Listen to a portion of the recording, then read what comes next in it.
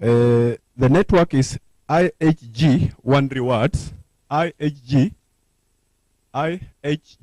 1 rewards, and then the password is Holiday Inn caps, Holiday Inn caps, and then access code, yeah, and then you connect.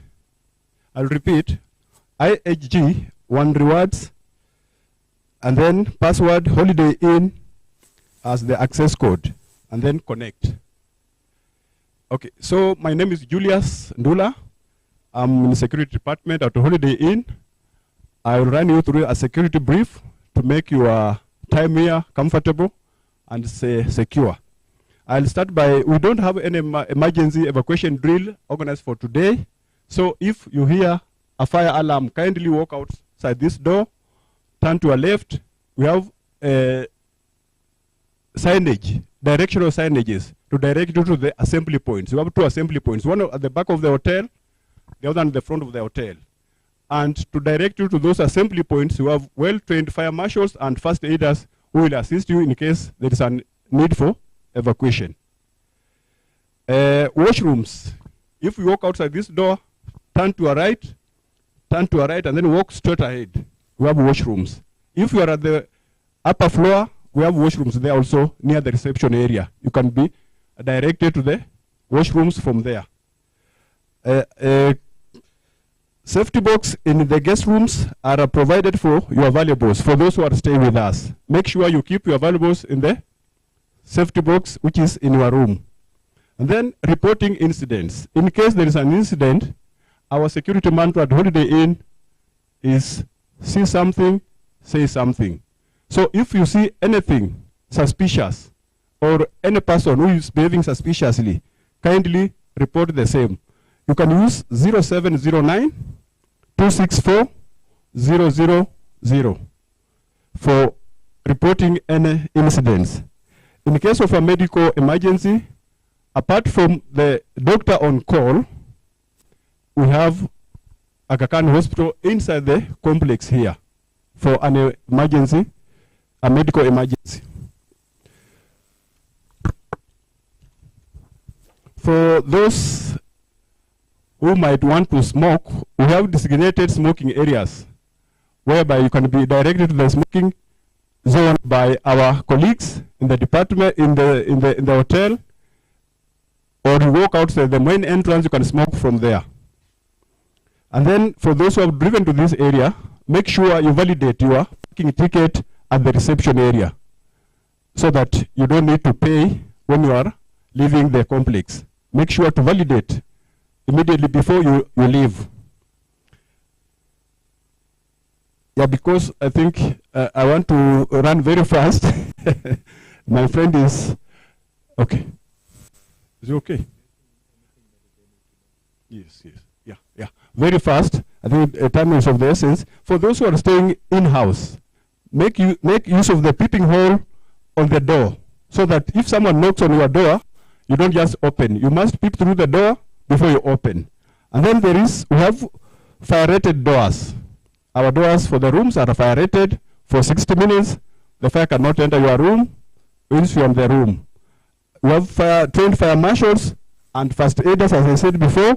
We have vetted hotel taxi drivers, which we can recommend you use them. Police patrol in the complex, so it's a very secure place, as I said. We have emergency water supply, dedicated transformer for the hotel. So in case there is a power shortage, you don't feel afraid. We have the dedicated transformer for the hotel, which can keep us running for more than 7 days. Thank you very much. Enjoy your stay with us. In case of anything, make use of the number you provided, 0709 264 000. Thank you very much. Thank you, Julius. It was wonderful to know every detail here. And thanks very much. Now, may I invite, this is the inaugural session, so we are already running late, but we will see that the times are maintained. So please, all of you, kindly abide by the timings that we are going to follow here in this agenda while we are started late. And now I want to welcome Dr. M.L. Jat, the research program, Global Research Program Director of Resilient Farm and Food Systems from ICRISAT, please, to come on this. It's not a stage, but please come in the front. Then I request Dr. Anil Rai, Indian Council of Agriculture Research, and heading the ICT division, is also the Assistant Director General of Indian Council of Agriculture Research, who's come all the way. Thank you, sir, please. And now I request Salim, the Director of ICT from KALRO, to please come up here, please. And last but not the least, Dr. Robert Stray from Plantix team. He is the CTO of Plantix. Thank you. So let me welcome all of you, and I request Dr. Emiljat to welcome and give the introduction remarks for this workshop, please, so that the tone will be set for why we have come here, what we are going to do. Thank you. Thank you, Srikant. Good morning, everyone. Our guest and co-hosts, Dr. Salim, the Director of ICT at KALRO, very, very important organization.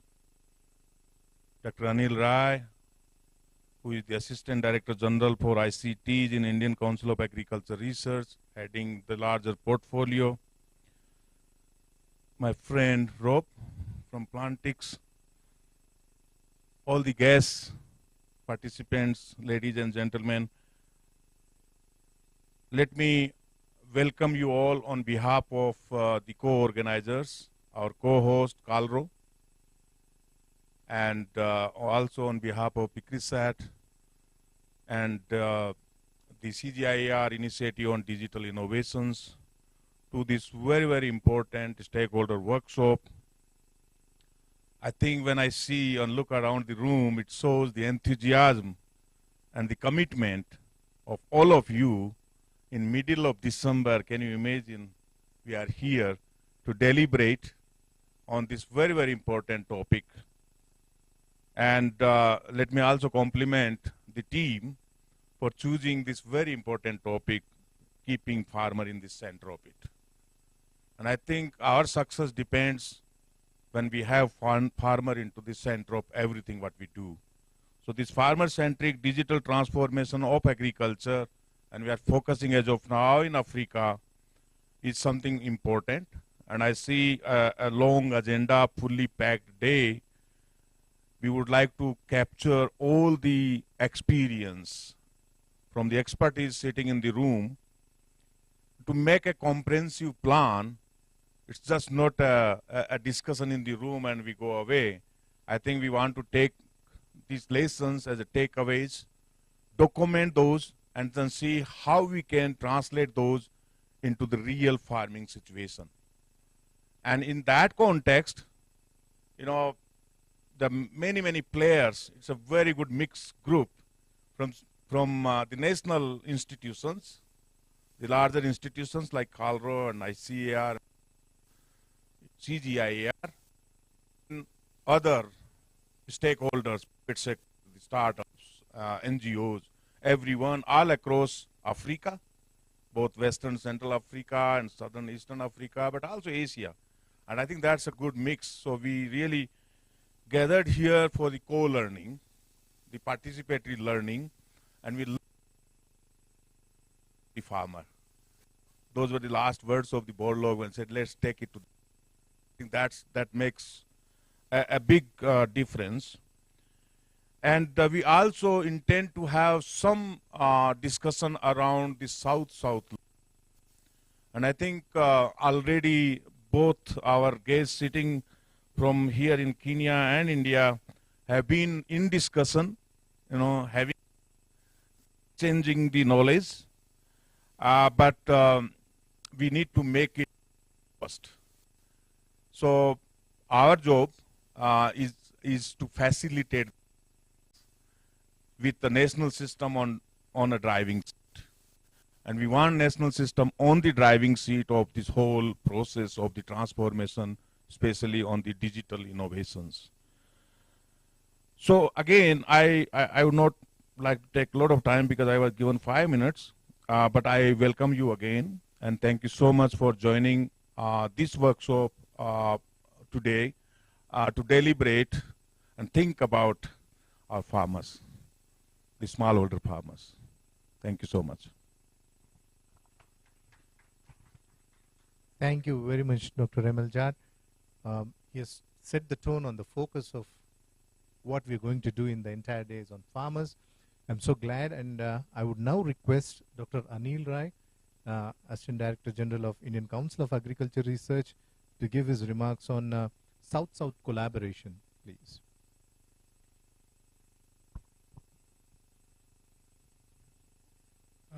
Very good morning to all of you, and thank you for inviting me and Dr. Jat and Dr. Salim, whom I met in New Delhi, so with the delegation of KALRO, and all my colleagues sitting here, and my colleague on the dais from the Plantix. So first of all, I'd like to thank you for inviting me to this, and especially Dr. Jat and the ICRISAT. And basically, I am from the Indian Council of Agriculture Research, heading the division of ICT, Information and Communication Technology, and I look around whole ICR, and digital agriculture is part of it. So, you know, in India, we are developing a lot of digital technology, a lot of digital innovation is going on. I'll make a presentation when I describe the details. And we had also discussion with our KALRO colleagues when they visited us, and there was a, of course, brief discussion. So we discussed around how we can collaborate. And South-South collaboration is very important, basically, because, you know, we can learn from each other, and we can share our experiences, and whatever ideas and innovation we do, we can transfer these innovations to the various departments and divisions, and even private sectors also. Through that we can transfer to, and we can be benefited. Both all the countries can be benefited in the South. Basically, in this regard, in ICR we organize a international conference on the insistence of the FAO and International Telecommunication Union, and there we presented a lot of case studies from all the countries, including the South and South Asian countries, and African countries were also there. They participated into that program, and use cases were presented, and some of them are documented. Then document is available on their site. You can visit the site, International Telecommunication Union site. And I was the organizer of that program. So from India side also, we made a presentation and a lot of use cases. That is basically for standardization of the whole system of digital agriculture. And that is the requirement, basically. And internationally, people are working on that. And that is standardization related to the communication, how the systems, digital systems communicate. And we are also going to organize now in December only, December 17th to 18th, a national workshop of digital agriculture in ICR, where CGIAR institutions have a big participation. And we are there also, we are going to share the experiences of the CGIAR, because CGIAR is working around the globe and especially in African countries. So we are going to share experiences, and we are going to build a complete roadmap for the digital agriculture in South-South region. So, and there also we are inviting private agri-startups, private firms. Plantix may also be coming there. They are also participating there. So we are inviting everybody so that we can take view from everybody, and there we can share experiences from everyone, and then we'll try to build up the future roadmap, which is the requirement of the day. So that we are going to do, and our stakeholders are basically, main stakeholders are farmers, but of course in digital agriculture still we are doing the innovations, and we are trying to develop the policies, we are trying to build the systems. So researcher and policymakers are also stakeholders.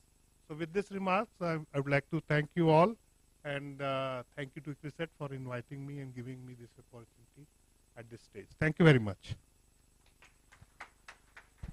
Thank you very much, sir. Giving us a glimpse of South-South collaboration, and we'll see more details post the coffee break and the photograph that will be upcoming. Now, we have come to a place where we want to talk a little bit about, before I introduce the next speaker, what ICRISAT has been doing for the last 10 years in the digital ag area. We started working on an AI, artificial intelligence related application that a German startup started back over there, and then they are now Indian startup actually. So very glad actually that has become an Indian startup now. You see the German guys coming to India, and they are actually taking work permits and working in India. I'm so happy about that, because we started this, the journey has come so far, and in this initiative on digital innovations of CGIAR, we would like to hear from them before this is launched, a brief about the launch of Plantix in Swahili language. So they have done it globally for more than 18 languages, but we believe when we localize it for a user-friendly application in the local language, then there will be an opportunity for more people to use it, while there are already some people, English-speaking and French-speaking people in Africa using this application. So now I invite Rob Stray. He's a Chief Technology Officer. And Kirby, are you interested to stand here, both of you, and talk if you want to? Please keep the time behind. We need to take a group photograph. Yeah, I'll give more instructions after this. Thank you. Thank you, everyone. And thanks for having us, Dr. Jad. About like 10 years ago, we came up with the idea that like farmers facing issues with plant diseases that they may not be able to identify, or they identify it and have a local name for it. But this local name is only describing the symptoms.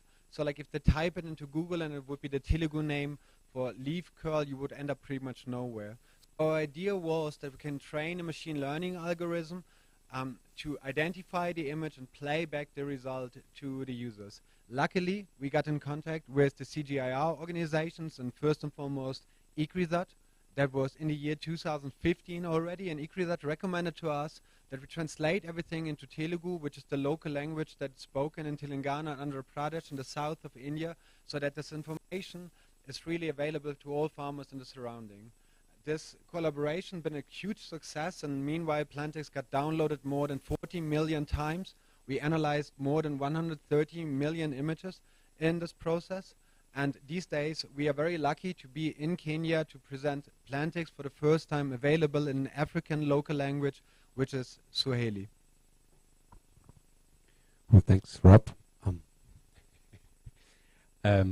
Oh, it's back to Swahili. Should be Karibu Swahili only, I think. We spoiled it now several times, but now I would love to give you a quick overview of what we have done, why we started that, as Rob already mentioned, and to launch it officially. It's not doing what it's supposed to do. Yes, it's working. See. So I think one big challenge that we see in smallholder facing agriculture is the problem of dissemination and extension, right? There's a lot of research done. There's a lot of beautiful technology out there. There's a lot of knowledge out there. But what useful is it if it doesn't reach the farmer level? So when we started, as Rob pointed out, we challenged the problem of harvest losses due to pests and diseases. If a farmer, smallholder farmer, has no clue about what's actually affecting his or her crops, they're mostly left alone, because agricultural extension advisory is scarce, is not there when it's needed. That was our initial point of tackling. The second was then application of wrong pesticides, because this is a subsequent problem. If you don't know what it is that attacks your crop, then you go to an agrovet store and say like, hey, I have these dots on my maize, what might it be? And then you get something, and then you apply something. And the chance is high that it's the wrong pesticide. So you spend money as a smallholder farmer for a pesticide that's not useful. It's harmful for the environment, it's potentially harmful for you and your family, and it's not helping to treat the problem. And finally, there's slow dissemination and slow information gathering from the ground level to the decision-making level. which is also a subsequent problem. And all these we're trying to tackle with the help of a digital application called Plantix. Oh. And here you see a map of the world. As Rob mentioned, 40 million downloads we have. The app is freely downloadable for everyone who has an Android smartphone. So it's used in 160 countries. 90% of our users are coming from India, as Srikant mentioned as well. And this is due to the fact we started in 2015 with the idea to go to Mali, to Burkina Faso, and say like, okay, these are two countries we have knowledge about. Let's start there. But then it came differently. We ended up in India. We met with Srikant, we met ICRISAT, and we had huge support. And we knew, okay, time's right for us to start in India. So we started our journey, right? And over the past 12 months alone, we gave 50 million pieces of advice, which means 10 million pest and problem diagnosis, the community feature where people can ask all kinds of questions and get peer-to-peer support, weather feature, fertilizer calculator, and so on and so forth. So a bunch of good features that help smaller farmers. In Kenya, in the same time, we have 100,000 users just on an organic basis. So basically no marketing money has been spent. This should hopefully now change. I'm very happy and very proud to stand here. Thanks to ICRISAT, thanks to KALRO, thanks to the CGIAR initiative to host this and to bring us here all together in this room. I hope together we can really create a buzz, a journey to promote the app, to get the stakes that are needed to really get to an e-extension service that's really making a difference today. So here are the actors I mentioned. Thank you very much for bringing and organizing all that. Yeah, as I said, it makes me super happy and proud to announce today the launch of Plantix Swahili. Please celebrate.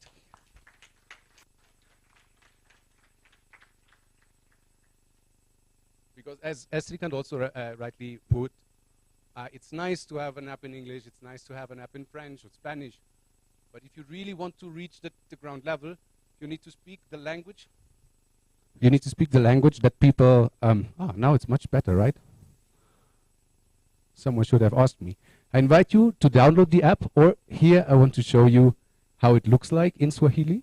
So farmer sees a problem, opens his or her app. I was just sitting in the hotel room, so there was no diseased plant around. I select one that I had on my phone.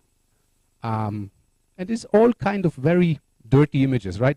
Not good cameras, taken in the field, light conditions not good, and see how it works. You see the diagnosis, it's fall armyworm. You can swipe through example images. You see the symptoms in a bullet point format. You see the symptoms in more detail.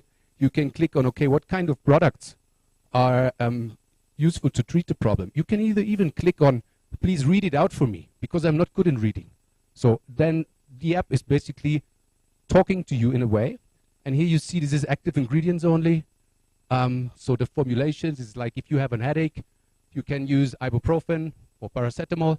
That's the kind of level we're talking. So this is just a very brief intro of how Plantix is working. Coming now to the rollout. As we are a digital app, we know farmers that can use the Plantix application need to have a smartphone, right? So what we do is we use performance marketing mechanisms to reach out to a massive amount of farmers in short time with little costs. And I invite you to watch this small video that, thanks to our mother company Helm, has been produced, a partnership with the NN Running team. I believe that no man is limited, but unfortunately, land is. As I grew up on a farm, I deeply care about my fellow farmers and my community. Since many crops are lost to diseases and obtaining food security is important to all of us. We have to explore innovative technologies to tackle this global challenge. That's why I'm happy to share that I team up with Plantix to create a positive impact for farmers in Africa and around the world. Plantix is a free hub that helps farmers quickly diagnose and treat I hope you issues recognize by the guy. just taking a photo. It's a nitrogen deficient. Yeah, the spinach is very healthy. Together with Plantix, we can create impact and contribute to the better future.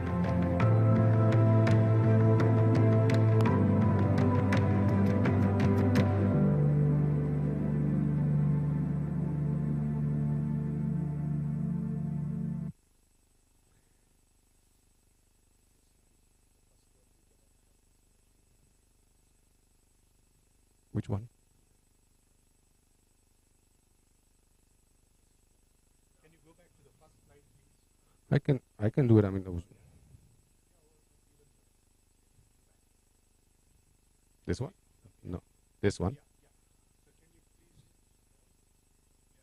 We need to stand and probably have a photo. Can you please come over there? I know. This is important.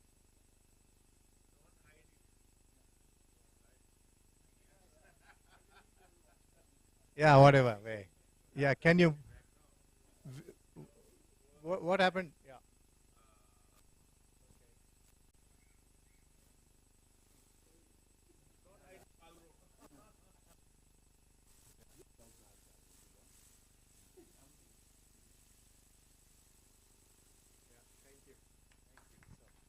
Well done.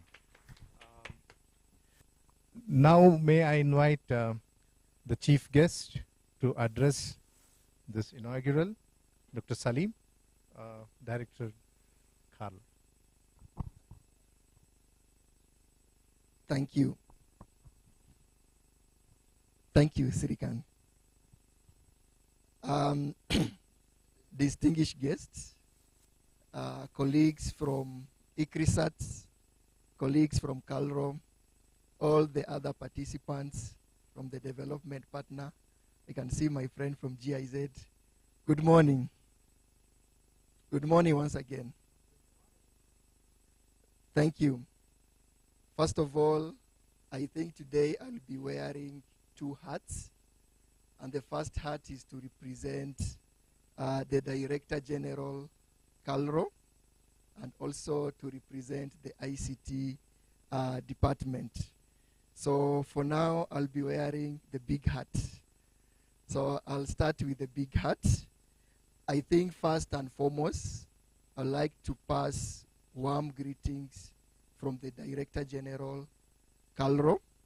I had a discussion with him this morning, and him being an ambassador of digital innovation, mostly in agriculture, he really, really wished he could join this discussion and also hear some experience, mostly from this digital innovation. You remember Dr. Annie and Emil?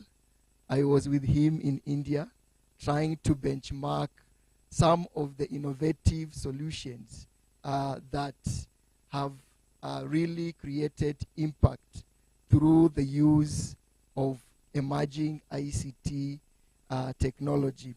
But unfortunately, because of other national responsibilities, we are not able to have the Director General KALRO, but he has passed some greetings. By show of hand, are you receiving the greetings? Thank you. So I would like just to say something small because I know I'll come next for the presentation.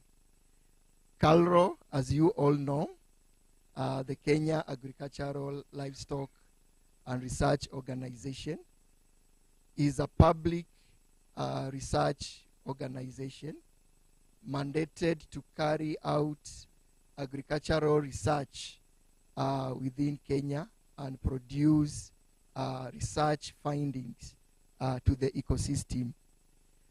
We have a well-diverse research base ranging for over 4 decades, touching on different agricultural thematic areas and all these innovation, including research information, research technologies, and innovation, including new seeds varieties, livestock breeds, and so on, and the list goes long.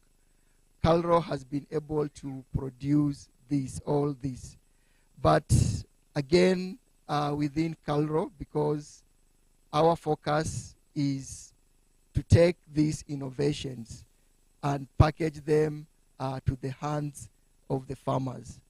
Now, this gave the necessity for a need of a digital unit that can help to bridge this research gap from what is being produced in the labs, from what is being tested in the field, and then now package it using ICT as a vehicle to how it reaches these farmers.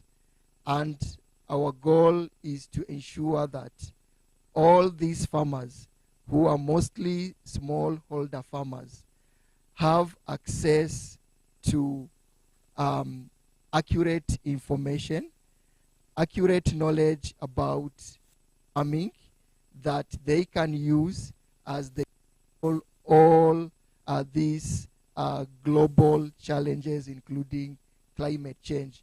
And our goal as KALRO is to improve productivity and also to ensure these farmers can also increase their profitability within what they have in terms of farming resources.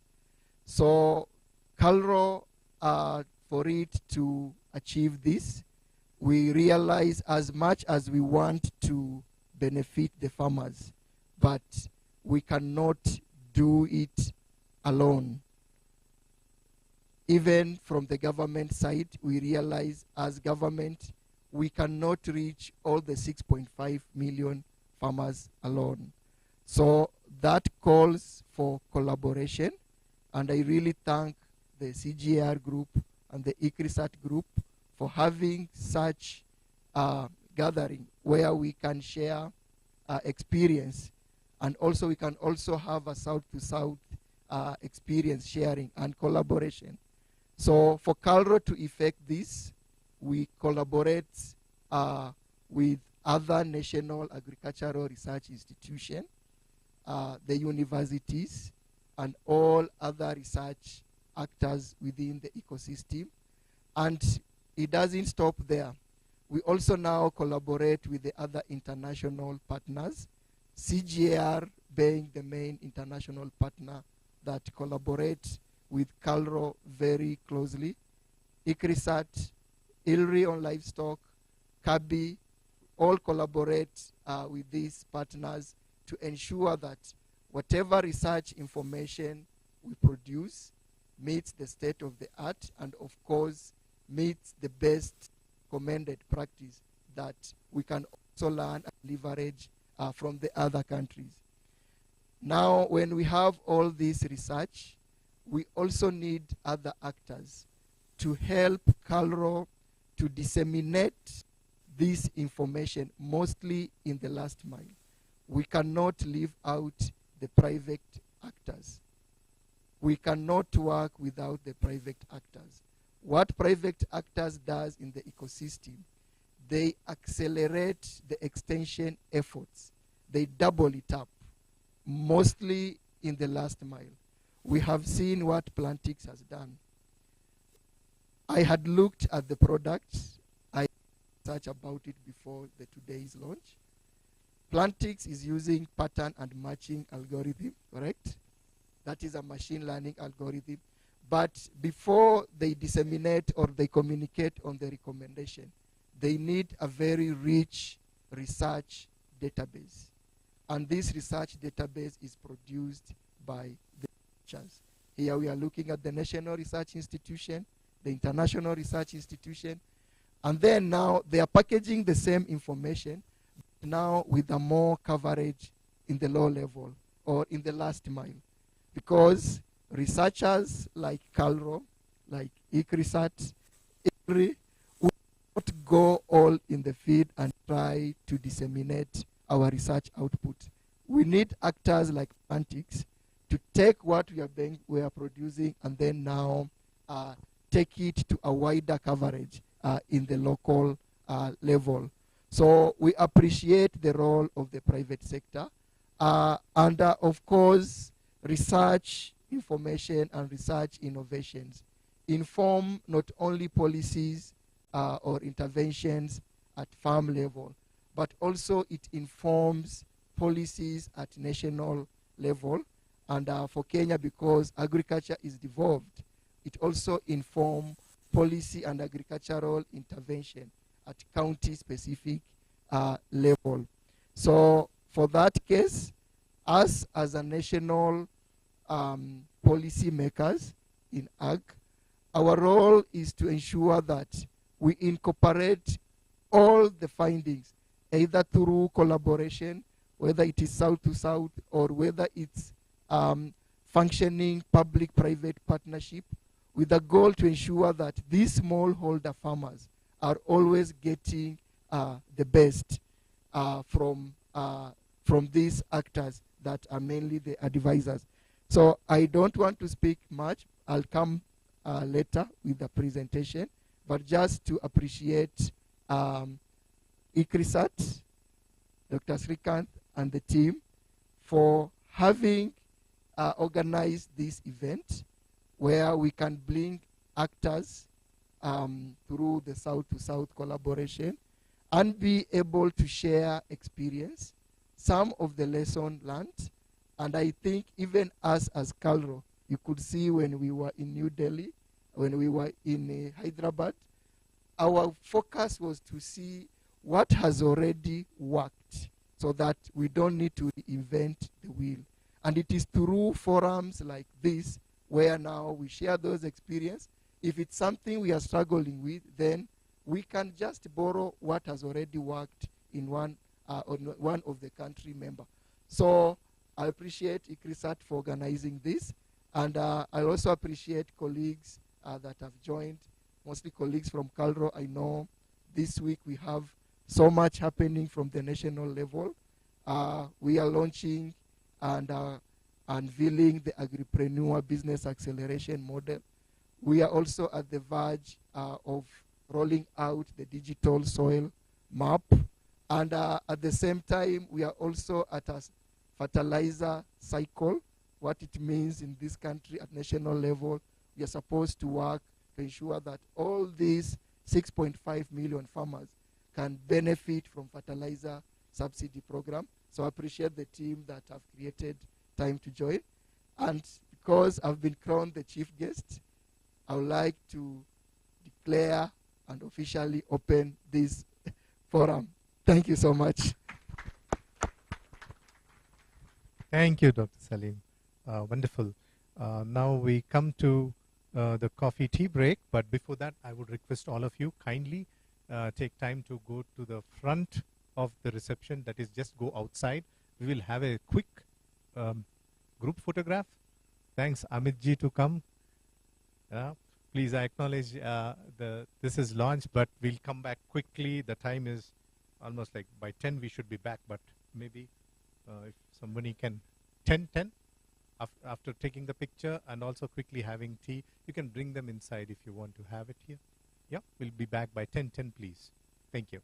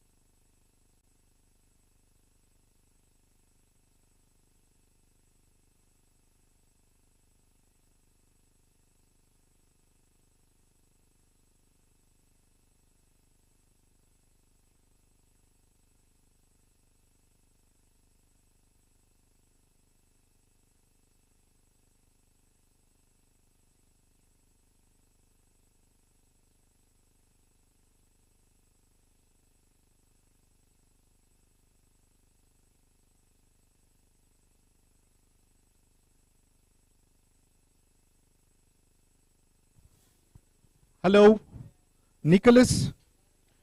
Please, can you put the first presentation? Yeah. May I request everybody who can hear it and you are outside, please come inside. Hello.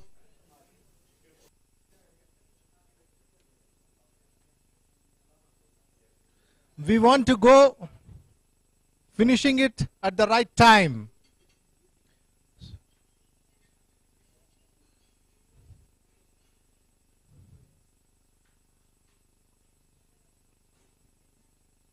We can agree to disagree on everything except time management, please.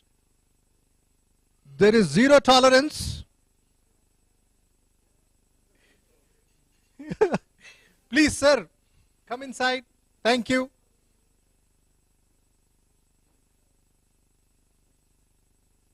There's a short presentation. The next one is on from ICRISAT side. I will be presenting a couple of slides and then my colleague will take over. Can you please? It's high time, Nicholas. We can't run late in presenting. Yeah.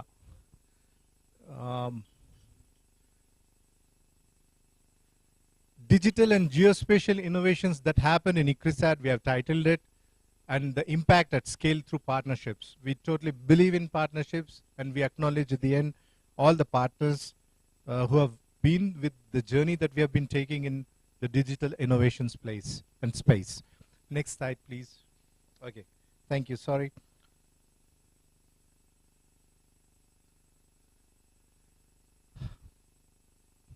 That's 1784. For those of you who can't see the x-axis, way back, things were really, really different when the innovation of the steam engine came and the steam power started using in the textile industry, in the power looms.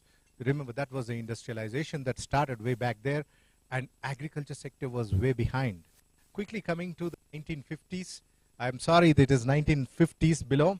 The zero has gone below there, but that's when we have seen agriculture taking up high intense inputs agriculture that started.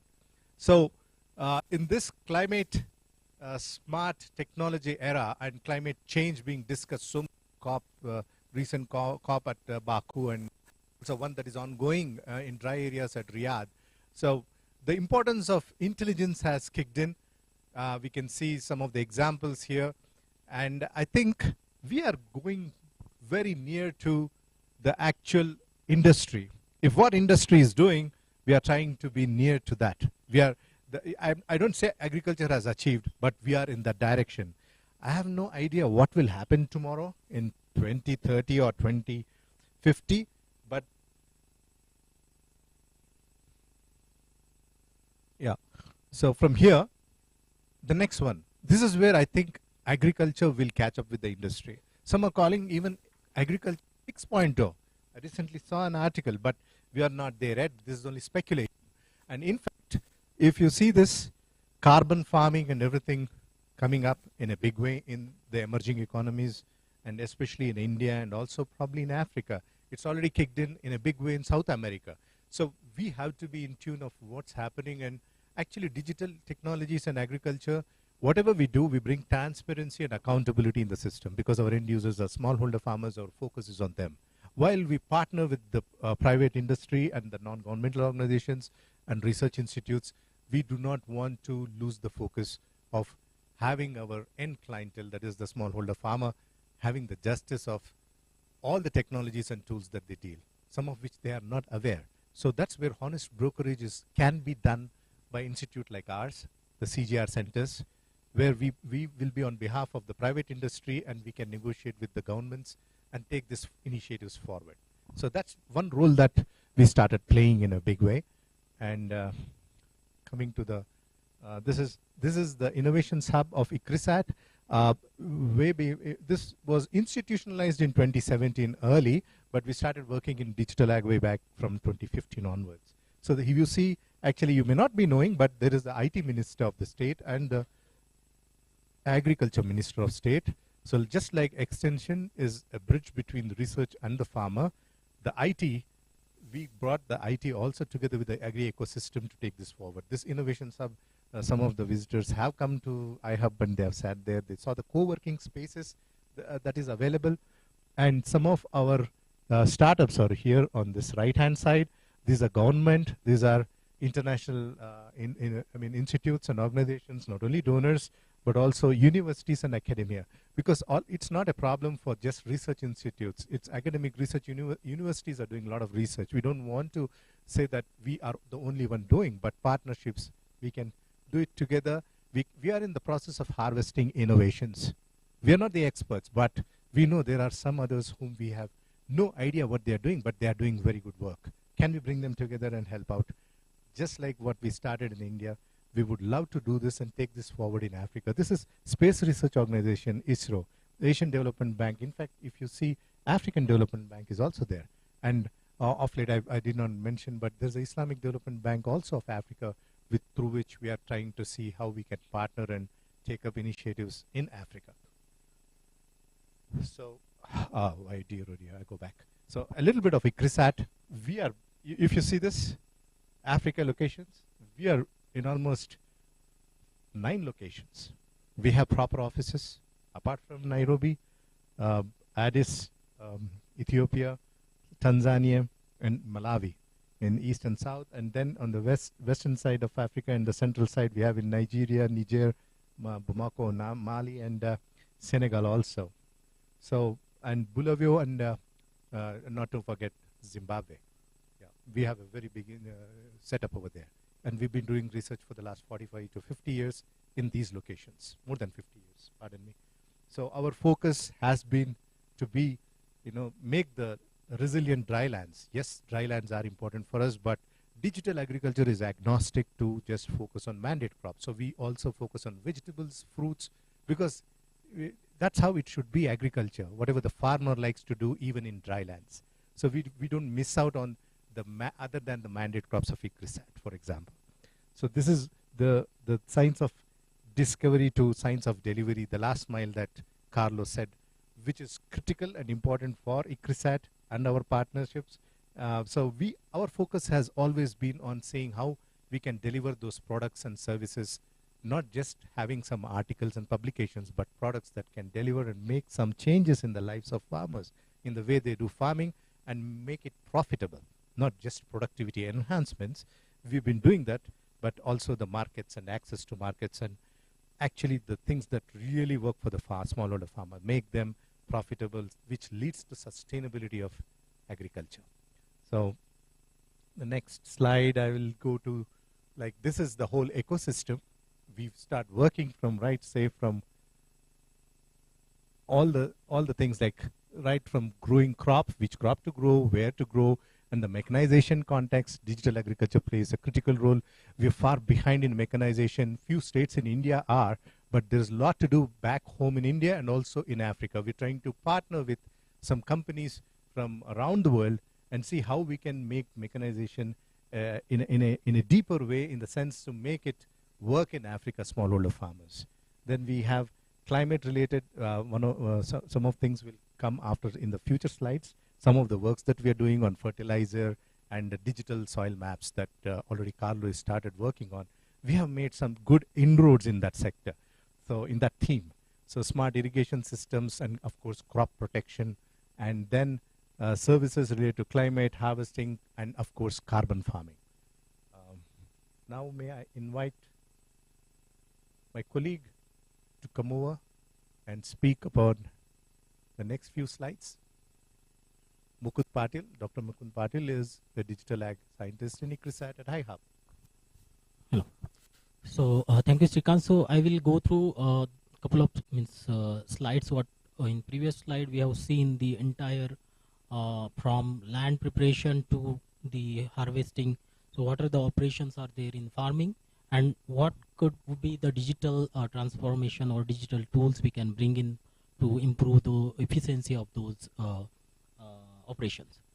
So first question is what crop to choose for getting better output, and for that what we have is based on land resource information, like for example, what kind of land, what is the soil, what is the climate situation.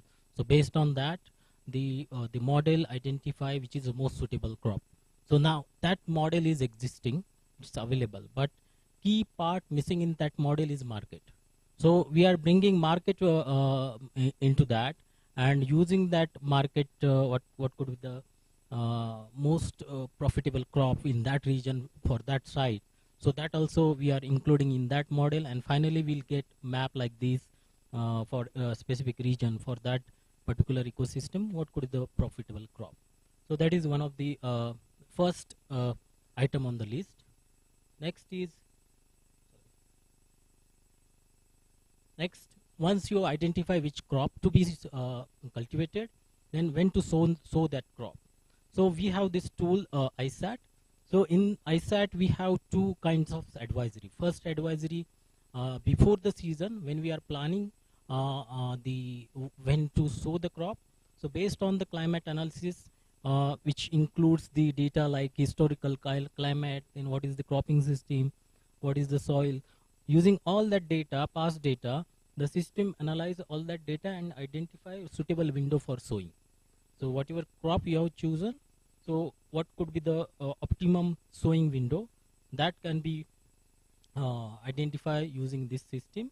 And we have decision trees like this based on the mid-season forecast scenario. It can be providing the sowing window.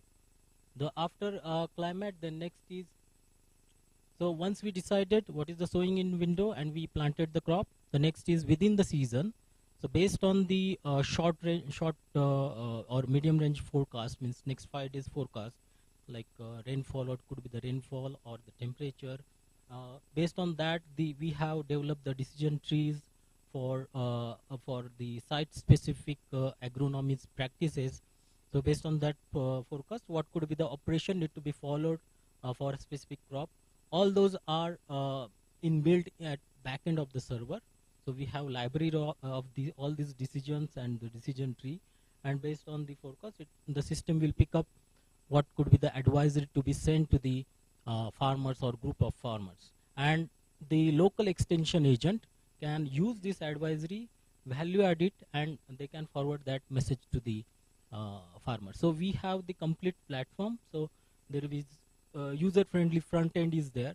So you have to just select what is the location, what is the crop, and what is the day after sowing window, whether it's first week after sowing, second week after sowing. Based on that, it will pick the advisory. So next is, okay.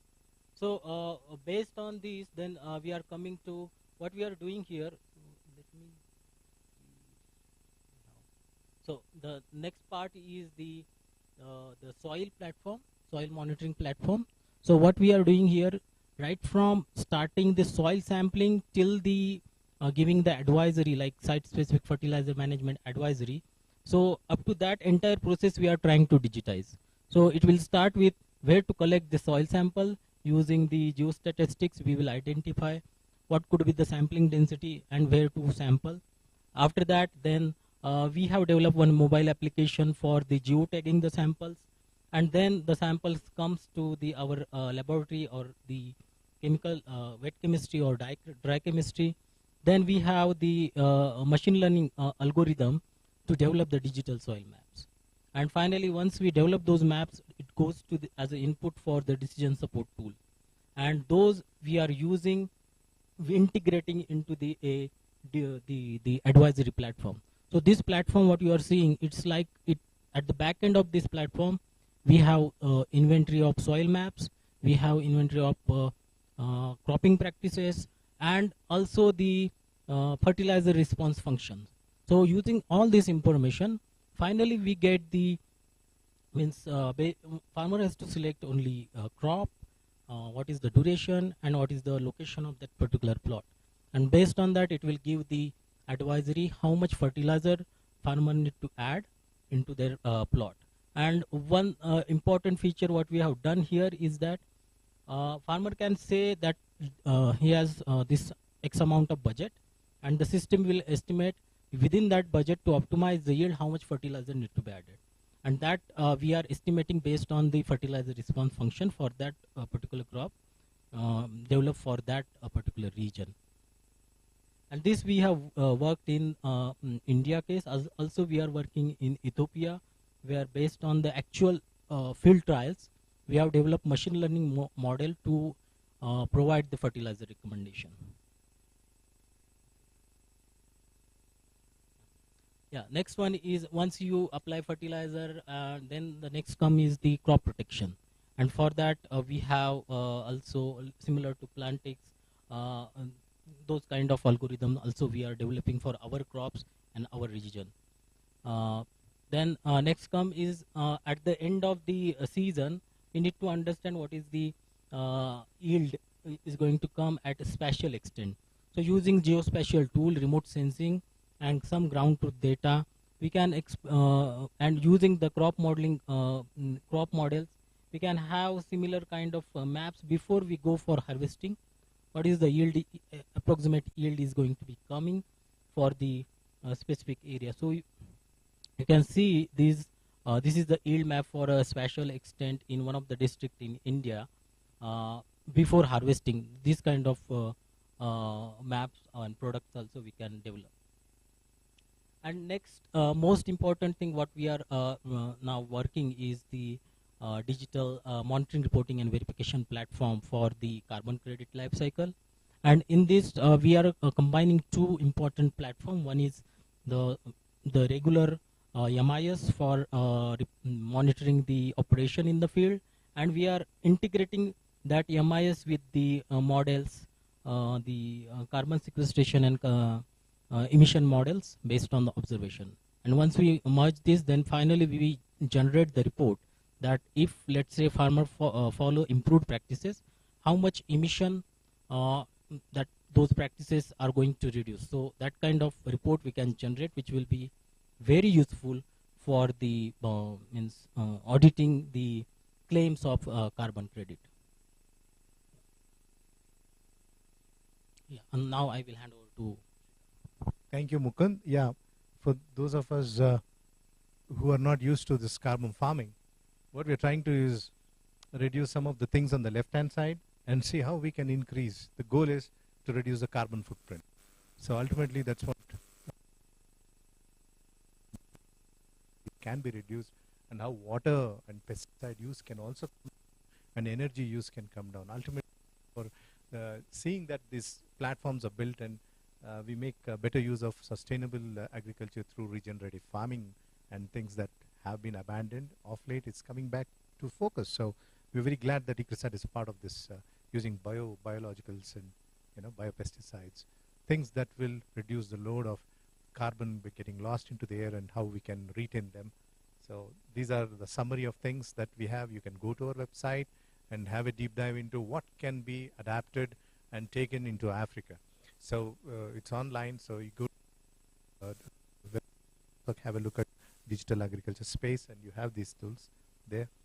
And our team is big, and also we work on how to take things forward in terms of India. We had a workshop last year, and we'll be present in the upcoming workshop in Delhi. So yeah, thank you. And any questions you can ask. Just 2 minutes for questions, please, because we have the next speaker. Anybody?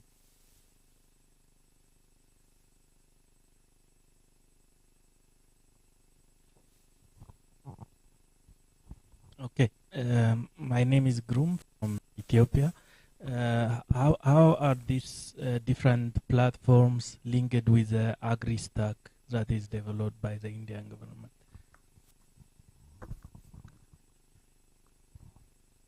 Good question. Thank you. I think you are deep into the process. So since the government of India have just AgriStack structure being built, and we have a collaboration partnership with the Ministry of Agriculture, Government of India, had round of, I mean, they are reaching out to all the stakeholders. The idea is there are different platforms available here and there. How to integrate all those platforms at one place. And in that context, we have shared some of our matured platforms. For example, the ICRISAT, to be embedded into what you are asking for. But then there are others. And in that context, what we were discussing, Dr. Rai is steering that process at ICAR. So the research part, but then the ministry in terms of taking it forward. So what we are trying to do is use available, make a robust use case which can be embedded into the AgriStack. So that's where we are. So some of those are there, the others are in process. I have a slide on that in my presentation. So. Yeah, thank you. We will, yeah, because that is the upcoming thing and we are all in it. It needs to be robustly built, and thank you. Can I now use, you have a question? Yep, please. Just curious about the public-private partnership, right? That you, how does it look for you, especially in India? Are these models open source, and what is the model you've used to be able to, bring in the private sector to, to also be collaborators? Yeah, next question. You can ask the next question, and we will answer. I think. Yeah, we can take the last question over there, and then we can answer. Yeah, KALRO will give an answer. Yeah. No, not a question. Yeah. Mine is short. Thank you for a wonderful presentation. I would like to understand to what extent are the farmers of India able to take up these very good technologies? If there's any evidence to that, like what proportion? Thank you.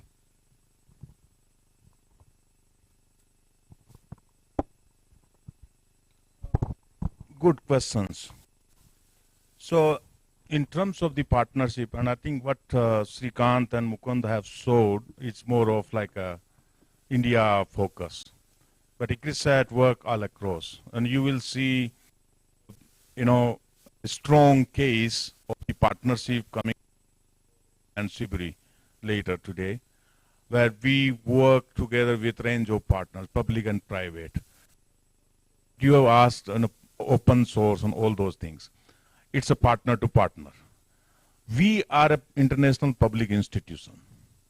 But then the private sector also need to have something. And there are ways to work on. You can cite, for example, there's a battery problem. One example, what Mukund have showed, we started working with one of the private sector called Juari Farm Hub, who are in the fertilizer sector.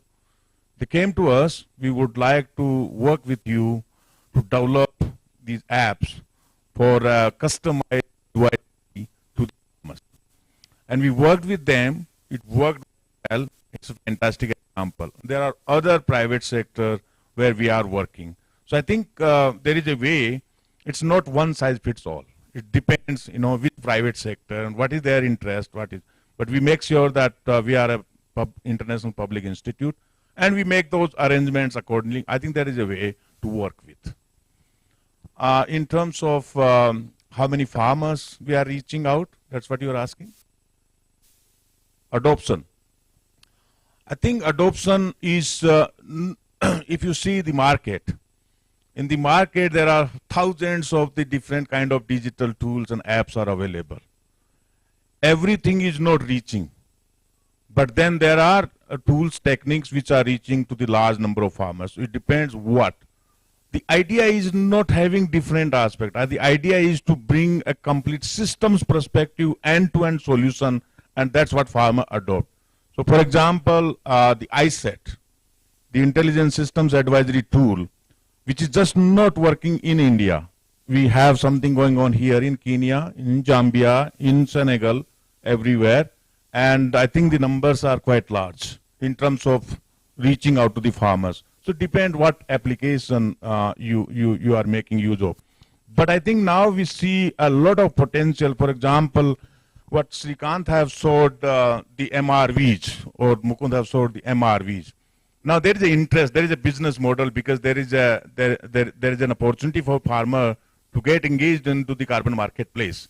So those are the kind of tools and approaches where we reach to the large number of farmers. But in general, ICT in general, large number of farmers in India, and I think that I can provide further details in his presentation. In his presentation. Thank you so much. We will go to the next presenter. 2 minutes is what we want. Yeah, just to add to what ML said on the use.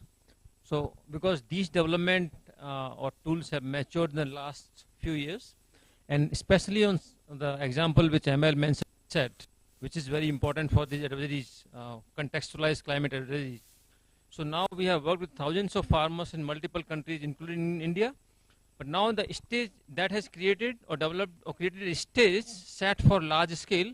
So now Government of India, IMD, working with us, developing a big proposals to take it to millions of farmers in the whole state, completely replacing the current system or improving the current system.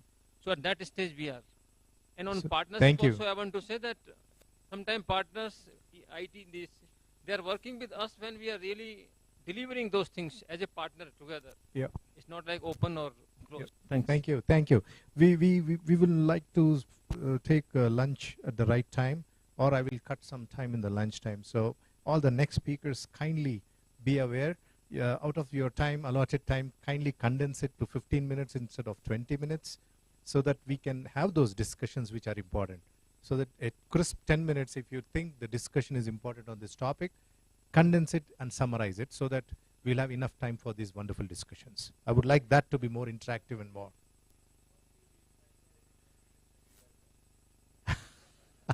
Yeah, if all agree, we get the lunch packets here. Yeah, anyway, I now take this opportunity to welcome Dr. Salim from KALRO to make a presentation, please. Yep. Nicholas, can you? Thank you, Dr. Srika. I think as they are loading the presentation, I'd like to appreciate your presentation. And I think one of the things that will be keen as KALRO, because we are a research institute, is on the carbon farming. I think carbon farming is an area that we have not really dwelled into it. Maybe over the break, we'll be interested to know how India is incentivizing farmers to promote carbon farming. I think it's a good thing to understand mostly from the KALRO side, because we want to go fully into carbon farming. Okay, thank you. I think it has already been loaded. I think I'd introduce myself. I'm Salim Kinyimu.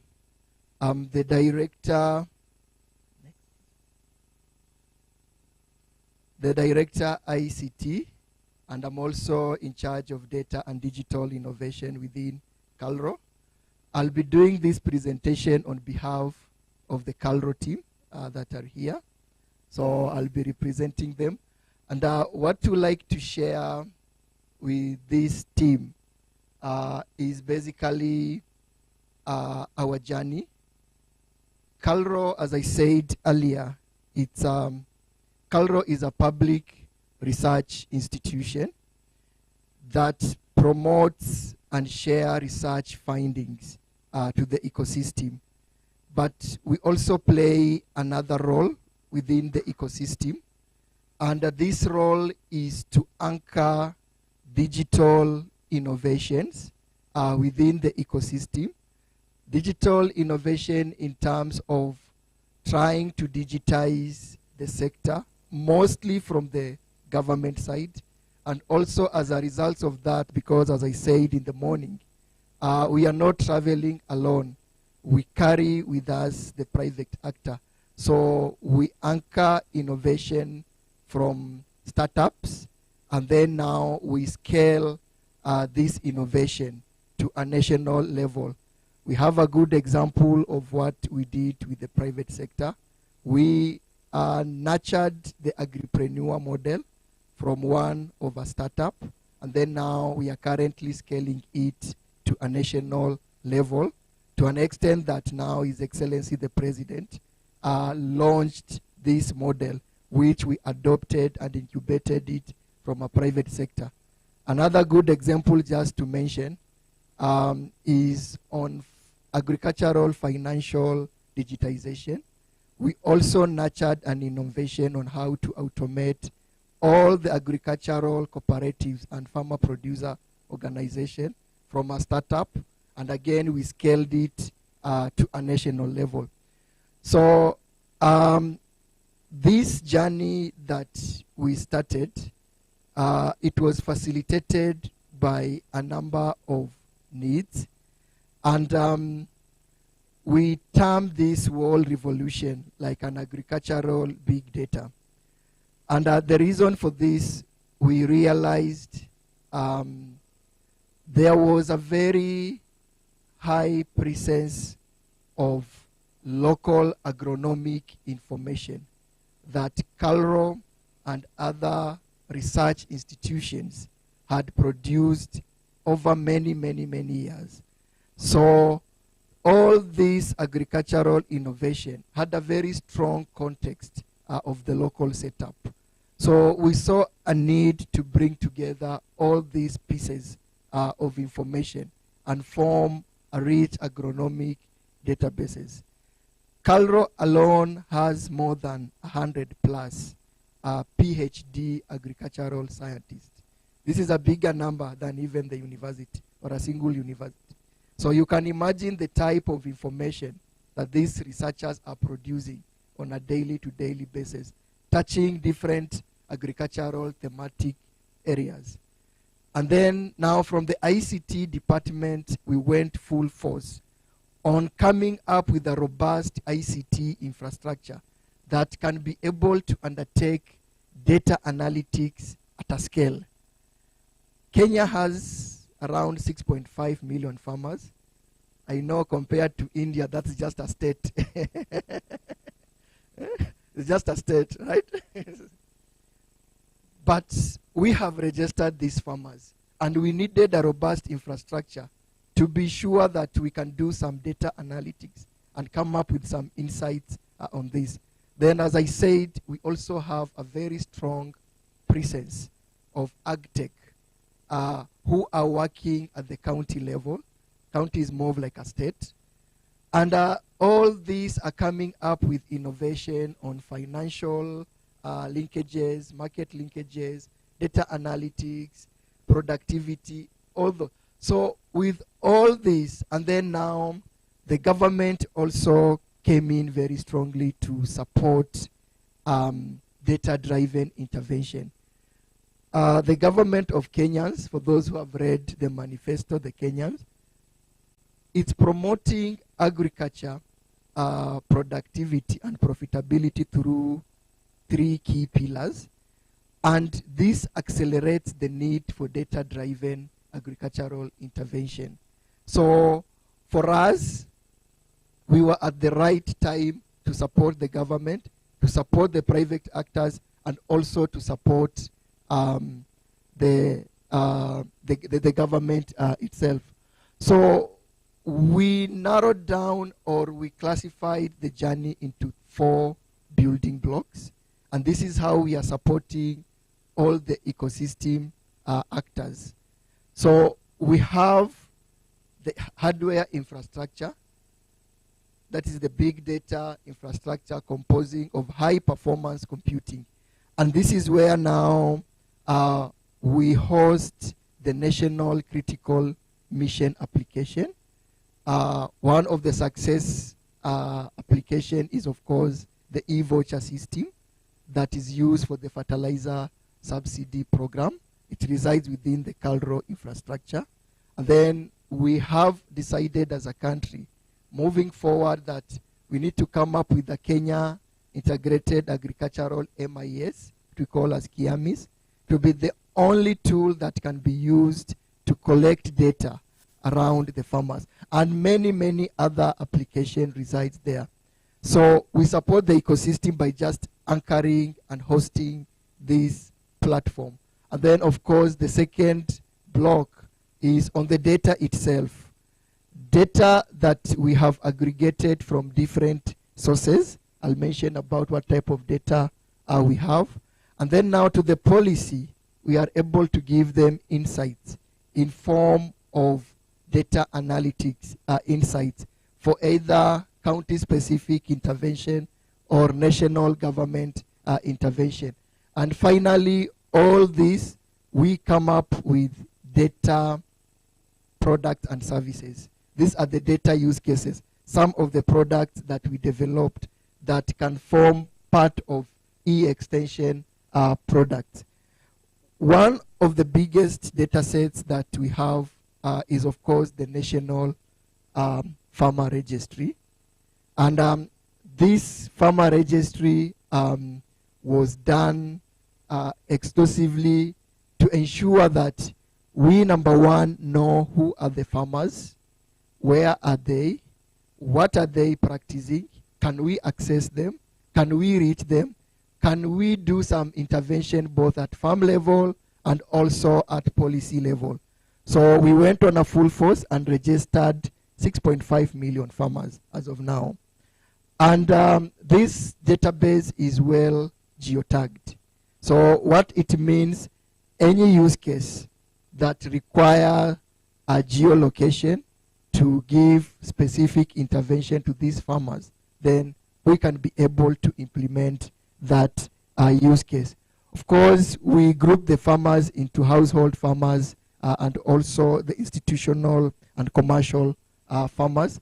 Then we also move ahead and registered, this is a new data set that we are forming, a data set of all input and output service providers. We need to know who is this actor that is providing input and taking produce from the farmers. So we started to form also that database. So just to look at the database just briefly, these are some of the parameters that we collected, both at the farmer's profile, the value chains, the enterprises, issues of inputs and fertilizer, issues of NRM around the farming household. And when we did the survey, we came up with 6.4 million. Of course, the additional 100,000 has come up as a result of continuous farmer registration. When you look at these statistics, you realize Kenyan farmers are mixed farmers. You can have some few livestock, you have some crop, and then in terms of youth in agriculture, we have a quarter of the farmers being youth that are practicing farmers. The female gender has a bigger share with 53% out of this register. But shockingly is now the land size, where 51% of these farmers have very limited resources, ranging to 1 acre and below. And then now almost everyone rely on rain-fed agriculture. So other data set is, of course, we are registering the FPO and SACCOs. Another one is now on the market register. We are also aggregating market information from all over the country. We currently have 235 markets. And here again, we are partnering with ILRI through the KAZNet livestock market, where now we are ingesting market information real time from ILRI, which is a very good indication that we indeed collaborate with the CGIAR group in this journey. Then we cannot talk about addressing climate change without having focus on weather information. So we collect weather information from 3 different sources. And the first one is through the Kenya Meteorological Department. They are the official body. So we have automated weather station from Kenya Met. And out of this, we get data in real-time basis. But because the resolution is a bit low, we only have 155 AWS. So we complement this with satellite-based information. We get this from a satellite resolution of 4-kilometer grid. And this is now used to complement what we are getting from the ground station data. Then we also went ahead because what we do in KALRO, we do a lot of agronomic modeling, and we have now the arable sensor. For the arable sensor, our key indication is to have soil moisture. Soil moisture can give you a clear indication. It's one of the critical parameters when it comes to crop modeling, mostly in terms of growth and also the genetic reaction of different seed variety. We also have data on climate smart, packaged into what we call technology innovation management practices, and we also data from we have a feedback register that we collect, and the purpose of this feedback register is to come up with an AI response mechanism that is tailor-made within the Kenyan context and can be able to auto-reply to farmers through machine learning and other AI generative technologies. Of course, in terms of research, we have been able to aggregate all our research that KALRO has been publishing over the many years and make it ready for the AI model to start having a local context database and reference point. Soil is another thing that will now enable KALRO to complete the equation for precision agriculture. KALRO used to be called KARI, for those who didn't know. We have been doing a lot of soil analysis and results for many years, and this is how the analyses were looking like. You can see this was done in 2011, and we have been doing this for almost 20 years. The only downfall of this type of results was that farmers were not sharing their GPS. But nevertheless, you can see we have the results, we have the location name, we have the value chain, we have the output, and here we have fertilizer recommendation. A very key parameters that we can use to train the model. Mostly when now we are implementing fertilizer recommendation at farm level, we should be able to read from all these database, hundreds, thousands of such recommendation.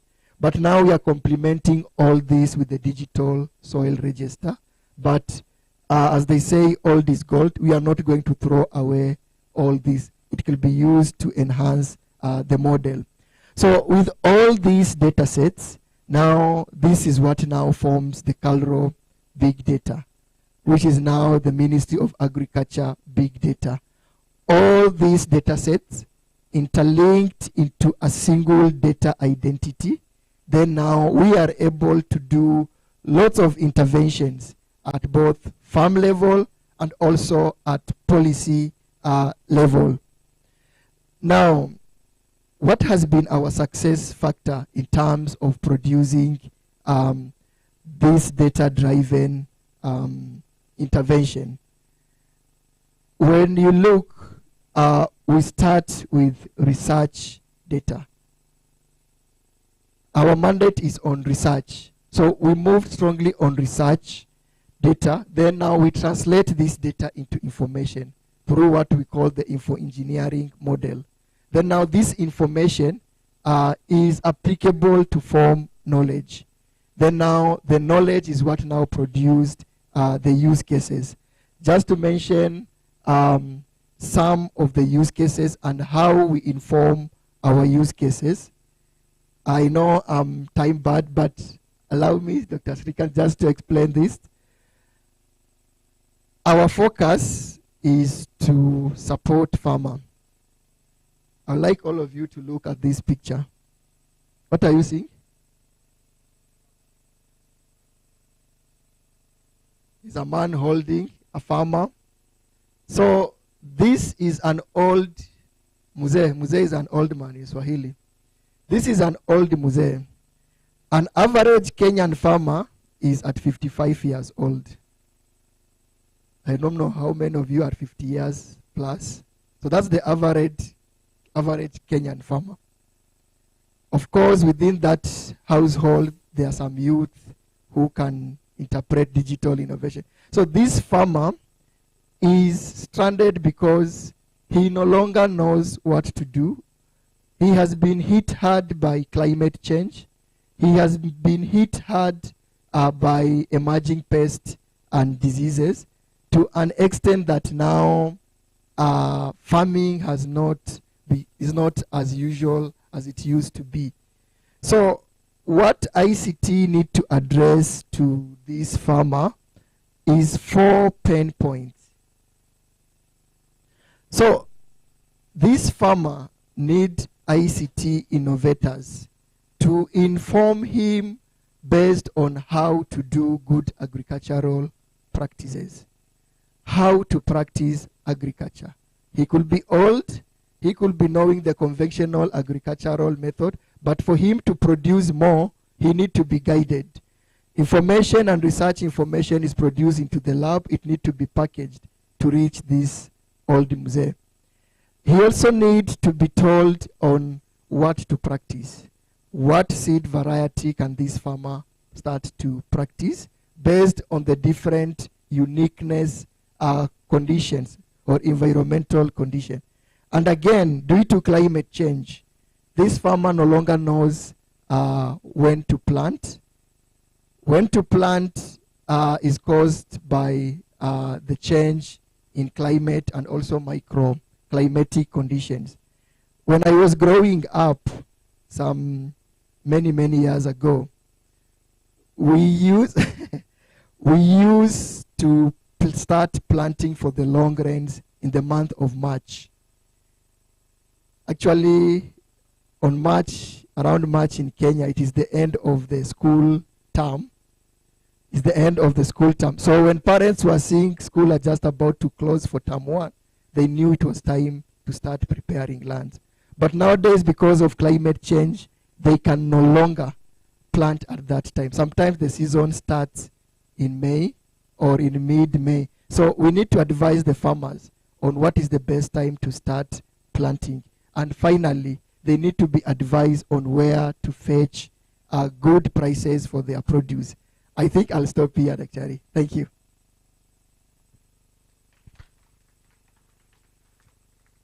Just one question. Again, give some chance to someone. Those at the back, feel free. Because if people have started, I mean, I want to just get a balance of participation from you. You've been very smiling and staring at me, but I need one question. Yeah, I can see you. No woman talking. All men are discussing something. Please. Madam, there are so many people from KALRO. Okay.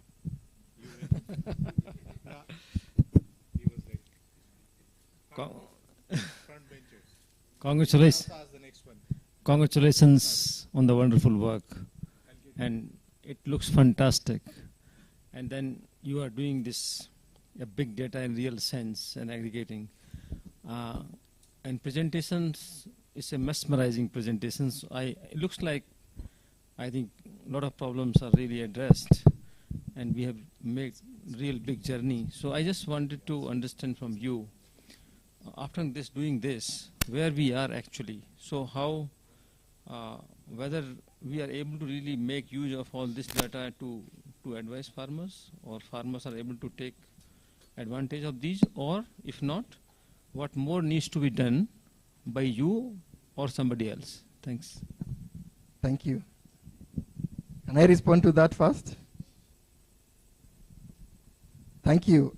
So what we have done, we collected all the relevant data sets that can inform and drive this country towards precision agriculture. And of course, it's a tough journey, because what you have seen here, it's more of like a coordinated approach. I can tell you a short story on how we came up with the farmer registry. It was like a war, because many small actors in silos were also collecting this register. We had to pick it up at the development partner level, telling all the partners that any funding going to register farmers need to be put in one basket so that the government can now have a complete register. Then now this data can be used and shared across all the stakeholders. So where we are now, just to respond to the question, we are at the point whereby we are filling in the data gaps. We started by filling the farmer register. Now we are filling in at a level whereby we are trying to create a balanced agricultural data sharing across everyone. Private actors, universities, international bodies, and even individual people who want to access. It's a tough one because this data contain PIIs, so we are trying to create a balance on how we'll be able to share this data with everyone. Go out now for a few minutes along with Tamia. Yeah, I will ask, somebody from KALRO will answer the next question. The lady wants to ask a question, please. So who from KALRO is going to, 20 seconds for you, 30 seconds for, no, is it a long question? No, it's a small question. Yeah? One word answer. You want a one word answer? Yeah, it is. Please ask the question then. So someone from KALRO be ready. Madam. So basically, that was a good presentation. My question is that the weather data and the soil moisture data that is being collected, which are the Kenyan satellites or the African satellites that are collecting at such a good resolution? No? Anybody from KALRO who can? She's asking about what satellites that are used for this weather data.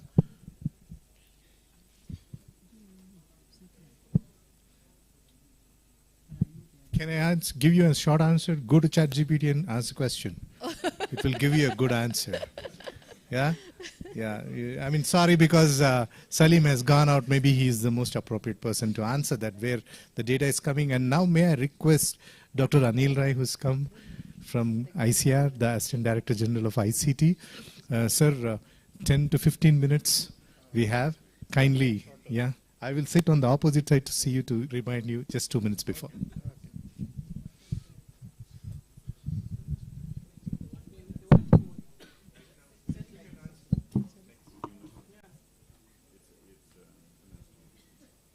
Hello.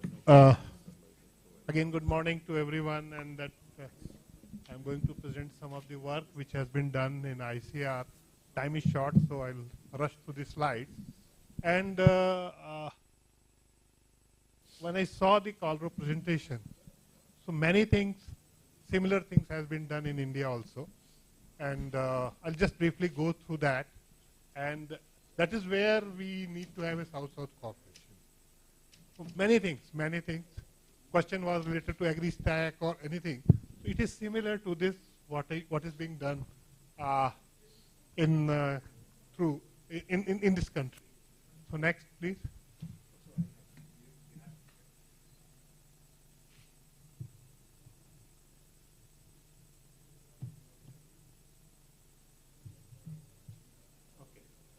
So I'll start with some of the initiative which has been taken by the Government of India. And we started with the Digital Agriculture Mission, which has been started in 2015. And you can see this side. There are some definite pillars has been defined into that mission. And the same India Digital Ecosystem Architecture has been proposed, which has been shown similar to this, which is in the KALRO. So we have a federal system, so we have a responsibilities for the central government, especially for agriculture. Constitutionally, main responsibility goes to the states in the India. So this architectures incorporate everything, including the private public firms, public institutions. So this is a whole architecture where we are working.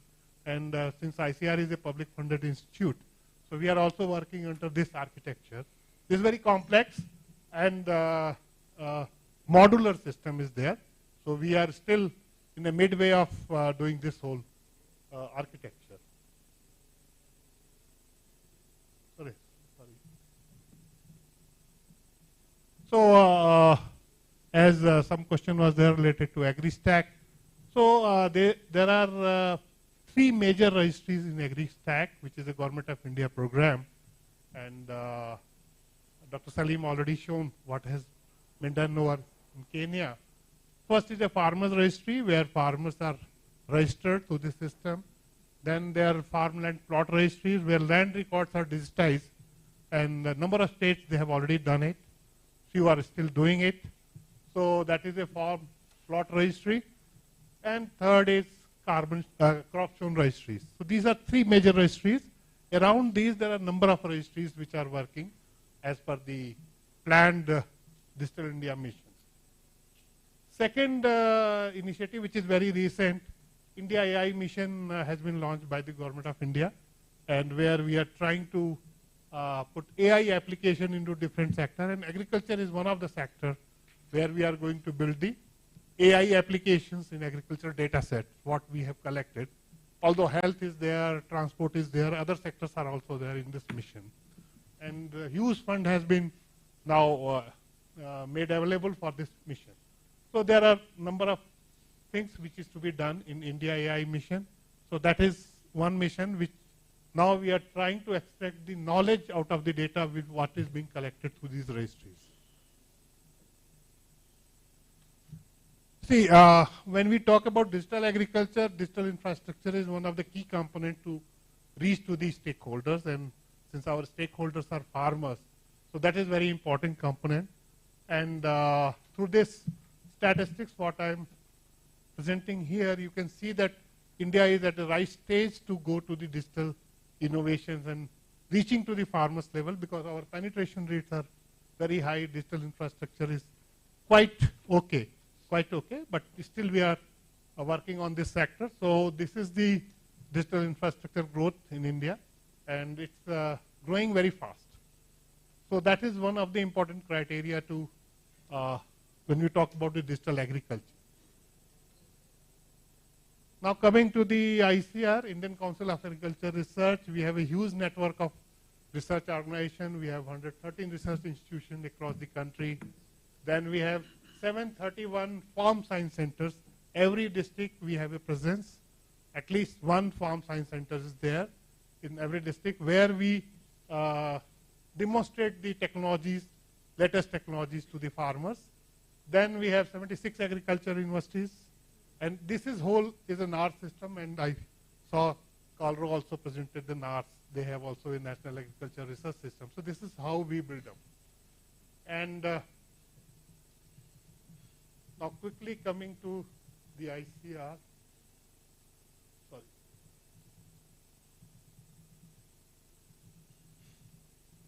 So actually we are working in one network program we have initiated. Network program on precision agriculture.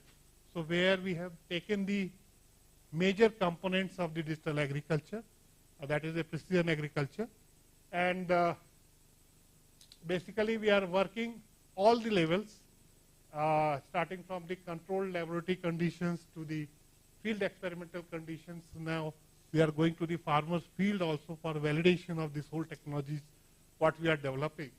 And we covered almost all areas of agriculture, but we are touching initially with important areas only, not in every area. We don't want to spread across our resources. So you can see I have listed some of the crops where we are working, and some from field crops, some commercial crops. So we want to see that how we can do it, and then we can build a system, and then we go across all other crops and commodities. So basically we are working in different areas, broad areas I have mentioned here. You can see the diagrams also, some of the technologies which are already there and which are being validated at the farmer's field condition. Soil health, crop health, precision management, VRT and robotics. Then coming to the post-harvest quality management, precision dairy farming, precision fisheries, and everything is to be scaled up. Some of the technologies I will show in this presentation, what we are doing. And we are using all this, that side you can see, we are using almost everything, whatever is available technologies which is related to digital agriculture. Let it be drones, remote sensing, sensors, IoTs, and protected cultivations. So many things are there. I'll not go into the details. So except few of them I'll show.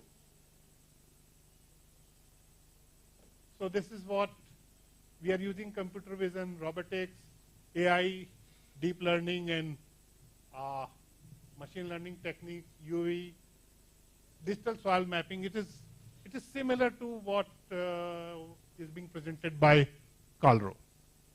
It is almost similar. So we can learn from each other. Their experiences we can share, and then we can learn and make the things faster, basically. Hydroponics, aquaponics, smart urban agriculture. So like this, in farm machinery also we have developed number of farm machineries which are running through the robotics and sensor based.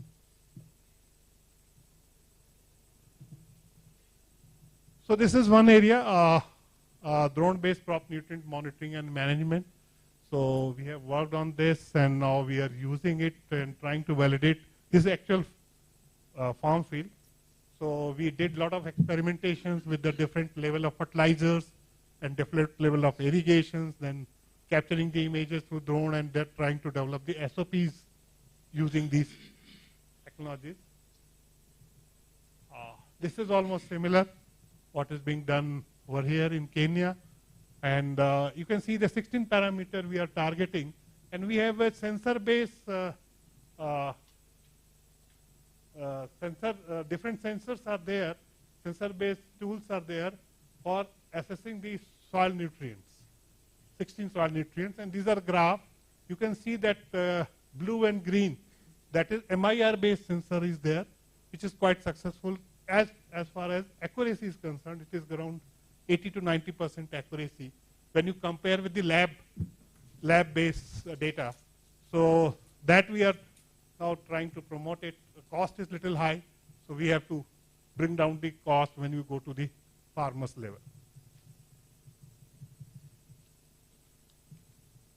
So this is one complete system is there for precision soil fertilizer recommendation, and it is similar to what has been presented by ICRISAT, CGIAR institutions, and KALRO also. They have done something like this.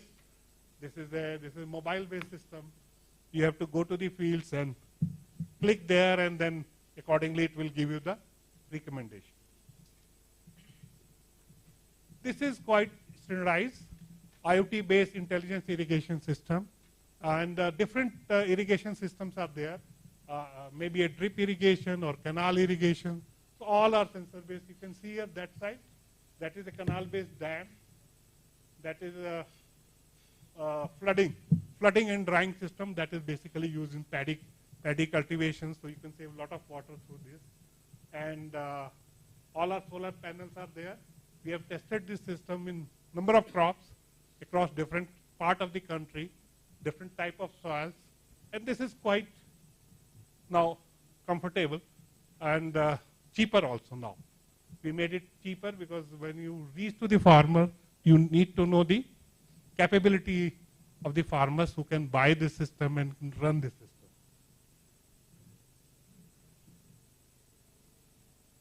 So this is how this whole systems are there. The different part I have shown here, and we have tested it for banana. We have tested in the protected cultivation. We have tested in the this is direct seeded rice. So we have tested in different conditions, and systems are also different, but basic principles remain the same. And all are solar panel based because no electricity is required. Communication technology is to be there. Under protected cultivation, we have developed a lot of systems, and that is also standardized, different protected cultivation system. So that can be adopted, I think, very well in these regions because, protected systems are highly productive and you save a lot of water, and your cost of production is very, very low. But initial infrastructure cost is, of course, high. So we have built this SOPs also, and this is quite popular in our desert regions of the country, and farmers are adopting it. and saving a lot of waters. So a lot of harvest and post-harvest quality management systems are also there. And you can see different system and mango grading and sorting systems and IR based. In aquaculture also we have developed a smart hatchery and then water quality monitoring systems and smart pond systems. So they are also now under testing at the farmers field level. Livestock, we have worked only 3 areas. One is mastitis detection, which is a very dangerous disease. So you can detect the mastitis preclinical before occurring the disease. You can detect it and you can cure the animal. Then pasteurization and the stress detection and lameness detection. These are the areas where we work till now. Genetic and breeding, of course, we have a plant phenomic system which has been inaugurated by our Honorable PM, and this is for the breeding purpose. Bioinformatics and computing, I will not go. This is one system which is very popular, and there was a question that how do you reach to the farmers? So this is one digital platform which is totally automated, providing localized, multilingual, multimedia advisory system. And you can see we have reached up to 25 million farmers through this platform. Farmer has to register to this. Now we are trying to integrate with all other systems in the country. We have a farmers call center, which is run by a different department, Ministry of Fisheries and Livestock also. So we are integrating everything together and making the same system. You can reach to the farmer. You can have a mobile app. Mobile app is farmer's mobile app is there. Expert mobile apps are there. So all are connected through our Krishi Vigyan Kendras. So these are apps. All apps are integrated together to make single system. So a lot of challenges are there we can discuss now during this conference. I'll not go into the details. It's not that everything is done. Still we are starting basically in digital agriculture. And success, key to the success with this. Thank you very much. I think I am on time. Yeah, thank you, sir. Yeah, but please be there because there will be some people who will be interested in knowing this very important presentation that Dr. Anil Rai has made. Please feel free. Who wants to raise questions? Yeah, ma'am. Yeah. You want to answer the previous question and then ask a question? Yeah, okay. Please. Oh, okay. Thank you on the presentation. There's a lot of technology and also digital agriculture that you people you have embraced, and also you have really used the IoT technology.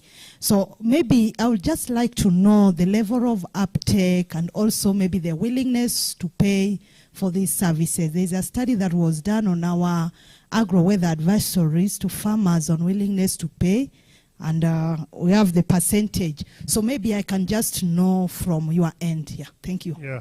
So IoT-based irrigation system is highly popular in India, and even farmers level also it is popular, especially for horticulture crops like vegetables, fruits and vegetables. This is very popular, and under protected cultivation they are doing it, and they are generating a lot of money from here, from this. And this has been, popularization is not from the government side mainly. We have just pushed the technologies, and most popularization has been done by the private industries. So they are adopting the villages, they are providing this technology, they are giving the inputs, they are giving the credits to the farmers, and they are getting their products and they are exporting their products. So like that, that irrigation system is very popular, and now it is spreading like a wildfire across the country for different crops. Only horticulture, not field crops. Field crops not that popular. Thank field you. Crops, there are a lot of problems. Thank you, sir. Yeah, that's a good question. So I want to thank Dr. Anil Rai. One more. You want to have one more question, sir? Okay. Last question. I won't take you long. Thank you so much. I would like to recommend the presenter for the wonderful presentation. Thank you. Yeah, I'm pleased to to note that you've mentioned livestock, yes. because in most cases this sector seems to be neglected. We focus much on crops. Thank you. I think the next presenter will come with more details on International Livestock Research Institute. The lady Rupsha Banerjee, please, can you come over? Thank you, sir. Thank you. It's all about livestock. You keep hearing this for the next 15 minutes. Focused on livestock. Thank you. And nobody pays for advisory. No farmer. Neither in Africa, Asia, or anywhere. So please don't expect anybody to pay for the service of advisory. But there are ways and business models which are innovative. People can still take from somebody else who supports the farmer. Nobody pays, even in the West, nobody pays for advisory. Even the best. There is a corporate consultancy that happens to big farms. That's totally different. If you're talking about smallholder farmers, I'm sorry, still, I don't see any place on earth where somebody's paying for advisory. Cheers. Ma'am, 15 minutes, and please give time because there are some people interested in livestock questions. Anything, you can play with it. Yep. Oh, yeah. Oopsie. I don't know what I did. Oh, okay. Okay, so good morning, everyone. So my name is Rupsha Banerjee, and I'm from the International Livestock Research Institute, and I'm going to, as people said, shift the track a little bit. But I have to say a disclaimer that I am also representing the digital innovation. So I am actually representing Ram Dhulipala over here, who is the co-lead for a couple of work packages under the Digital Innovation Initiative of the One CGIAR. But I will focus on some of the work that we are doing, not just in the livestock area, but specifically in the pastoral context, which hardly gets mentioned ever. So basically, very quickly, for people who are not aware of the International Livestock Research Institute, we are one of the CG centers, just like ICRISAT, one of the 15, but we focus only wholly and squarely on livestock sciences, right from the technical to the socioeconomics to the delivery and scaling. We are around 600 permanent staff, and we have offices in about 8 countries and spread across the global south.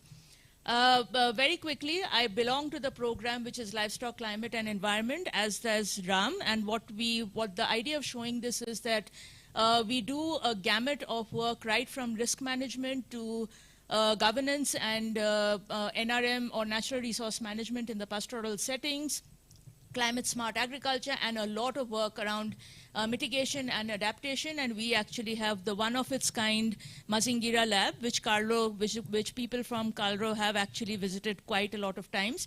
And the cut across of all of this is that we use a lot of digital technology, and but also not just the mobile applications, but also what we call as ICT, which is information communications and technology, which includes both the traditional as well as the digital applications.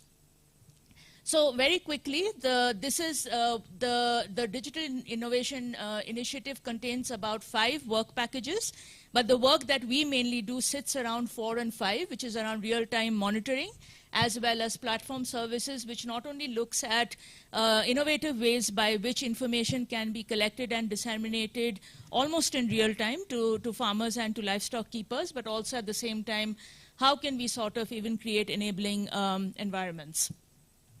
So I'm just going to touch upon, and this is mainly the work which is done by Ram. So in case you have very specific questions on IMD, I can take questions on his behalf, but don't expect accurate answers. So, but one of the flagship work that we have been doing for a very long time is with the India Meteorological Department, which is IMD. And one of the things that we have been doing is to collaborate with them in agro advisories. And basically what we have done so far is actually tried and almost automated the agro advisory services. And we are of course working with different organizations. One of them is Dehat. They're not in this room, but Dehat is one of the biggest private sector e-extension and extension service providers who has been working not just with governments but also with centers such as ours to make extension easier and more and more accessible.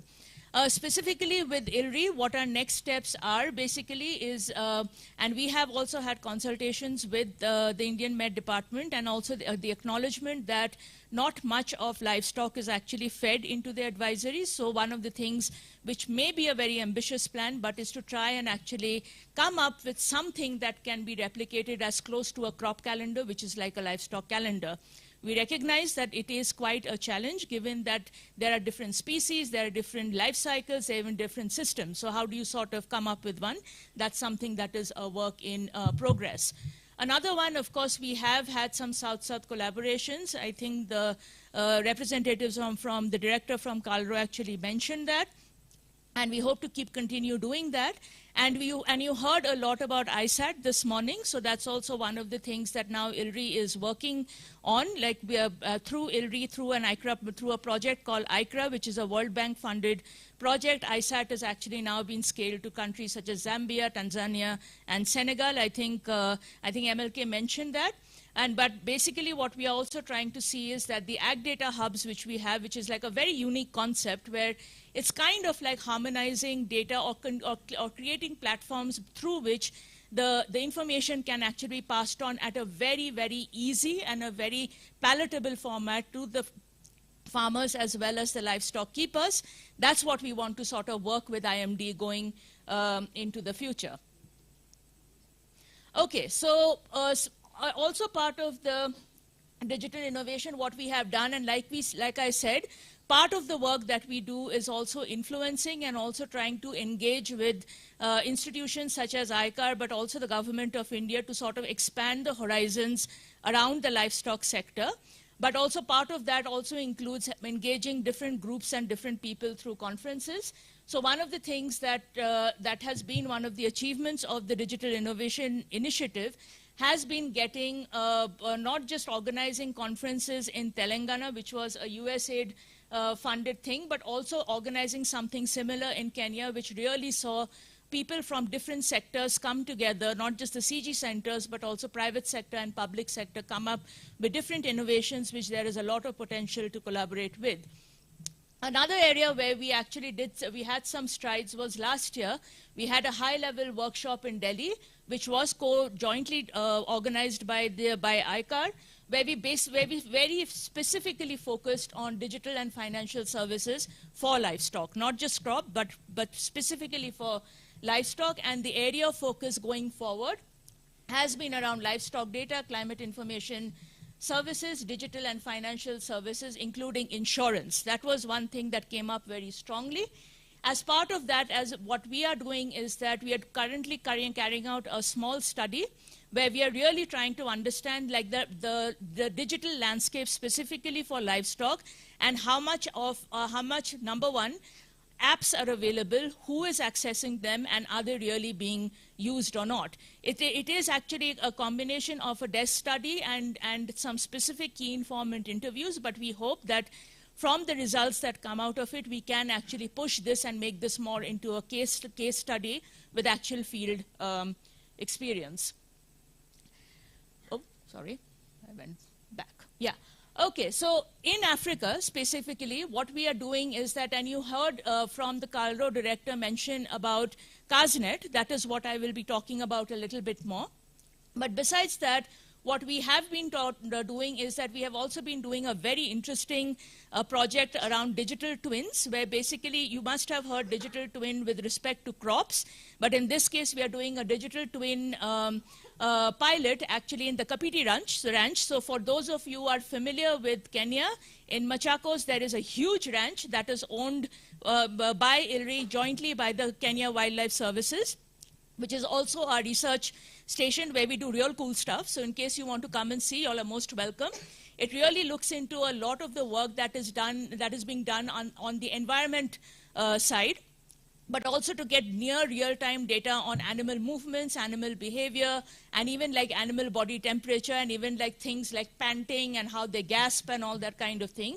So that based on that, you can actually give advisories to farmers in terms of what kind of treatment or what kind of management practices should be done. So this is a very cool and an interesting piece of work that we are doing. Now, So before I get into KAZNet, what I would very quickly like to give you a background on is pastoralism in Africa. It is considered as one of the most vulnerable and marginalized for probably all the right reasons, but it is also it's also a space which has a lot of opportunities. For people who are not aware or are not aware around pastoralism, pastoralism is basically a way of life which has been around in the world for like over 1,000 years. Essentially, these are extensive systems, mainly resided by livestock keepers who actually move from one place to another. In Africa, this constitutes a significant part of the population, and as you can see some of the statistics, it provides almost anywhere between 10 to 44% of Africa's GDP, depending on how much the expanse of the pastoral community is. Another significant part is that it actually provides almost 75% of Africa's milk and half of its meat. That's a lot. Do the math. So basically what we have tried is that we wanted to try and break a few myths. So essentially what we did is that we decided that we want to actually use as much as possible digital technology to do the last mile delivery along with some of the traditional extension methods and also some of the agencies and the local institutions that are there. We belong to a group which had basically launched the flagship program of index-based livestock insurance in Kenya and in Ethiopia, which was taken up by the government. But one of the things that we did realize is that there is a very big scarcity of information that is not there in these dryland areas and especially in the pastoral areas. Conventional methods of getting this information does not work. The data quality is really bad and people don't use it. So therefore in 2017 when there was a very big payout which was close to almost I think about $2 million that happened, we very quickly realized people do not have the information to actually really go and get the services that they need from the insurance payouts. Therefore, we decided to come up with a platform which uses crowdsourcing technologies, which essentially means and citizen science. We get people from the community, they work with us, and they actually collect information on markets, of which you just heard that KALRO actually uses the market information that we are collecting around livestock prices, livestock volumes, market conditions, and even we even go down to the levels of household nutrition data and also rangeland conditions. How does it help? Among several other things, it not only involves the community in terms of us knowing what they want, but also in terms of they can also use this information to make decisions.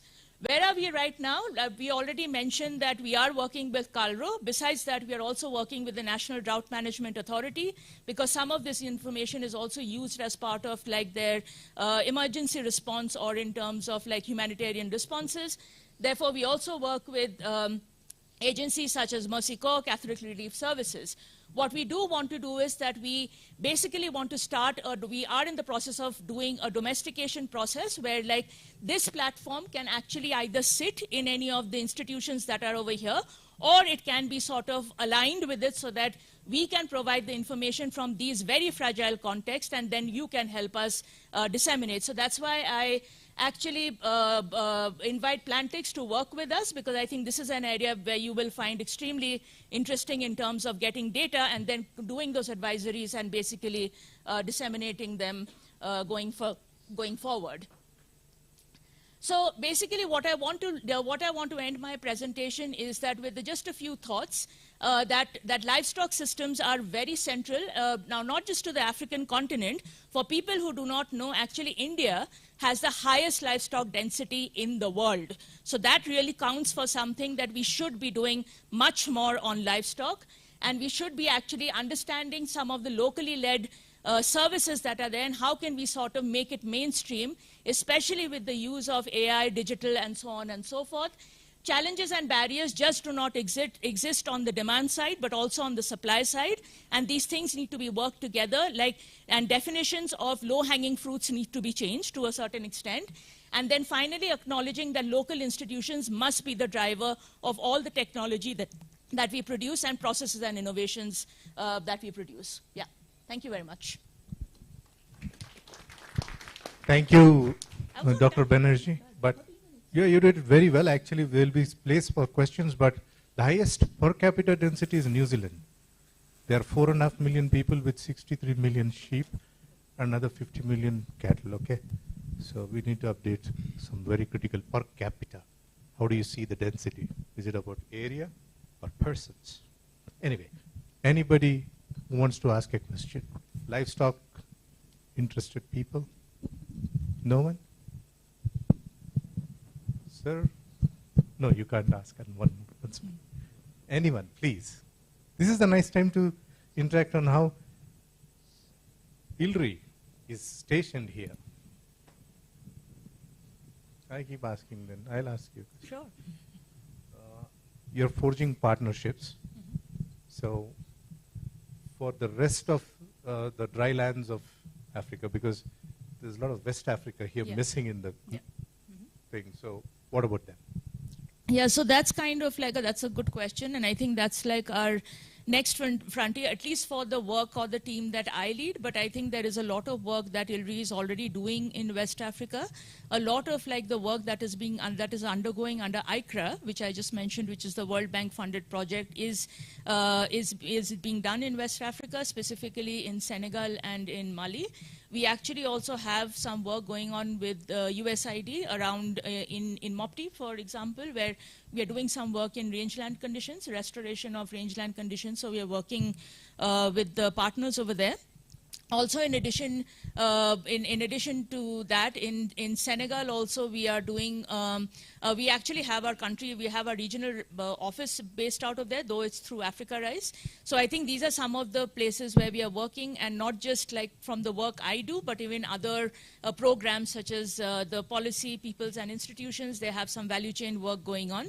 So yeah. So but having said that, that is an area where we really want to make our presence felt a little bit more, because of course not only are the systems different over there, but also the potential of doing some of the work that we are doing around at least digital finance and digital information services. There's a lot of potential over there. Yeah, and of course in Nigeria. We just went to Nigeria like about 2 weeks ago and we came back. Yeah. That's a good place to go. Thank you. Now, may I request Ms. Florence, a loud applaud, please. This is wonderful. Very well done. Ms. Florence from GIZ. So, as a part of donor presentation, so the floor is yours, ma'am. Thank you. Yeah, it's still morning. Good morning. All right, so my name is Florence Kinywa. I work with GIZ with a global program called Fair Forward. And at Fair Forward, we look at issues to do with artificial intelligence. And we focus on artificial intelligence in 3 main areas of action. So the first main area of action is policy development. So we support development of AI policies to just ensure that the AI that we are building and the AI that we are deploying is ethical, does no harm. And also we support issues to do with data protection according to our act or to the act of the country that we reside. Then the second area of action is, of course, AI skills, to just look at do we have the necessary skills locally to build or to use AI that is available. And then the third area of action is looking at AI use cases. So do we have access to AI models? And also do we have access to data that we can use to train AI models? So here we are looking at issues of DPGs, which is the case I would want to make today. This goes forward.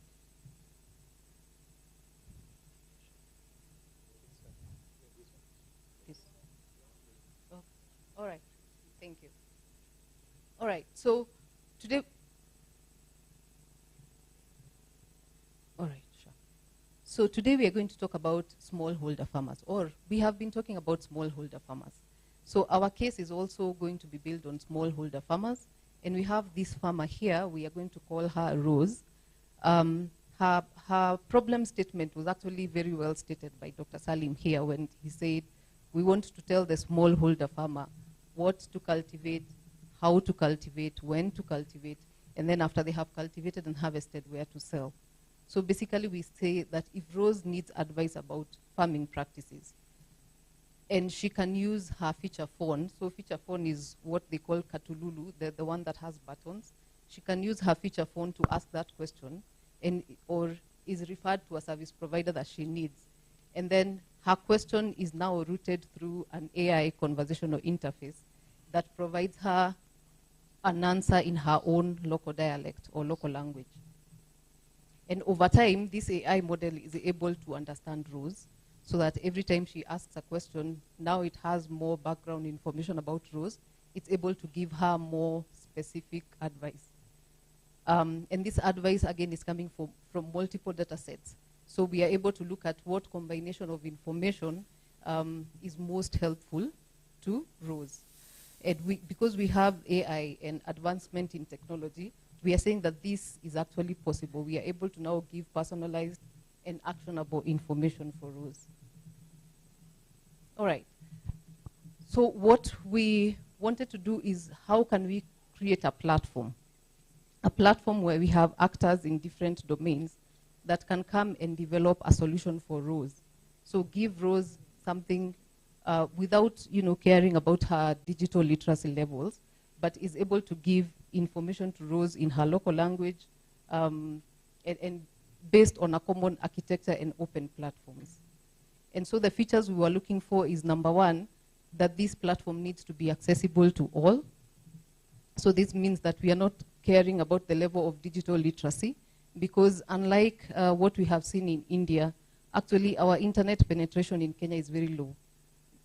Most of people use what I call the Katululu phone. I will keep using that word because I learned it 2 weeks ago in Western region.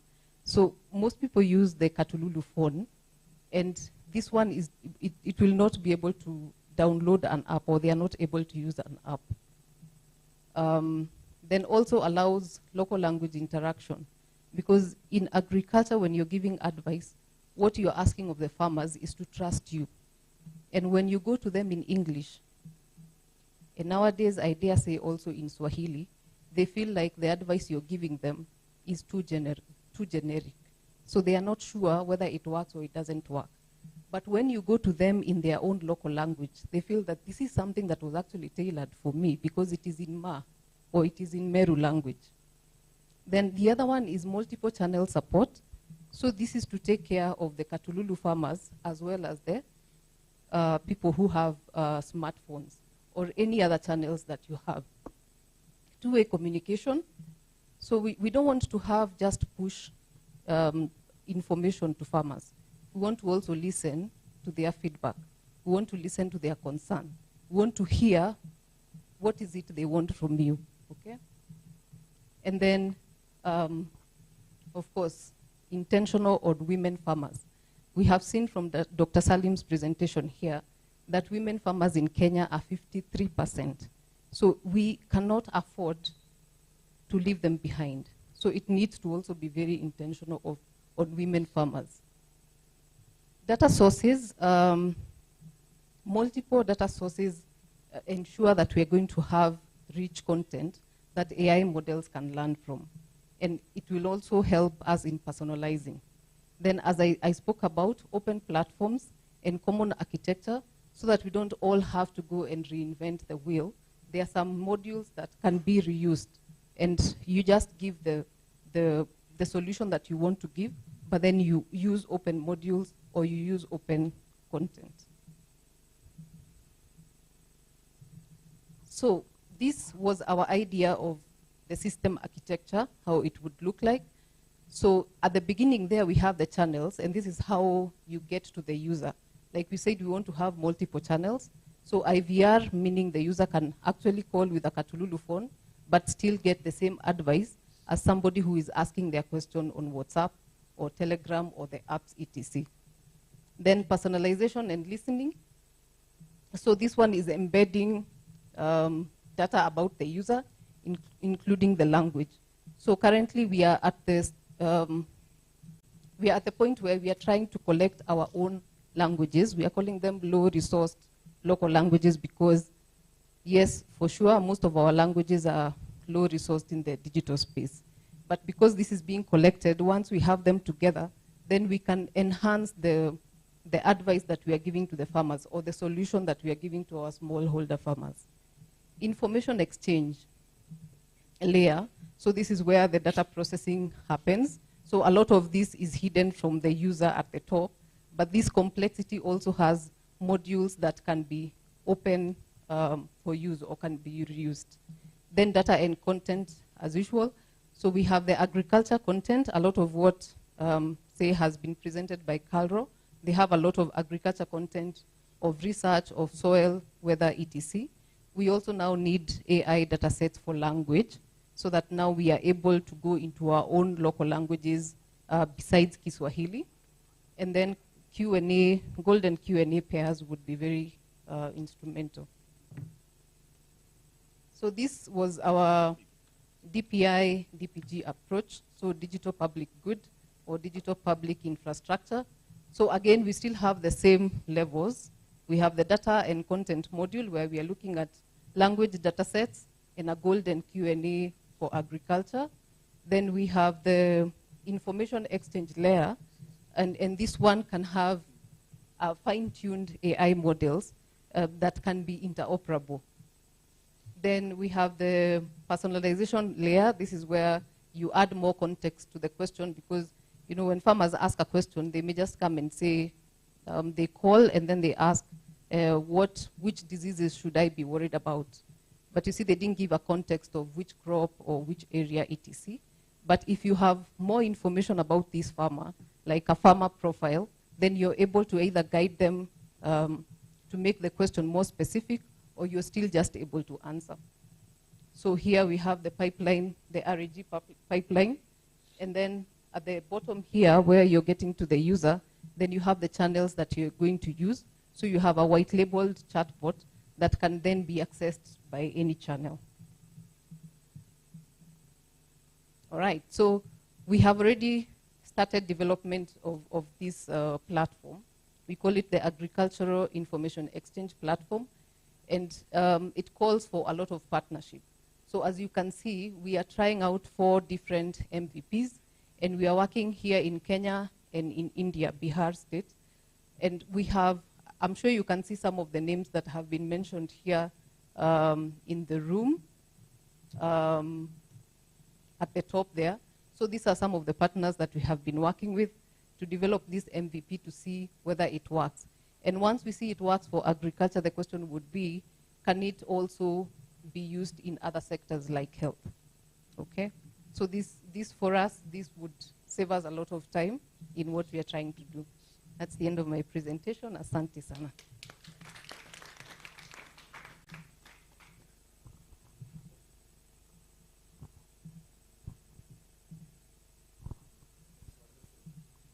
Thank you. And I think there'll be a lot of questions for the speaker. Yeah? You need to ask donor side. Come on. Any questions, please?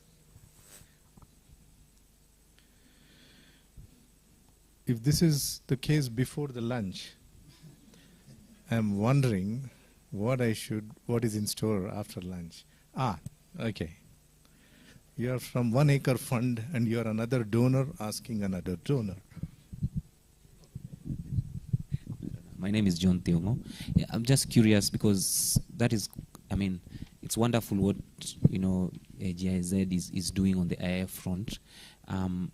Is this ready or is it still work in progress? So it is both.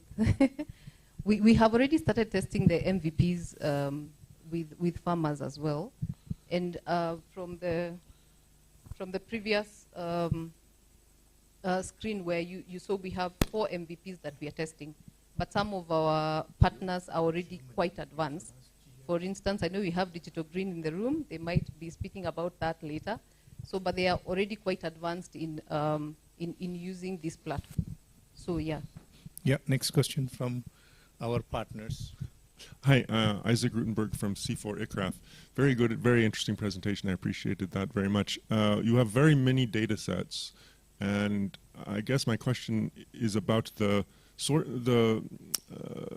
vetting that data, how much of it, do you know how much of it is based on conventional farming practices, conventional agriculture, the sort of things we don't really want to continue to propagate, and how much of it is from very recent data sets that are more focused on regenerative agriculture, climate-friendly agriculture, that sort of thing?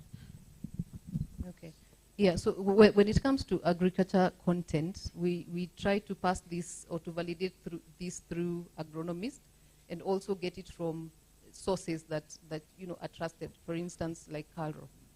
Yeah, we also have sources from private sectors, but we have agronomists that validate this content and also validate the responses that the AI model is going to give to the farmers. Thank you. One last question from a German person. So. Thanks, Florence, for this nice presentation. It was really insightful. I have a question about the sustainability of the program. So what plans do you have to make this beautiful service available in 10 years from now? Is there anything that you can share? Okay, yeah, that is a loaded question. It's really from German. So, yeah, so this is actually part of what we are discussing at the moment, like, because you see, open does not necessarily mean free. For example, most of these models are really expensive, and when we do the when we measure, like we have some standard indicators, and one of the standard indicators we have for the MVPs is cost per interaction, and it is really high. So we are still trying to see what kind of business models would make this sustainable, because as we had, and it is very true, farmers will not pay for this, please. So we have to find other ways. Yeah. Yep. Thank you. Thank you so much, Florence. That was wonderful insights that you've given from a donor's perspective. And now may I request from Server West Africa Learnings, Paul Bartle and Sibiri, Pierre Sibiri, please. Yeah. So Paul. So very interesting work that ICRISAT is doing. Thank you. Sir, you have 15 minutes. Or so. Thank you. Good morning. I appreciate the fact that part of our conversation deals with food and food security, and so we're all very conscious of that at the moment as we approach noon. I'm Paul Bartel. I'm the Chief of Party for the Severe West Africa program, and Sibiri, who will follow me in a moment, is our user engagement lead. I'm based in Accra, Ghana, and Sibiri is in Dakar, Senegal. We have a third member of our ICRISAT team, Kidia Galai, who remained in Accra doing the work that we otherwise would be doing if we were at home.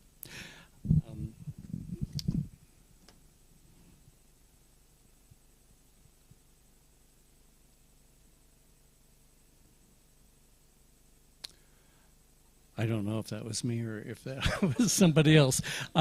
So Severe West Africa is part of a global network. We are a network of actors funded by USAID with technical support from NASA. And the combination of those two U.S. agencies is rather synergistic in nature, in the sense that USAID brings the development experience and NASA brings the science experience. We also work with a number of private collaborators throughout the world, largely dealing with digital, with IT and also imagery, as well as calculations. We have several other U.S. government collaborators and intergovernmental and NGO collaborators that work with us throughout the world. We have actually 5 other hubs in the region, in the world, and those are implemented by different organizations, including CIAT and I'm looking at the ADPC in Asia, as well as ICIMAD in the Himalaya Hindu Kush area, and Cartier, our newest host in Central America. In West Africa, we work in, there was a change, I changed this, but we actually work in 6 countries. And in West Africa, and cover a tremendous area. We work in West Africa with 11 institutions. We have 6 of whom are West African institutions. And basically, this creates a team of 60 professionals working across West Africa. We work in 5 different areas, thematic areas. We have 13 different services. We create what are called services in terms of providing information. It's divided across several different thematic areas, but in truth, you can divide this in several different ways, depending upon how you look at it. The important aspect of this is to bring the theme of Severe is to connect space to village, bringing science-based information to decision makers, recognizing that those decisions can take place at various levels, but it's not really bringing science to ministry or science to university. It's measuring the impact at the ground level, in our case, the smallholder farmers.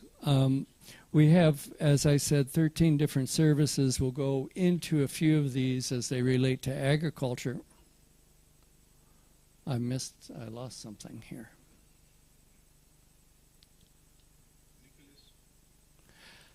But we have several other cross-cutting activities, gender and social inclusion, maintenance of geospatial data platforms, as well as a data platform. And there's a QR code here for you should you like to visit our website. And I'll speak slowly if you want to take a picture now, but we'll be showing it at the end as well.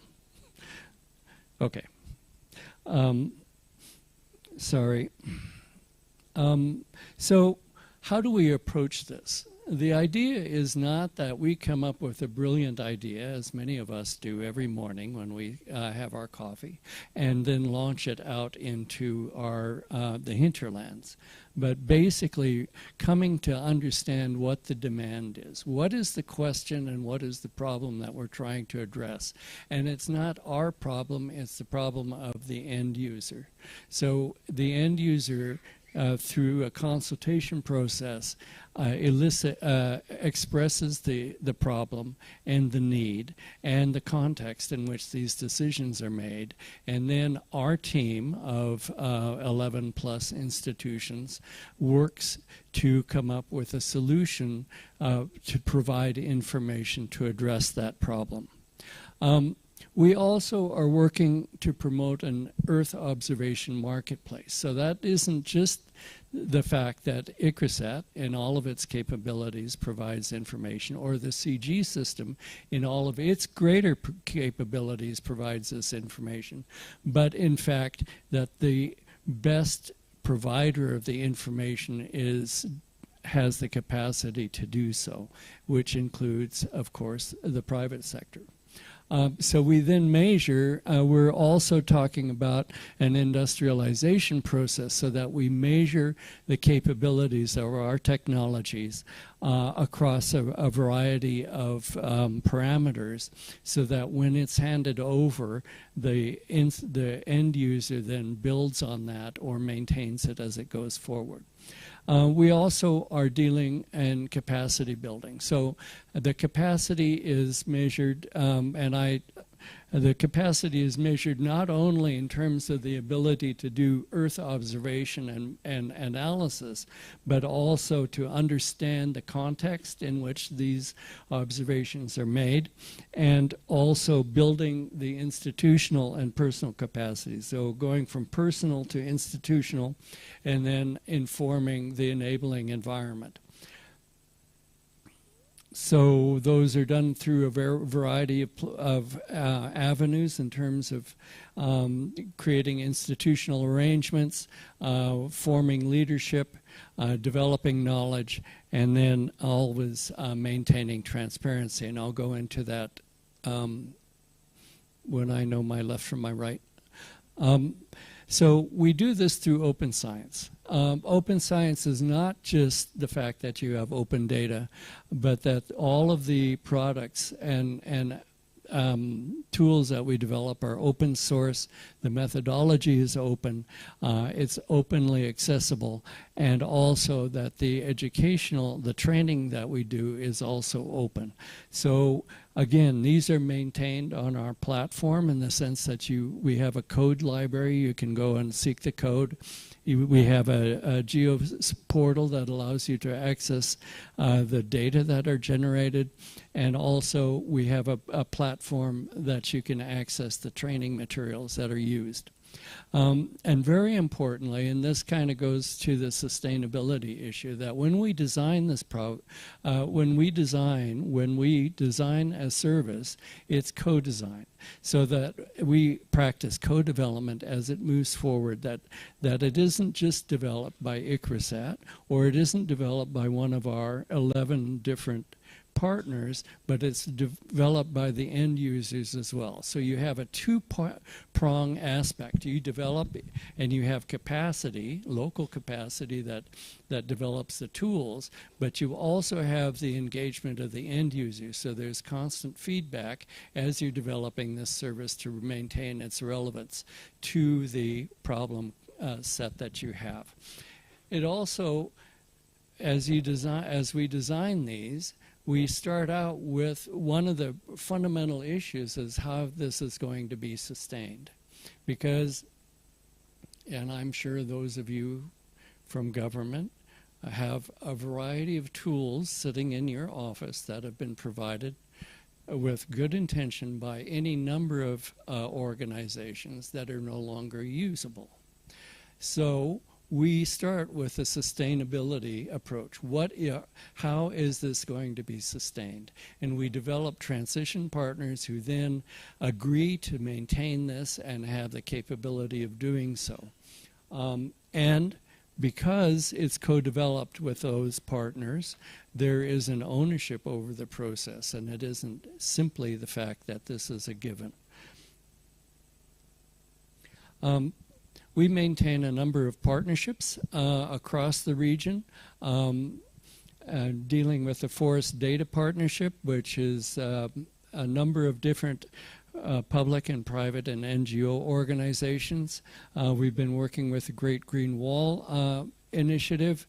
We developed with FAO Land Use Land Cover Task Force that provides a harmonized classification system that is scalable according to ISO standards. We're developing an agricultural monitoring task force, and we'll express that a little bit farther when Sabiri speaks.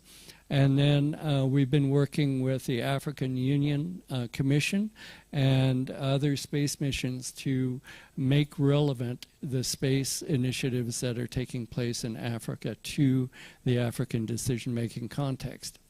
We also benefit from a NASA-funded set of grants, one dealing with machine learning for flash flood monitoring, one on crop monitoring with the University of Maryland, a forest degradation work with Boston University, and then an urban land use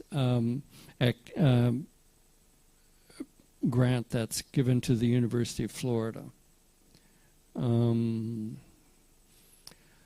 So when we talk about digital transformation, we look at the tools that we're using, cloud computing and HPC platforms. We maintain a cloud that was set up by NASA and its partners.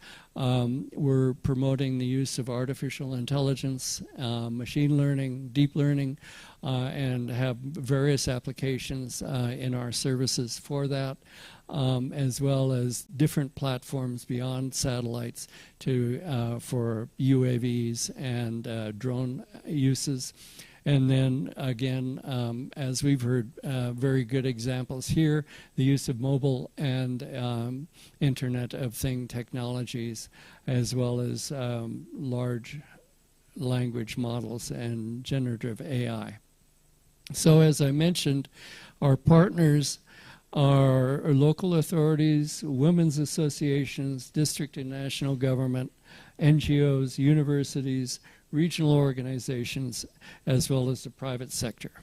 In the sense that what we're trying to do is embedding technology in a systems approach and then assessing and nurturing demand.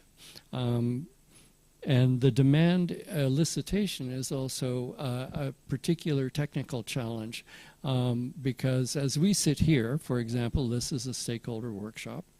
There's 35 people here in a country that has several million stakeholders. So we understand that understanding demand goes beyond this room and any of the other rooms where we would hold these types of meetings. So I'm going to am I handing this over to you, Sabir? Sibri, you want to talk a few minutes, 3 minutes, please? No. Okay. So one of the activities that we're doing is subseasonal to seasonal forecasting with our partners Agromet, providing these subseasonal forecasts on a regional basis at a high level of resolution and frequency. We're also working to improve the crop mapping and condition assessment capabilities that are linked to the KALRO, which is like the food security network in West Africa. And then we have a program called P-Locust with the idea that since locust control is a very expensive and also invasive type of activity, to identify when the conditions are right for locust outbreaks at hatchings enables us to be more precise and more efficient in terms of addressing this, using a mapping approach to look at a variety of factors and then communicating that to national locust control entities through the regional FAO-led locust control board. We also are working on groundwater monitoring in Niger in particular, and moving on because we understand that in the dryland agriculture, particularly in Niger, rain-fed agriculture is not going to sustain the population. At the same time, you have considerable amount of water. You have aquifers that can provide considerable amount of water, but we don't understand what the dynamics of that are. Using gravitational monitoring from satellites and local monitoring through piezometric data, we're able to model and monitor the level of groundwater to improve management. And I think I'll hand it over to Sabiri.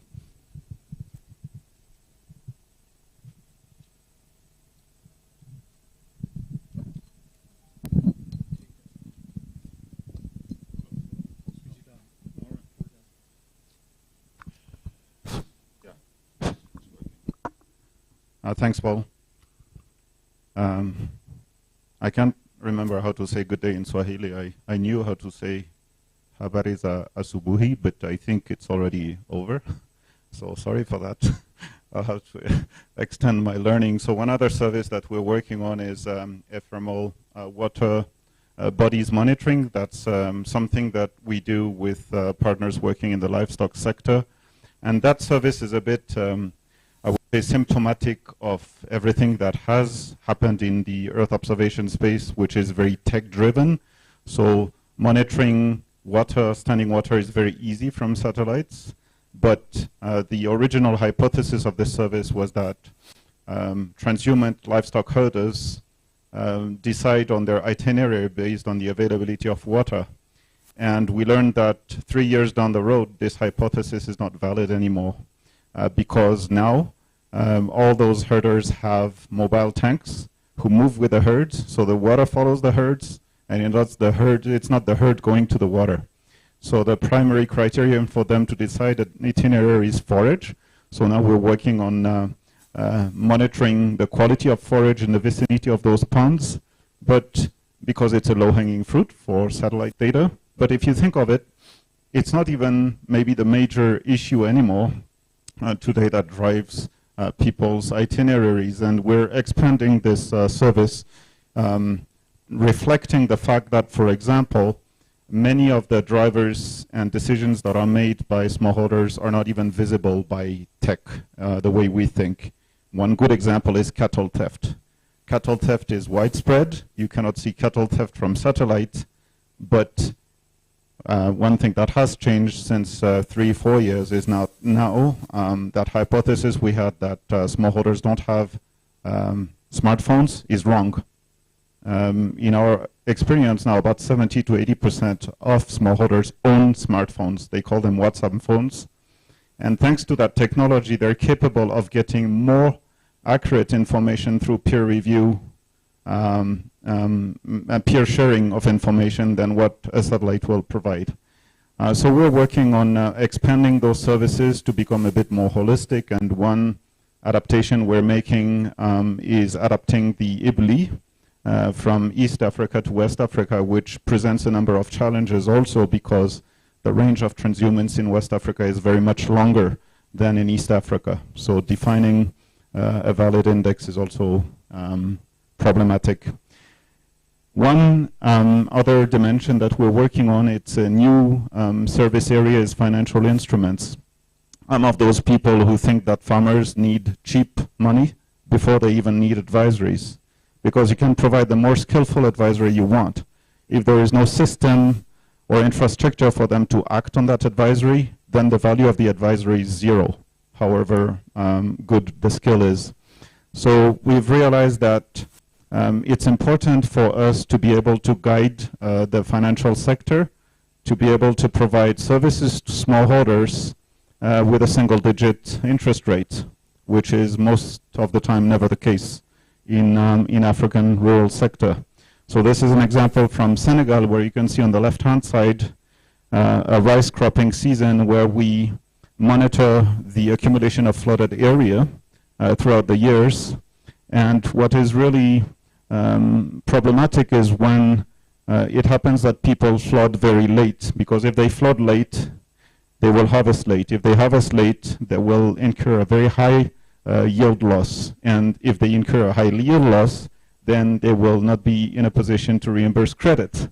And you can see it from satellites, where you see in this particular district in 2023, there was almost 14 billion USD provided by the banks in terms of production credit for about 18,000 hectares. But if you look at it carefully, you see that most of the farmers, flooded very late after the end of the flooding window. And the real reason behind this is because banks hold their credit committees too late. So satellite data was capable of showing us that the banks are probably the main responsible for the farmers not achieving their yield targets, not the farmers. So our target today is to work with the banks. So we sort of work with them so they understand the temporality of agriculture and don't fall into a situation where they provided a lot of credit but dispersed it very poorly in 2023, consequence in 2024, because many had defaulted, they provided much less in total value And you can see, especially in those areas that are blank here, there was no credit provided because all those farmers planted late and they defaulted. So there's a lot of potential from those technologies to actually monitor farmer compliance with good agronomic practice, but also other stakeholders' compliance with good management principles, including the banks. So one last slide here is we're preparing for next year a kind of a Bellagio style of a convening where we want to brainstorm on how do we industrialize breakthrough approaches for smallholder agriculture forecast. And the motivation for this is that many of the forecasts that we generate today in most African countries are valid perhaps at the aggregate scale for the World Food Programme or those types of clients, but they cannot meet the accuracy requirements of a supply chain manager in a local mill. So what we want to do is to especially address the issue of mapping African smallholder agriculture through the lens of monocropping. In Nigeria, 95% of plots have 2 crops coexistent. 50 have 3 crops coexistent, 50%. And 25% of fields have 4 crops coexistent at any point in time. So you realize that you need to adopt a very different approach to monitoring the agricultural system. Another aspect is how do we use AI? Many people use AI to make yield predictions, but they actually don't understand how AI comes with a particular yield forecast that they generate because AI is not always interpretable or explainable. So we want to understand where and how do we blend AI with process-based models to do skillful predictions that can actually augment and address issues like the lack of data that is needed for data-hungry process-based models. And the last aspect is really the issue that the colleague from GIZ talked about, which is all the ethics of how do you generate plot-level forecasts or other data for which you actually will need to access knowledge from the farmers.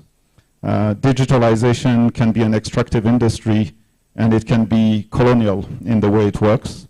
And we have to protect farmers from these predatory prospects. And there are several ways to do this. One, for example, is if we worked on large language models, and we know that we can use large language models to parameterize crop models. But the ChatGPTs of this world or the vanilla versions are very poor at extracting context. And in fact, in Africa, we've already produced what we call small language models. There are some for Kiswahili or for isiZulu or for Hausa that actually outperform ChatGPT in sentiment analysis or extracting valuable information in context. So we need to understand how we protect that IP that is generated by African scientists and not just only use them as, small hands to collect data for the big dominant players in the digital domain. I'll stop here. Thank you. Thank you so much, Sibiri. That was very good. I want to throw to the floor any question, 2 questions maximum. Yeah, yes, ma'am.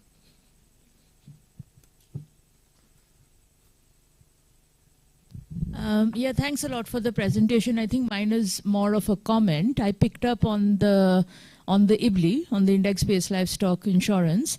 We are happy to talk to you and to work with you on that, because that's basically what we have been trying to find partners with whom we did feasibility studies in Senegal, Burkina, Mali, and Niger, like 4 countries already.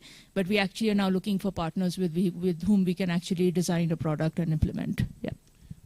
We already have an incestuous relationship, even though you don't know it, but I'm working with Njoki Kahyu, who was involved in the feasibility studies. Yeah, formerly with ILRI, and Anthony is also connected into this work, so I'm sure we will work together. Thank you. Yes, we're already doing. Any more questions, please, from the back? I know you're the livestock person. Yeah. So if nobody's asking, yeah. You, ma'am? No, one. So a very quick one. When you're working with banks on credit, is insurance also part of the package for farmers? In most cases, at least in the rice value chain, it's mandatory. You cannot disburse credit without having an insurance on the credit. But since the system I showed is irrigated rice, it's an indemnity product. It's not a parametric product. Sibri, very interesting work and a lot of advanced things happening, and appears to be that it's going to be moving in direction where we can really use those in the decision making.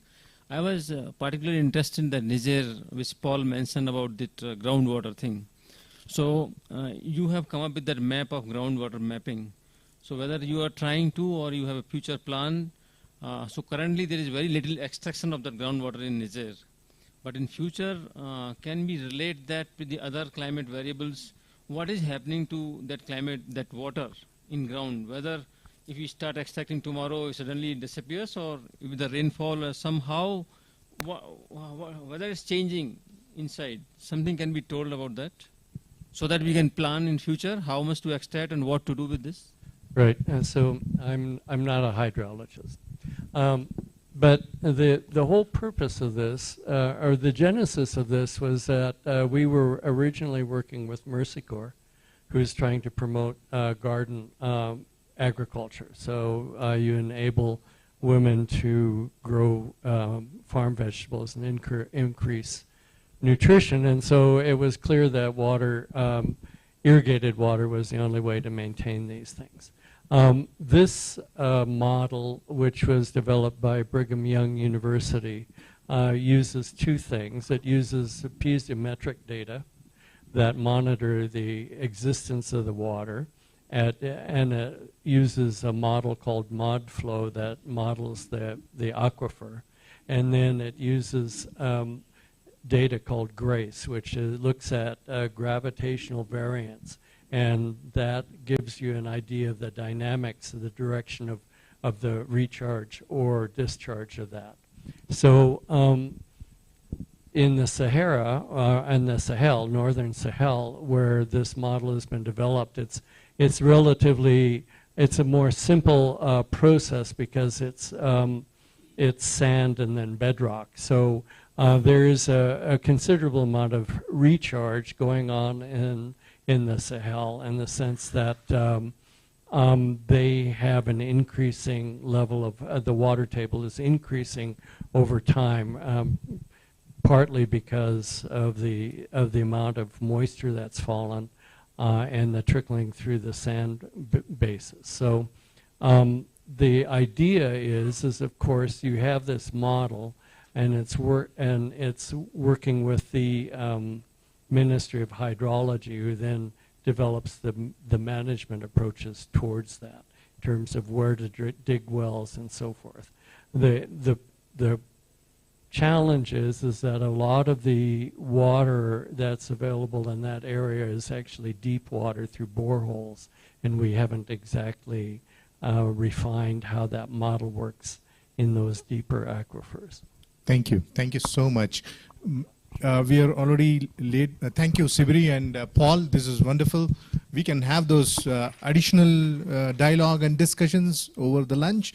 We are 6 minutes over, but if you can give me 4 more minutes, we have one exciting person talking about remote sensing from ICRISAT who wants to have 3 minutes and one minute question. Is it okay? Yeah.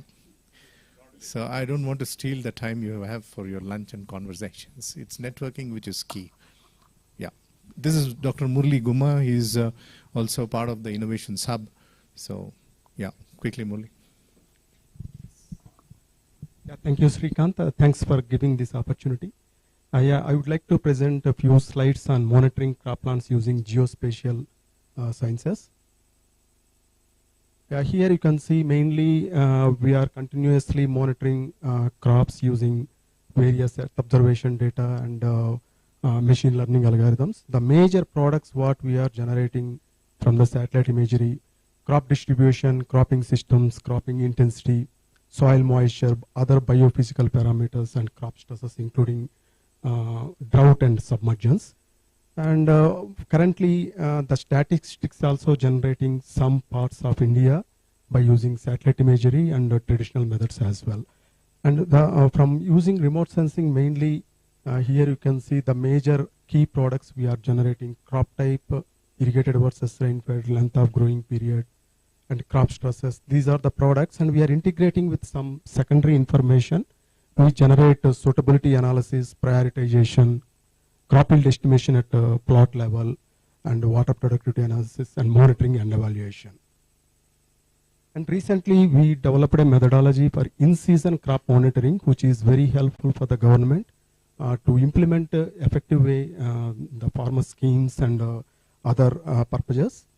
Here is the methodology. Of course, I'm not going through all these details, but overall, we use machine learning algorithms along with spectral matching technique. We identify accurately mapping out, which we achieved more than 90% of accuracy using time series data, planet data, and Sentinel-2 data mainly we use. And here, the coarser resolution, we generated maps for entire Africa. Here you can see our mandate crops, and particularly our focused countries like Ethiopia and Malawi. We generated crop type maps as well at 10 meters resolution. And recently we developed a different machine learning algorithms and spectral matching techniques we tested on Senegal. Here you can see the 4 methods actually we generated. 3 are machine learning, 1 is spectral matching technique. We improve the crop level and very granularity and field level information we generated with this methodology. And moreover, recently what I mentioned, in-season crop monitoring, which is very important for Indian government. Here, one of the case study we have generated every 15 days information per crop level, and we overlaid field boundaries actually. Here you can see the field boundary survey numbers. Within the survey number, there are different crops are growing. At the same time, 20 to 30% of area, actually this is all, now government is paying all these areas also, they are paying schemes, implementing schemes in these areas. But now, with this information, 20 to 30% of, they can reduce the money also. That way, these maps are really very helpful. How in season we are monitoring, you can see, for example, cotton, 15th of June to 5th of August. Gradually, how much area it is expanded, you can see gradually. And also the key method, we use different indices. Based on indices, we are generating this information. And finally, we are overlaying plot level boundaries and which plot is exactly, which crop is grown. Based on that, they are taking decisions. And similarly, we have done for Africa region as well. This is for Malawi. How much crop area is changed from one crop to other crop. From 2010 to 2016, we monitored, but this can be implemented for larger scale as well. And suitability analysis, for example, this is for rice cultivation in inland valleys. We monitored for entire Africa using coarser resolution, but this can be done at high resolution as well. And groundwater potential zones, similar way, watershed prioritization, prioritizing the regions. Here is the various case studies recently what we have done. Crop yield estimation and crop suitability crop suitability in dry lands, intensification of fallow areas. These are the things actually. Our end users are mainly breeders, system modelers, social scientists, hydrologists, and where this data is mainly used for adaptation strategies, implementing various schemes, and disseminating technologies, and those purposes we can use this information. Okay, these are the conclusions. There are some challenges also. We are using we use optical data mostly, but there is a, cloud is the major problem, but we are trying to avoid with the synthetic aperture radar data.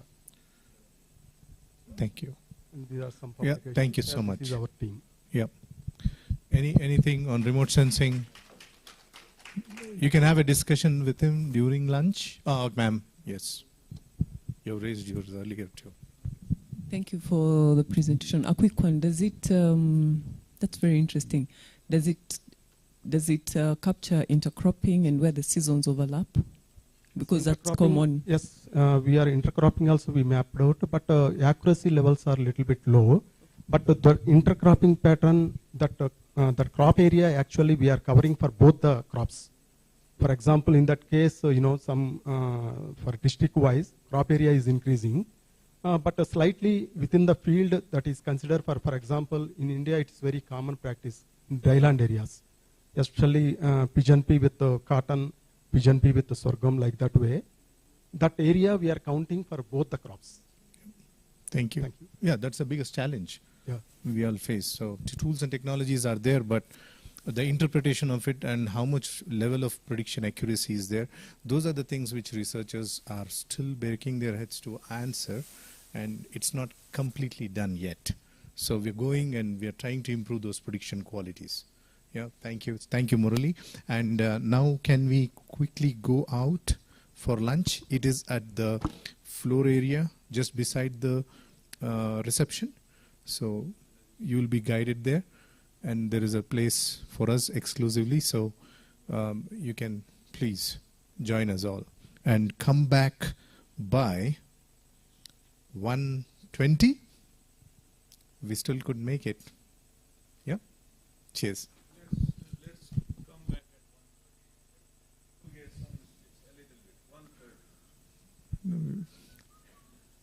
at 1:20, sir.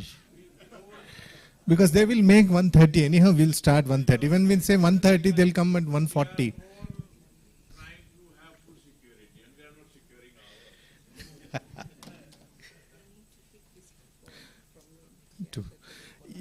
There is a coupon. Please collect it from Thamia, who is just outside the door. Kindly take one. That is needed. Please try it out. Yeah.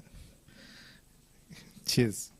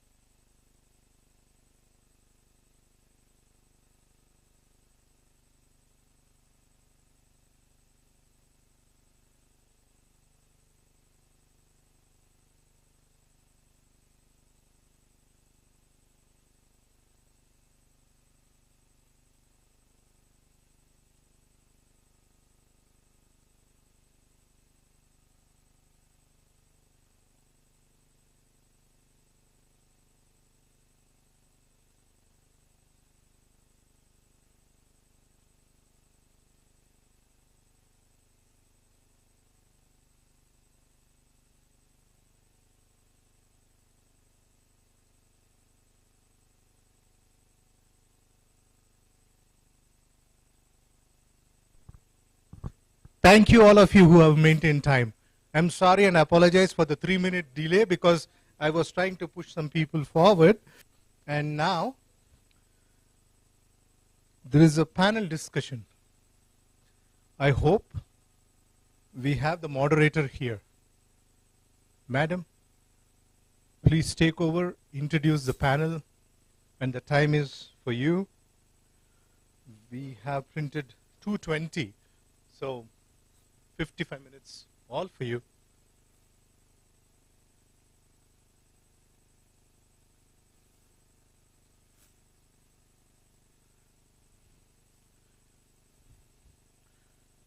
So I request the panel members also. The names.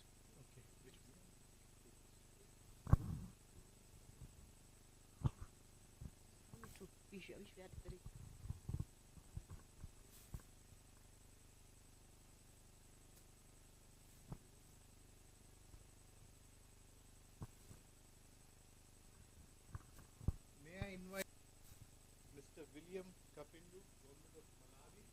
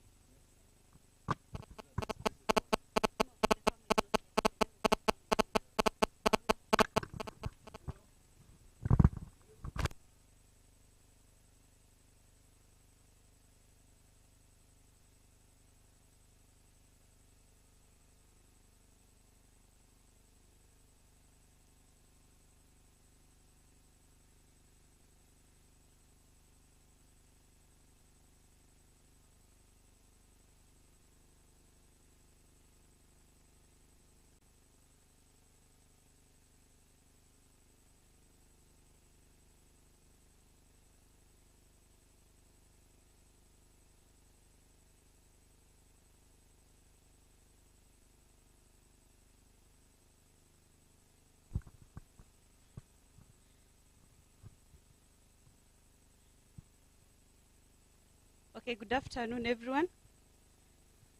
I can see we still have several small meetings. Let's settle down.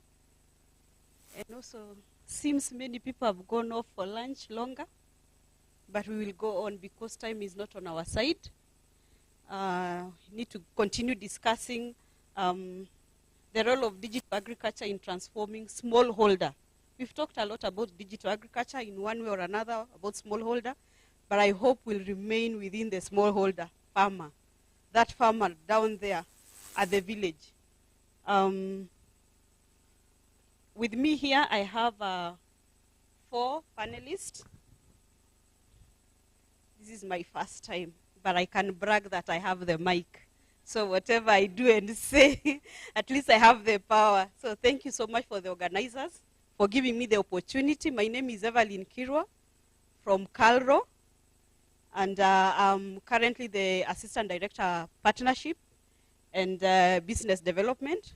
So I'm also rightfully here looking for partners, hoping that we can form synergies and maintain the ones that we've established. So welcome everyone. With me I have Mr. William Kapindu. Willard, eh? Oh, in Kenya we are used to William. That's when I just saw Will and I continued. We have also Miss Janet Ngesa. Karibu sana, the daughter from Nyar. We say Nyar what? Kisumu?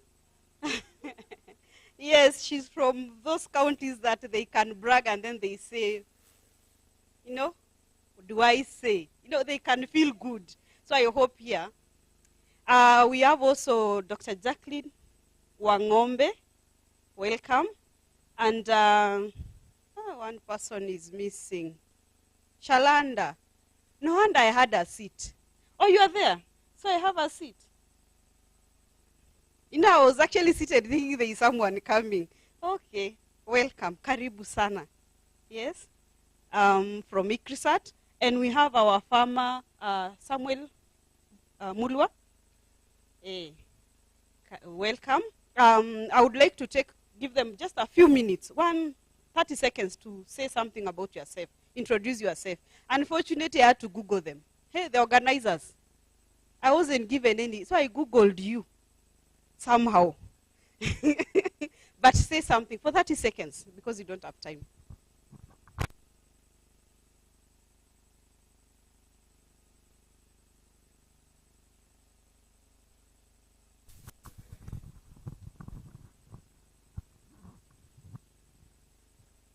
Thank you, the moderator. My name is Willard Kapindu. I'm Chief Agriculture Communication Officer in the Department of Agriculture Extension Services, Ministry of Agriculture. I've been dedicated to come here by the director himself, the Director of Agriculture and Extension Services. Thank you. Okay, thank you. My name is Janet Ngesa. I work for KALRO under ICT department. In ICT, I lead a section known as Content Development, Packaging and Dissemination. Thank you. Good afternoon, everyone. My name is Shalendra Kumar, and I work for ICRISAT, and currently a Deputy Global Research Program Director for the program Enabling Systems Transformations. Have been working on climate change issues, but also connected to the digital and energy systems. Thanks. Good afternoon, everyone. My name is Jackie Wangombe. I am the Program Manager, Digital Green.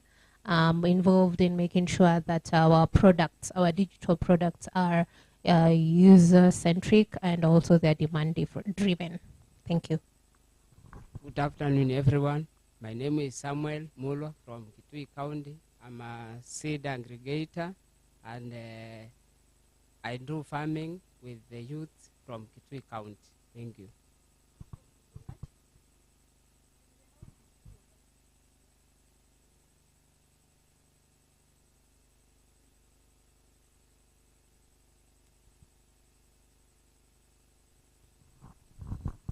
Thank you, Bwana Mulwa, and happy to have all of you here, and so that we can discuss this topic together.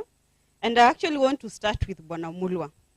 We've talked a lot about the ICT here, implementation, they are doing this is being done. And when I say that I'm a scientist, a range ecologist, a forage breeder, so I may sound like I'm on the sides. No, we are working together with the information system team to be able to avail the technologies. So a lot has been said about the technologies and all that they've been passed to the farmers, yeah, and it's working, it's there. But I was just wondering when I was seated there, is it really working as per the farmer? You know, we can sit here and talk and say it's working. Is it working? Is it impacting? Tell us about it. Thank you, moderator. Yes, the digital farming is really working there with the farmers, especially with the youths who are learned, who are trained, because they are able to get some information through their mobile phones and some trainings, especially in the weather patterns, which make them to know which crop to plant and when to plant. I think the digital agriculture has helped many of us, especially those who are producing seeds from Kitui County, because we are able to know which type of the crop, which variety, which can do better in our areas through some information. Thank you so much. We've heard about it, so be encouraged as scientists that the technologies are reaching them and they're able to apply. But then I was wondering in terms of actual impact. Yes, he said it, but in terms of from the technical team, and I would like to ask Janet, he said they are working. So what are some of the most successful digital solutions that you know about that have worked in Kenya? Okay, thank you, the moderator. First, I want to start by saying that we normally develop content, agricultural content with our KALRO scientists. Then we package and disseminate to farmers. We have several pathways that we use to disseminate this agricultural content. So we have 5 of them. That is mobile and web application. We have SMS. We have IVRS. We have USSD. We also have a call center where farmers can as well call. So KALRO has also developed applications that have been used by farmers, like I won't mention all of them because there are so many, but one that is mostly used by farmers is called KAOP, Kenya Agro Observatory Platform. This platform, we have partnered with the KMD to get real-time weather information, where farmers can get the prediction, they can get the weather forecast on for the next 14 days, the next 7 days, how it's going to rain. So this can as well help farmers, especially at the onset of the season. You also have other applications called KALRO Selector. Selectors, it's an application that helps farmers to know what to plant, where to plant it, the suitable crop varieties to plant in your location. It has been customized to ward level. It's also helped farmers to predict, to know the right livestock to keep, and also the pasture to grow in your area. So in our web application, or the websites, or also the application that are being downloaded from the Play Store, there are also, we can check the number of hits, the number of farmers visiting this application. So we can as well check the statistics and know that for sure farmers are using these applications. Yeah, thank you. Thank you, Janet. Thank you so much. We've gotten the experience of Kenya through KALRO, and I would like we get it also from Malawi. Yeah, what are these digital tools? And add a bit of issues of climate resilience, issues of market access, if it's there. Janet, you didn't tell us, but thank you. I want to believe they are contributing to that. Thank you. Thank you so much, moderator. In Malawi, we recognize the critical role that digital agriculture plays in improving livelihoods of farmers. Our experience has shown that digital agriculture can increase access to markets, increase access to credit facilities, and improve quality and timeliness of extension services. This enhances the overall efficiency of smallholder farming systems. Through these initiatives, such as the National Agriculture Management Information System, in short, NAMIS, plant health clinics, call centers, and plant village digital platform, as well as the ePixa app, we have seen firsthand the impact that digital agriculture can have on smallholder farmers. These initiatives, ladies and gentlemen, have provided farmers with valuable information on climate-smart agriculture, crop management, and market prices, enabling them to make informed decisions and improve their productivity. And moreover, digital agriculture has enabled us to expand our reach and improve effectiveness of our extension services. Thank you so much. Thank you so much. Thank you, Willard. We've heard about the experience of Malawi. I don't know whether there are any other countries that may not be lucky to be represented here. Is there any other? There is Kenya, India. India, we got a lot. Yeah? Is there any other country? Oh, which one? Ethiopia. I wish you were here. But I hope we'll be able to capture, you'll be able to capture and also share in a way during tea break. And definitely we'll go back with some partnerships. Thank you. But before I leave the issue of impact, I would like to know from, from Jackie. You are the people on the ground. You are like, is it the middleman? Is that the right word? Yeah, I think you can almost be. Okay, because they cook, At times you develop, but you work together, but also you are the one who reaches to the farmer more, isn't it? So I just wanted to know your experience with these tools, looking from this end of the producers. Yeah? I'm talking, when I say the producers, is these people who are cooking the technologies, are coming up with the apps and all that, and you are here with the farmer. But don't go to the issue of challenges and all. Just what is your experience? Is it working? How many farmers have you reached? Yeah, and do you feel like it's something that, because it's a new area, I want to believe it is. It wasn't there some years back, actually. I can remember for livestock we used to have Lewis, but it wasn't digital. I think we were just, it wasn't fully digital. So tell us, is it working? How many farmers have you reached? Your experience with the farmers. Karibu. Can you hear me? Our experience with the farmers has been definitely exciting on one end and challenging on the other. I'd speak about the exciting part. The exciting part is most of our farmers do not get the extension services. The reason being that our extension agents are so few, and therefore they're not able to dedicate enough time to do especially farm visits. So for the farmers to have an app, to have a bot where they can be able to query and get responses, it has been quite enlightening for our farmers, even to some extent, whereby we've been getting success stories. And success stories here is whereby a farmer would query about a practice, they implement the practice, and then they would see this change in terms of their productivity. Now, having said that, on the other side, on the other extreme, as much as you've not told me about, to speak about the challenges, but I can just mention but a few. One of the things that we noticed is, from the simple one, is access to smartphones.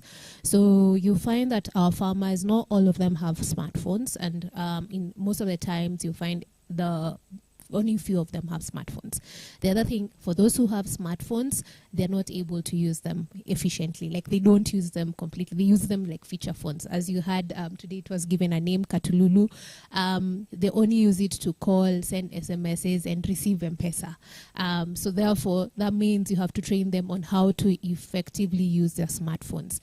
The other thing is internet bundles. That has been one of the key challenges, as well as internet connectivity, whereby it's very scarce, especially in the remote areas, and that has proven a lot of challenges. The other thing is confusion. Confusion. We have a lot of apps on the ground. So farmers today, they'll tell you, for instance, I'll give an example. So we're in digital green, but then there's an app called DigiCow, there's an app called DigiFarm. So they all become very confusing to the farmer. Which one is which one should I use? And that has been an experience from that perspective, working with the farmers. In terms of tech, and I'll give one main example of what we're currently doing, and it was highlighted during the JZ presentation, is having a local language onto the app, which has been quite challenging in terms of even having an LLM, a language model that can, process Kikuyu information, get a query from a farmer in Kikuyu, go get the response from the knowledge base and give a response back to the farmer in Kikuyu. That has been quite a challenge, and from the tech side, and also trying to come up with an interface that is simple enough for the farmer to use. Because once again, if your app is too complicated, the farmer will not be able to use it, and that has been a challenge to try come up with like the best and the most simplified interface for the farmer to use. Thank you. Thank you, but we didn't tell us the reach. The reach, how wide. She could just be within, we call them the urban farmers. So that the few she's talking about of Katululu, and by the Katululu is not a smartphone. Katululu is the one you only dial to call, and sometimes when you give to the Nairobi children, they are trying to swipe, they think it's smart. Yeah, you can only press and look for, the way you look for, there are 2 digits, 3 digits. Is it L, M, and what? So you have to press 3 times to reach the last one later. Those are the Katululus. I want to believe so. They are very good with M-Pesa, so they are not very bad for business. So the reach. Okay. Yes. So currently in Kenya, we are in 7 counties. That is Nyeri, Murang'a, Kirinyaga, and Meru counties in the central region, and Nakuru, Nandi, and Uasin Gishu counties in the Rift. And we've been able to reach close to 10,000 farmers, and this also includes the extension agents. expected some claps. When it's something good, you clap, so that you also encourage her on the ground, yeah? Thank you so much for that information. She's given us a lot. And I hope the rapporteurs, the names are very difficult. I don't even know where they are. Yeah, the rapporteurs, you are the one? The rapporteurs. Let me try and read the names of rapporteurs. Yeah, they're there.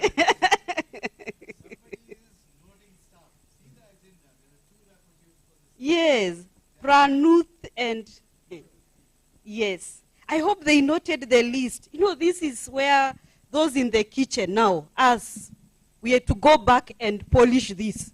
And when they talk of confusion, I started thinking, how do we form synergies? DG, what, DG, how can all this be, or we are competitors on the ground anyway. So there is that, and then I even thought of the local language, and I was telling somebody during lunchtime, if you are going to translate to Kiswahili, remember Kiswahili, there is two Kiswahili. There is the Kiswahili we use as farmers, I'm a farmer sometimes, and there is the Kiswahili used in school, of which currently there is a level of class of our children that I cannot even revise the Kiswahili with them.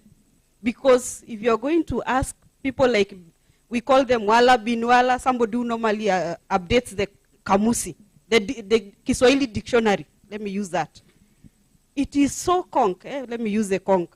It is so difficult to understand even a Kiswahili sentence. So if you're going to translate to that Kiswahili, you might not have help. So when she talks of the language, I hope that can be factored in. That who is this, who is to which Kiswahili? And even if it's to the local language, the Kikuyu.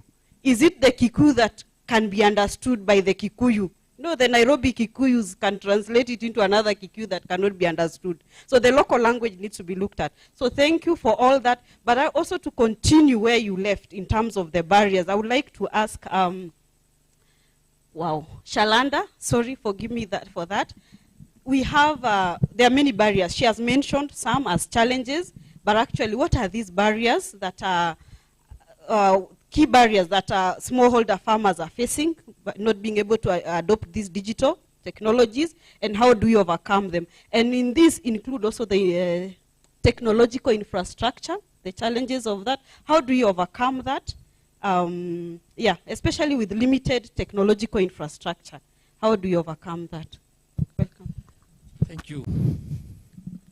So first of all, I would say that this digital technologies or innovations which we are talking about is today and tomorrow is going to be one of the most transformational innovations which can really improve the smallholder farming systems and create level playing field, reduce the cost of accessing technologies, reduce the cost of accessing market and connecting to market.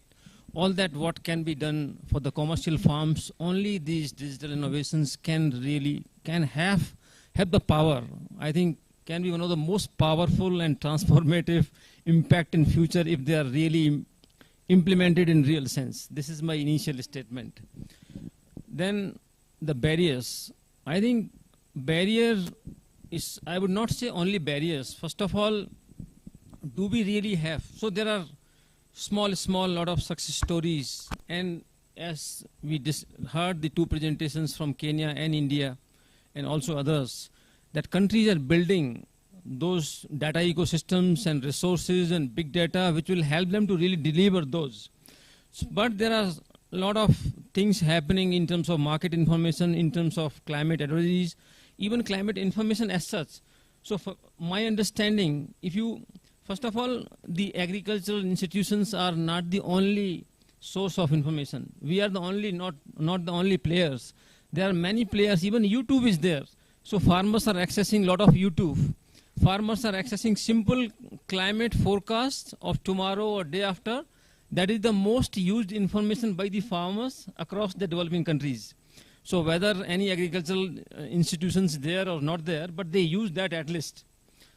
So now I would say that barrier is one part, but whether the solution is really need-based and context-specific for the farmer. If there is a context-specific need-based solutions available for farmer and that it is not reaching, then a simple barriers comes in. But here, some of the solutions are still quite broad. I think we will take some time to reach to the next level where some examples are there we discuss in this room, where you can provide context-specific solutions for like smallholder farmers, very high heterogeneity of the systems actually. So it's not like commercial large farms where the one solution can work. So because of the high heterogeneity, how can you develop and deliver contextualized solutions for that smallholder? Even in one village, there are 100 farmers. In 100 farmers, there is a lot of heterogeneity, and these 100 farmers also need different kind of solutions. So I think farmers are ready to accept any digital technologies. So the farmers are more ready to accept these digital technology as we used to thought. So I would say most of the farmers are tech savvy. If you have the good solutions to provide to them, they are ready to use. So I would say currently the government systems or the public system alone cannot really deliver these digital innovations or solutions through digital, but the private sector is very, very important. AgTech startups are very important. There, so two things I will categorize here. It's long time, I don't want to take. Two things. One, developing context-specific solutions for which the ecosystem is being developed, the big data and all sources of data. The next one is the private sector and AgTech. So what is the biggest problem today, what I see? Maybe we'll little bit discuss in the next session also. The public system or public institutions who are generating knowledge or science domain knowledge, this domain knowledge is not freely flowing to the AgTech startups or the private sector who are going to deliver. So even the information or knowledge of science which is available with the scientists is not freely available to the people who will deliver it. So AgTech startups, those companies are working in different space. Another issue is because these actors are working with the very small holders, the transaction costs are very high, the break-even takes very long. So the government system has to really support these agri-tech startups. We should see agri-tech startups very differently than other startups actually. Because other startups are more commercial and they have a market of, say, some market is there of $1 billion or $500 million. But for the AgTech, which will be the vehicle to deliver these AgTech innovations, the consistent demand is not there, and then reaching to those smaller farmers is also very costly. So I think the policies also should support creating that enabling environment. I'm sorry I'm jumping, but this is all related. These are the kind of barrier, because barrier is not like somebody is stopping that information. So I will stop here actually, otherwise I can keep speaking. Thanks. Thank you so much. I hope we have captured that, but one thing that touched, maybe I can say the nerve next to me, that the information that we are generating as scientists is not easily, or not even easily, is not reaching out. And actually, to say the truth, sometimes we even purposely keep it here. One thing, probably hoping that, if this information will go through the phone, how will I go to Mandera to teach them about that grass? And then I go back to backstop. There is that, in Kenya there is a term we call for that, being able to actively be on the ground yourself. And also there is a bit of just being selfish as a scientist. I think it's common, but I hope even as we move on, to me, interacting with AgTech, the people, the team, the information team, I've come to learn that I can benefit as a person. But also I was thinking it should also be, try and make an effort to make yourself more available, to make more understandable, because I realize we can form synergies a lot. That information can be put in a small package and be able to reach the farmer easily than the way I was doing as a scientist. Yeah, in a language even that is more understandable, and in a more continuous way, it's available throughout. And like for me, when I have to go there. So I think there is that bit. We kind of holding information, but also make effort to keep hammering. Remember erosion, continuous hammering, you'll be able to break that rock. So you'll be able to break that attitude. Is it attitude? That way of doing for scientists. I'm not the panelist. Now, there was that, and then the long-term, for AgTech, yeah, long-term to get break even. And that is something I'm sure it's very true. Probably we need to see how to go around, including the donors, including everyone, every other stakeholder who can come in to lessen the effect of producing that. So thank you so much for all that. It was very technical at some point, and I wondered whether I'm able to understand. But then, Janet, how do we, with this technology, whenever we are doing this other research, developing technologies for the other directly, not for the digital, we are told remember gender, yeah? So, and one thing I know is that also down in the issue of gender, there is also the issue of groups. Farmers, we normally work in groups and all that. I don't know whether you people like us scientists from the other part, not the digital side, whether you are also considering that and the experience. And I would wish you could go in short so that you can also share experience of Malawi in terms of gender, addressing gender issue, and also trying to work with farmer groups, whether it's helping. There is a way to enhance adoption of digital information. Okay, thank you so much. It is true that gender is still an issue as far as adoption of digital agriculture is concerned. Like you realize in Kenya, there are some communities that phone are being owned by male, the household heads, and yet it is women that are farmers. So in such cases, you send out maybe information, but the man who owns the phone receive the information, then pass it to the gender.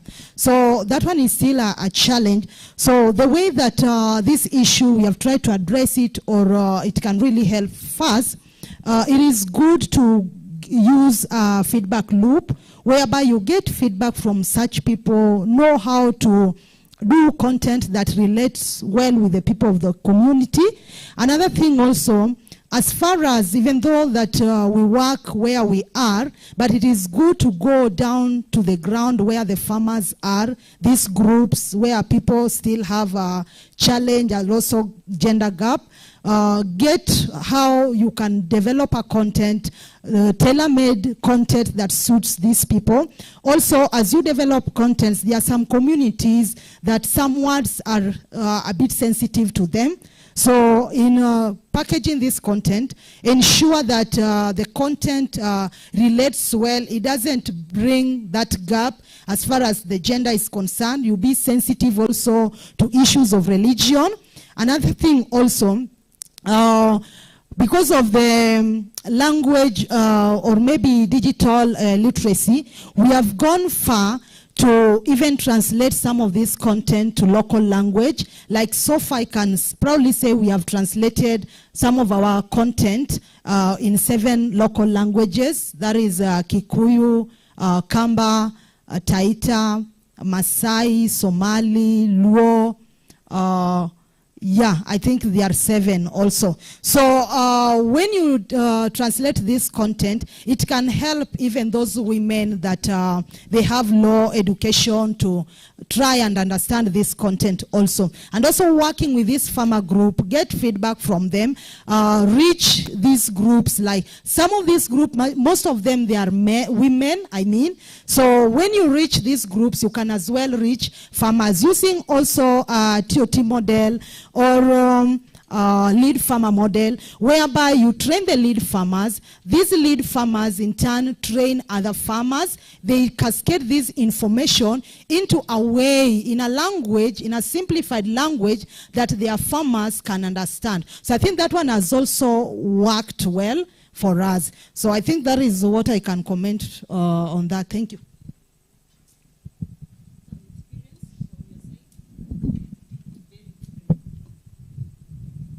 Yeah, in fact, in terms of gender issues in Malawi, we are translating messages into local languages which can be accessible. I mean, the messages can be accessible to all gender categories, including women, even the youth. We are also distributing phones in case of call centers. The farmers need to make calls and receive text messages through these phones. Smartphones are also distributed to lead farmers. The young generation also is using social media, which is becoming a very powerful tool among these youth. This is what we are doing in Malawi in a nutshell. Thank you. Thank you so much. We didn't talk about the cooperative, but I was thinking our Mulwa would tell us. I know you are in a group, for instance. You operate in groups. But quickly, as an individual farmer or as a cooperative, how is it? How can it work? How can we? Because I know normally we try and use the common interest groups and all that. But what's your view on that? And especially with farmer cooperatives and all that, we have the table banking groups and all that. Yeah, how has it affected adoption in your, especially in your area?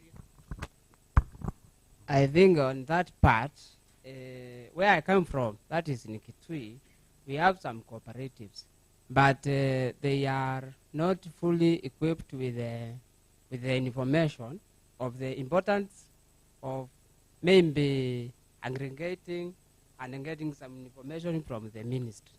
So the problem is the information. We don't have enough information on how the cooperatives should be run.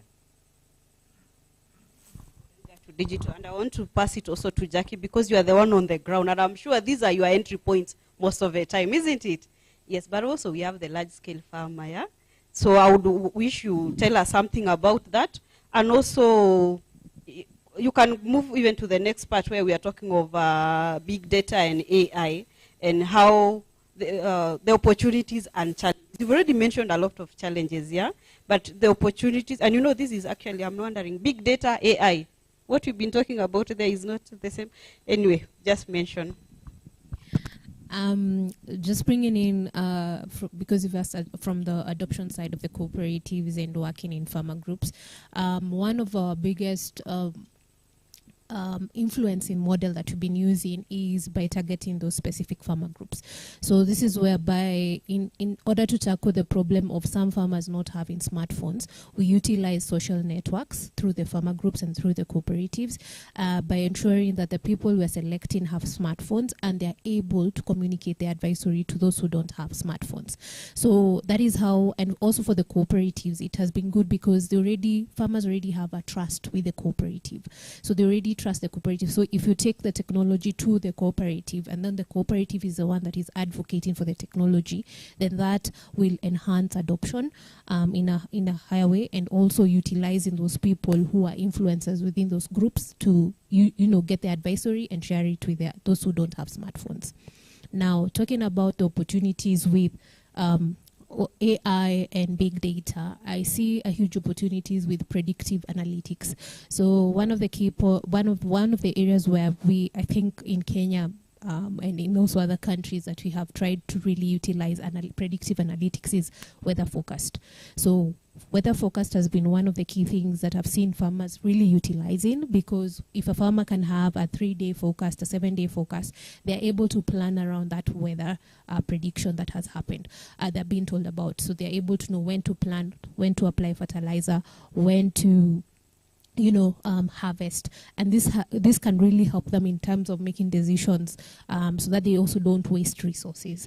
The other opportunity, again, another place where I see a lot of predictive analytics coming into play is market trends. By telling a farmer in this particular market we expect the prices to be at this level, that will help a farmer to better plan where will I sell my produce, how much profit do I expect to get, and therefore they're able to plan for it. So I think that is one of the opportunities that I can see under with AI and big data. Thank you so much for that. Before we leave the part of data, I would also want to, as much as somehow it's kind of come out as we are going on, I wanted to I'd even marked that I would ask SK Shalanda, Dr. Shalanda, that this question on how can digital platforms balance the need of high quality, accurate data, yeah, with the ability of smallholders to make use of that data in their day-to-day practice. You know, there is a lot of, we are looking at high-tech things that even me here, I'm kind of also trying to rush to catch up. And maybe I hope I'm not the only one trying to catch up. Florida, I hope she's my colleague from the communication team, but communication and ICT is very close, so I may be the only one who was lost here with a lot of terms. I had to Google what is what. Internet of Things last night when I saw IoT and many other things. So just tell us about that last part. How can we balance that? And especially, yeah, given the environment, the farming environment that we have, it's not so high-tech. Yeah, so I think one is that there is no one-size-fit-all. So it's not like we should be pushing all the solutions to everywhere. This is one. Second one, ultimately in the long run. So you have different kind of solutions and information available from digital innovations or sources. One is simple information of market, for example, is going through messaging, so everybody can use. Climate information going through message, everybody can use. But in the long term, I think, I would say the digital, again, is a technology which can create level playing field, which can reduce this complexity of this high infrastructure. So if we are able to move to the direction where farmer is able to feed in his or her data in the mobile, this is my soil and this is my today kind of area and this area I belong, and so climate data is there, all data is there. So the complex solutions can become very simple solution. So, and this our future advisory system should be able to give farmers contextualize once the farmer enters the data into his or her mobile, and the solution should be available. Just like we are taking photographs. That's only one part. I think we should not be always looking at everywhere precision agriculture and those kind of things. So every farmer, commercial crops need very high-tech kind of solutions where you are using sensors and all those, but you need not to use those. But in the long run, I would envision that all of us should be working together, the private industry, private sector, and government sector and others, with the help of big data ecosystem generated in the long term. For example, Dr. Rai mentioned that in government of India and here also the digital plot level digitization of soil. So once you have the quality of soil and once the farmer put what kind of soil is there, what kind of climate is there, and what is the market price today, so you can give the solutions. So most complex solutions can become very easily understandable solution, but we are not there as of now. Only few parts we are there. That's I would say. But the very complex solutions like sensors and everything need not to go everywhere. Yeah, thanks. Thank you. But so I'm picking from, you're saying we are not there for all the solutions, yeah? For most of the contextualized solutions for individual farmers. We, like for example, we presented, ICRISAT presented ICET. So that is a progress in that direction where we are taking a 20 years climate data of that particular location and we are taking crop calendar and then we are designing. But the mostly advisories which are available today, quite broad. And you give farmer 5 crops, 7 crops, all that region you are pumping all the pushing information to the farmers, and it's difficult for farmers to use that. So we are moving into the direction. The moment we progress to a stage where we are able to generate very contextualized advisory to that farmers. Even in the same village, you need 7 type of advisories. But we are still not there in many cases. But we have done the piloting, we have the concept, proof concept, terms to some extent, but large scale we are still not there. I think we need to work together and then go into the direction with the support of all the actors in this room. Thanks. Thank you so much, Dr. Shalanda. Okay, I'll go to, just skip to the policy because the other questions are kind of related. The answers would definitely come from what we've already talked here. So I would like to ask particularly those Yeah, I was thinking of Willard, and most probably your colleague, those who are representing the government organizations. So the role of the, what role do the government and policymakers play in creating an environment conducive to the adoption of digital agriculture? The government, the policymakers, yeah, and also, yeah, I think that's the question. But you can also include the issue of public-private partnerships. Briefly, Willard, tell us about that. Thank you so much. For the government mainly is engaged in addressing most of these challenges which have been talked about here. The government facilitates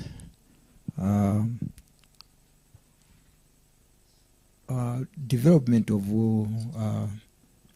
strategies in this regard, development of digital agriculture strategy, so that we can make sure that all gender categories access these messages and information.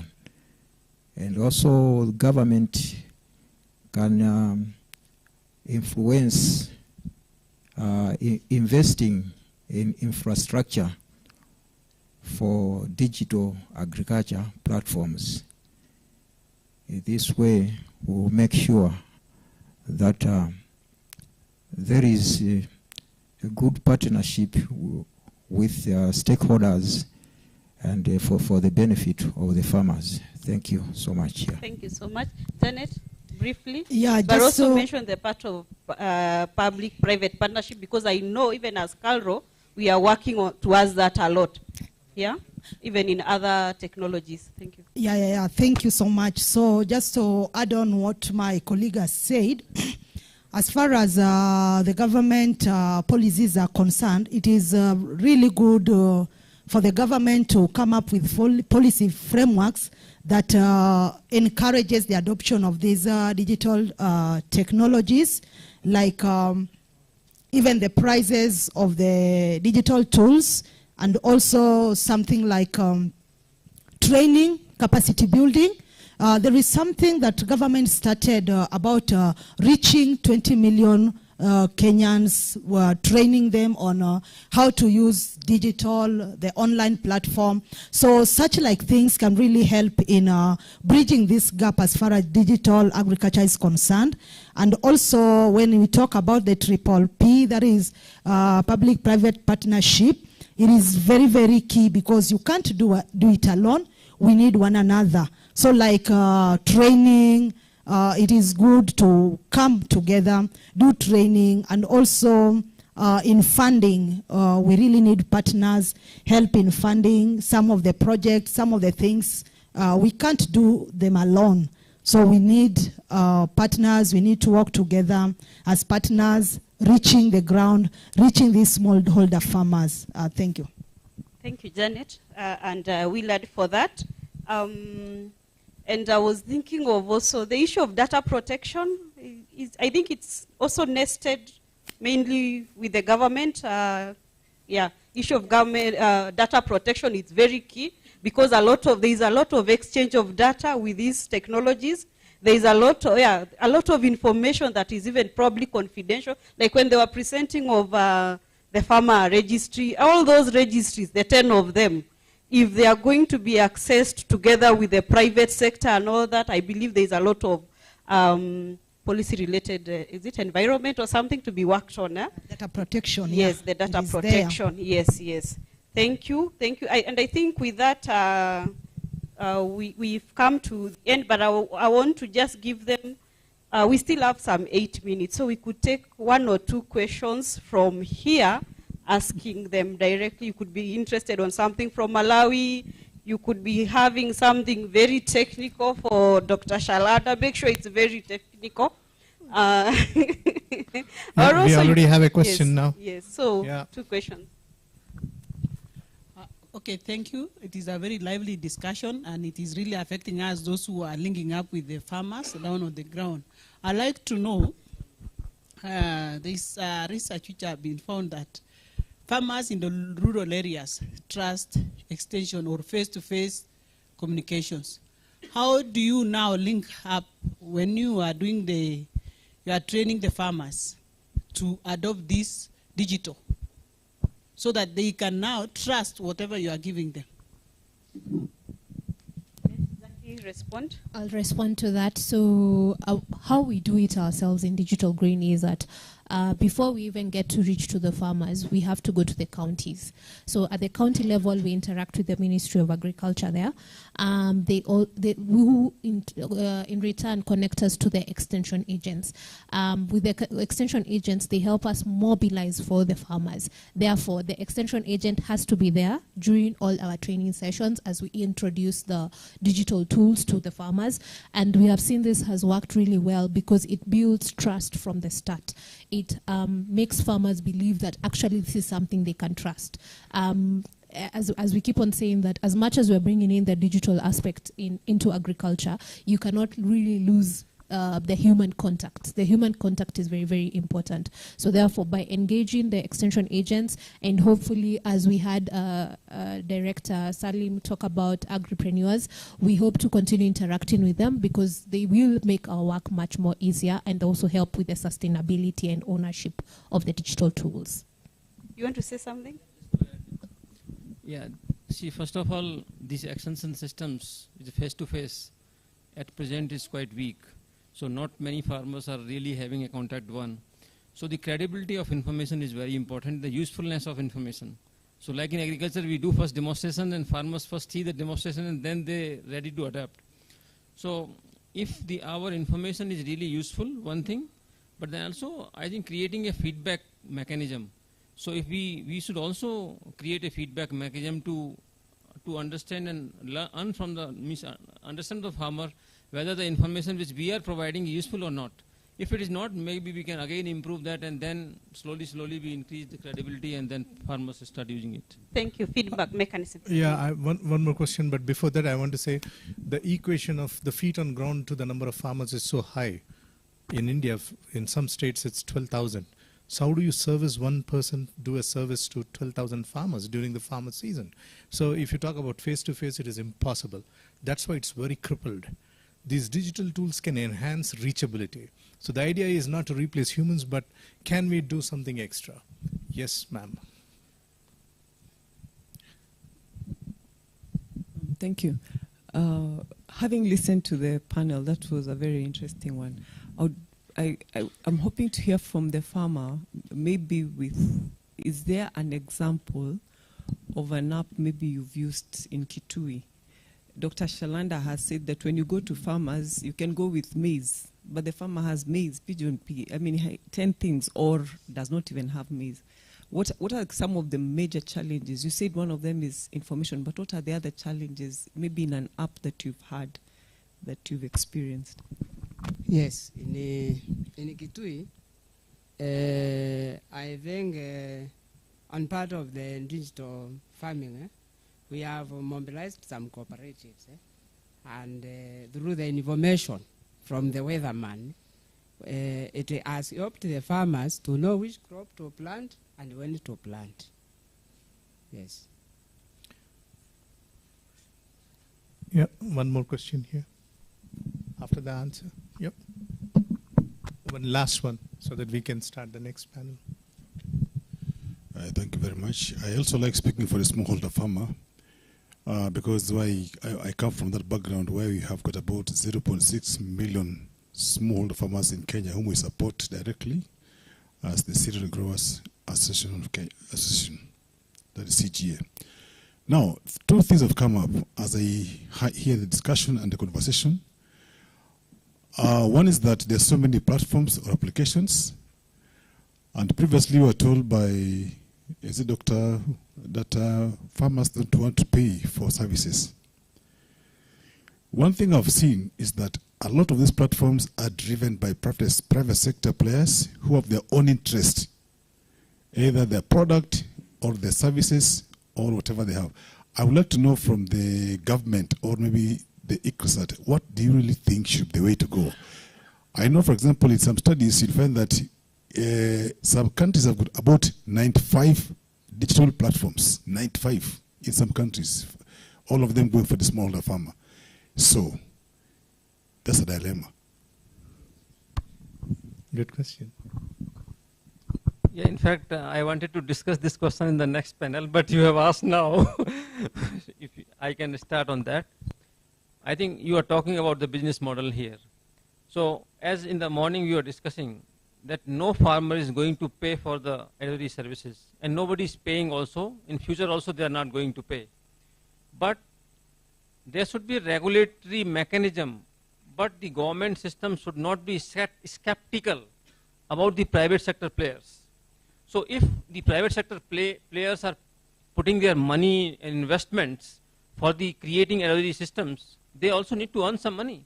So if whether they connect them to the appropriate input markets where they get the money, income, or in the long run, I think there has to be a government policy, which I want to discuss in the next one, that how do you monetize in a regulative way the data from the farmers for the benefit of the government, because government also need a lot of data which they don't have, and the companies need a lot of data which they don't have, but appropriately not misusing that. So if it can enhance the business of somebody, nothing wrong. If farmers get a good input from the company because of this data, contextualized data, it's a business for them. So I think we have to really find sustainable win-win solution, and which is possible. Without that, nobody will put their money freely. Thank you so much. Thank you for the panelists. Janet, unfortunately, the time is up. You can discuss that during tea break. Let's appreciate them. Let's give them an applause. Thank you so much. Please take a picture of the entire panel with the moderator, please. Someone, can you help? Where is the official photographer? Yeah, can you please stand? It's for a group picture. Come closer. And please smile. Thank you very much. That was a wonderful discussion. And I think the moderator of the next panel has to just change the seat. And well done. No, yeah. But still, the next important panel discussion on investments, sustainable business models, and enabling policy for digital agriculture in Africa. So, yeah, I mean, Tamia, please can you give the names to the moderator, please? I have few here. Dr. Anil Rai from India. Dr. Giryum from Ethiopia. Miss Emma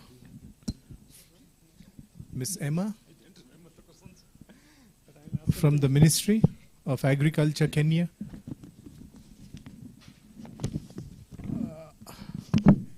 Mr. Peter from KALRO.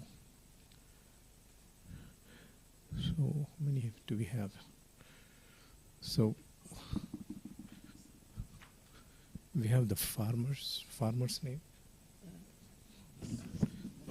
We have not updated the farmer's name. I'm apologizing for this delay. There's one farmer. Any farmers here? Please, madam. You don't have to worry. They'll not pester you with strong questions, but you can please go. And one more seat is there. May I request? We already have a farmer. Okay. Is she there? Yeah, cool. So there is like a last minute change. So Corby from Plantix, because it's investments, business model, maybe because one of the person is not, the listed person is missing. Yeah, thank you. And over to you, Dr. Shailendra. This is a very interesting session actually, the panel discussion, so I hope it will be fruitful to all. Thank you for keeping the time. Thank you very much. So Srikanth sent me some questions and I don't have the copy. So I will have my own questions if you have got those questions. To be lost. Yeah. So I will just ask because some of those questions already have been asked. Anyways, thank you very much and welcome to this panel. Maybe as we did in the last panel, maybe a brief 30 seconds introduction of each of you. I will start from there. Good afternoon. My name is Peter Kibet. I'm a research scientist working in KALRO. I also manage one of the business units in KALRO, working on a solution on aflatoxins, and I'm pleased to be here. Thank you. Good afternoon. My name is Grum Kadama. I am from Ethiopian Agricultural Transformation Institute. I'm the Director for Digital Agriculture and Rural Finance. Good afternoon. I am Dr. Anil Rai. I am Assistant Director General in Indian Council of Agriculture Research, Ministry of Agriculture and Farmers Welfare, and I am looking after ICT initiatives in ICR, including digital agriculture, across all ICR institutes and NARS systems. Good afternoon. My name is Clarice Muna from Kenya. I'm a farmer and I'm from Taita Taveta County. Thank you. Thank you. My name is Corby Hartberger. I'm from Germany and part of the Plantix team, a co-founder. Plantix has been venture capital backed for most of the time, and since last year we have successfully made an exit and now part of the Helm Group, which is a big corporate, family owned, which doesn't change too much in our situation. I just wanted to make that part clear so that you know it. We're still accountable to someone who funds our journey. Thank you very much. So, the questions which we are going to discuss today in this session, I think, are the most critical for progressing on the journey of digital innovations, the investments, business models and policies, which are so critical to enable not many people, governments, private sector, researchers, everybody is interested, but we still have to make a lot of progress. So a lot have been discussed since morning, so we will not repeat. So I will start with the first panelist. You are from Kenya, so we have people from different countries, except the farmer also same from Kenya, but others all are from different countries. So the first from each of you, what are the investment trends currently? How much the investors, entrepreneurs, the governments are coming forward to make investment in the digital infrastructure and solutions as a business and as a solutions to deliver?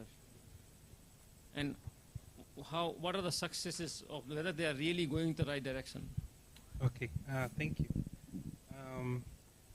I think this is a very dynamic question because over time the needs of whether it's the farmers or the off-takers or the people using the technology changes over time.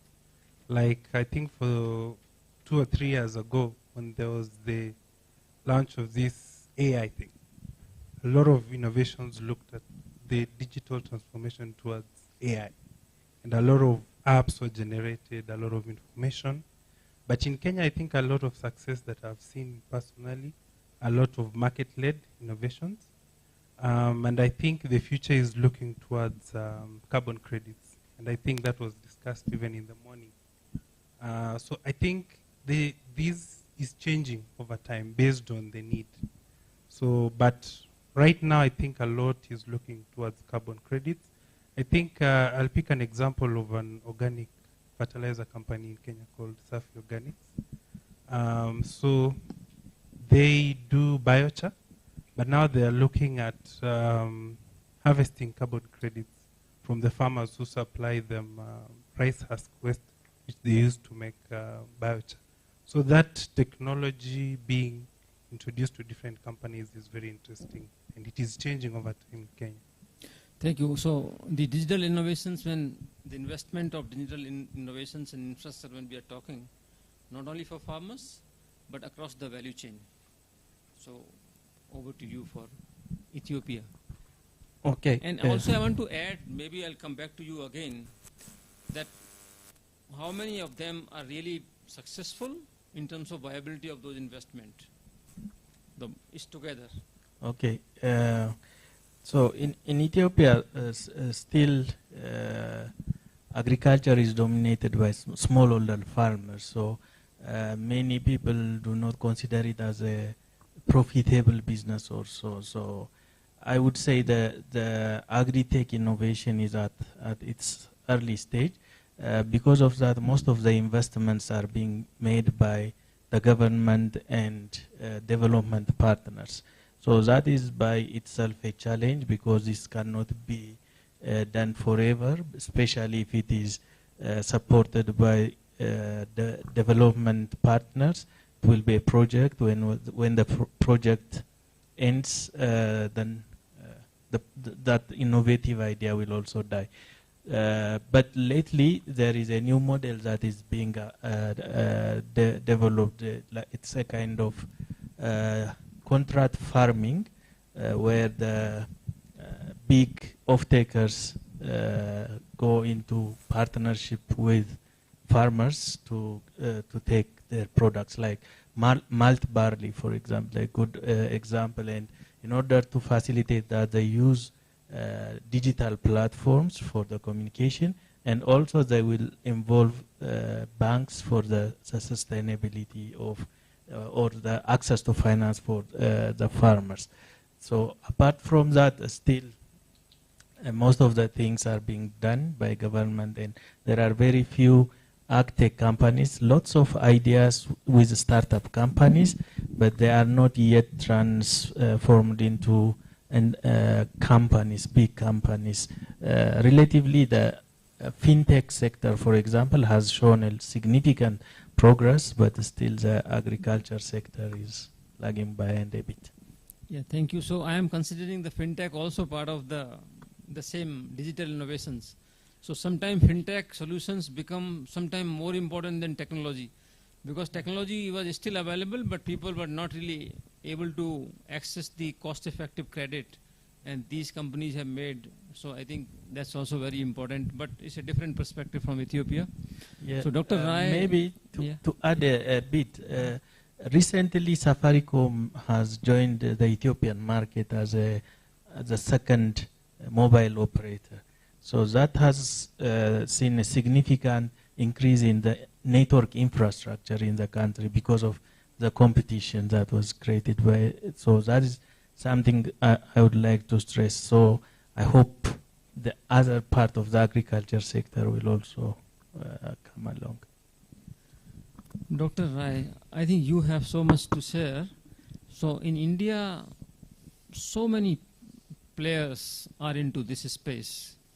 So I would like to hear from you that how do you see and how much investment do you see coming now and in future coming, and in terms of the also looking at the sustainability of that investment, whether it has a very good future, looking at the private investment also, and of course government. Okay, so the first part of investment, naturally, it has already gone from the government of India, and for developing the digital infrastructure. So that is one of the most important component. Unless you have digital infrastructure in the country, like internet connectivities and to the remote locations. So much has been done by the government, and they have a Digital India mission. They started in 2015, and now I have shown the statistics. It's already penetration is very high in the country, so that not only the agriculture but other sectors also related to this can penetrate. So that is one. And other movement which has been started and now picking up to promote the agri startups. So funding for agri startup government is doing in the digital agriculture area. So they are promoting agri startup to come up with so many types of promotional policy they have implemented for agri startups. And India AI mission just now 2024 they have launched, and they have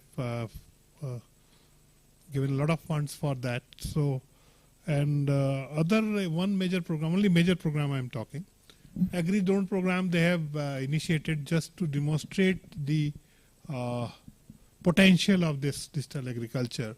So there up to 90% subsidies they have given for the drone, and there is a program which our PM already keep on talking about, Agri Drone Didi program, that is sister, drone sisters.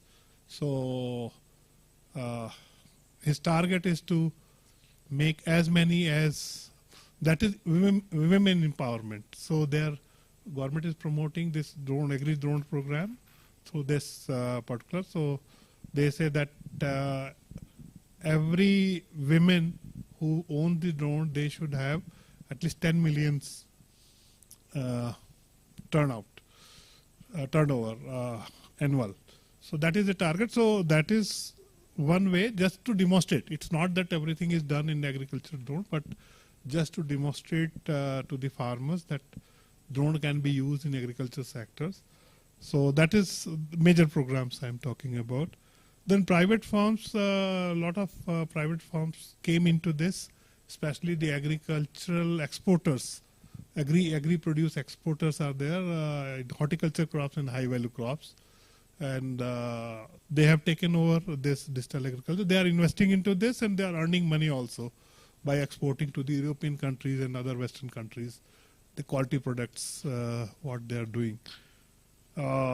One example, I think in the morning, Dehat is one of the example, which is small company, but they have also taken advantage of the digital infrastructure, and they are also into the business. So, and then many big firms are also coming up in India, like Jio is investing a lot of funds into this, and Airtel is coming, and TCS, Tata Consultancy Services, they are also into this. So now they are coming up basically. So there is, it seems that future is bright, but deficit of technologies and is still there. That's what I feel. Just a follow-up question with you. Yeah. That how, in your assessment, how do you see the sustainability or viability or returns on investment by the private sector into this space? So it will be very high. It will be very high, and that's how the target of target is that to reach agriculture 4.0. Although people are talking 5.0 and 6.0, but it. In your understanding, so what kind of infrastructure is missing, which is kind of hindering the farmers' access to the digital innovations? So what kind of investment or what kind of support systems are there that will help farmers to access these digital solutions? Your opinion? Or if you have anything else also in your mind in general about this topic, you can speak. Okay, thank you. Okay, outside there, I'm from Taita, so I'm a farmer, a small farmer, and the challenges are there, but infrastructure, there is difficult in communication with the people outside there, because most of them, they don't have phones, so communicating with them becomes a challenge there, and the material we are using, they are not modern. They are still long time ago equipments we are using. But with the ICRISAT, they are helping a lot about to come to become for the digital farming. Like they are providing some few things like seeds for the farmers who are farming outside there. So about the climate, the seeds are giving, I will say they're cooperating with the weather outside there. Like the rainfall, at times we plant the seeds. When it reaches at times for flowering, the rains disappear. So we don't have like irrigation, we don't have like water pans. For that we make the plant to mature so that we invest. So at times it gets to, we just farm and then we don't invest, we don't harvest anything.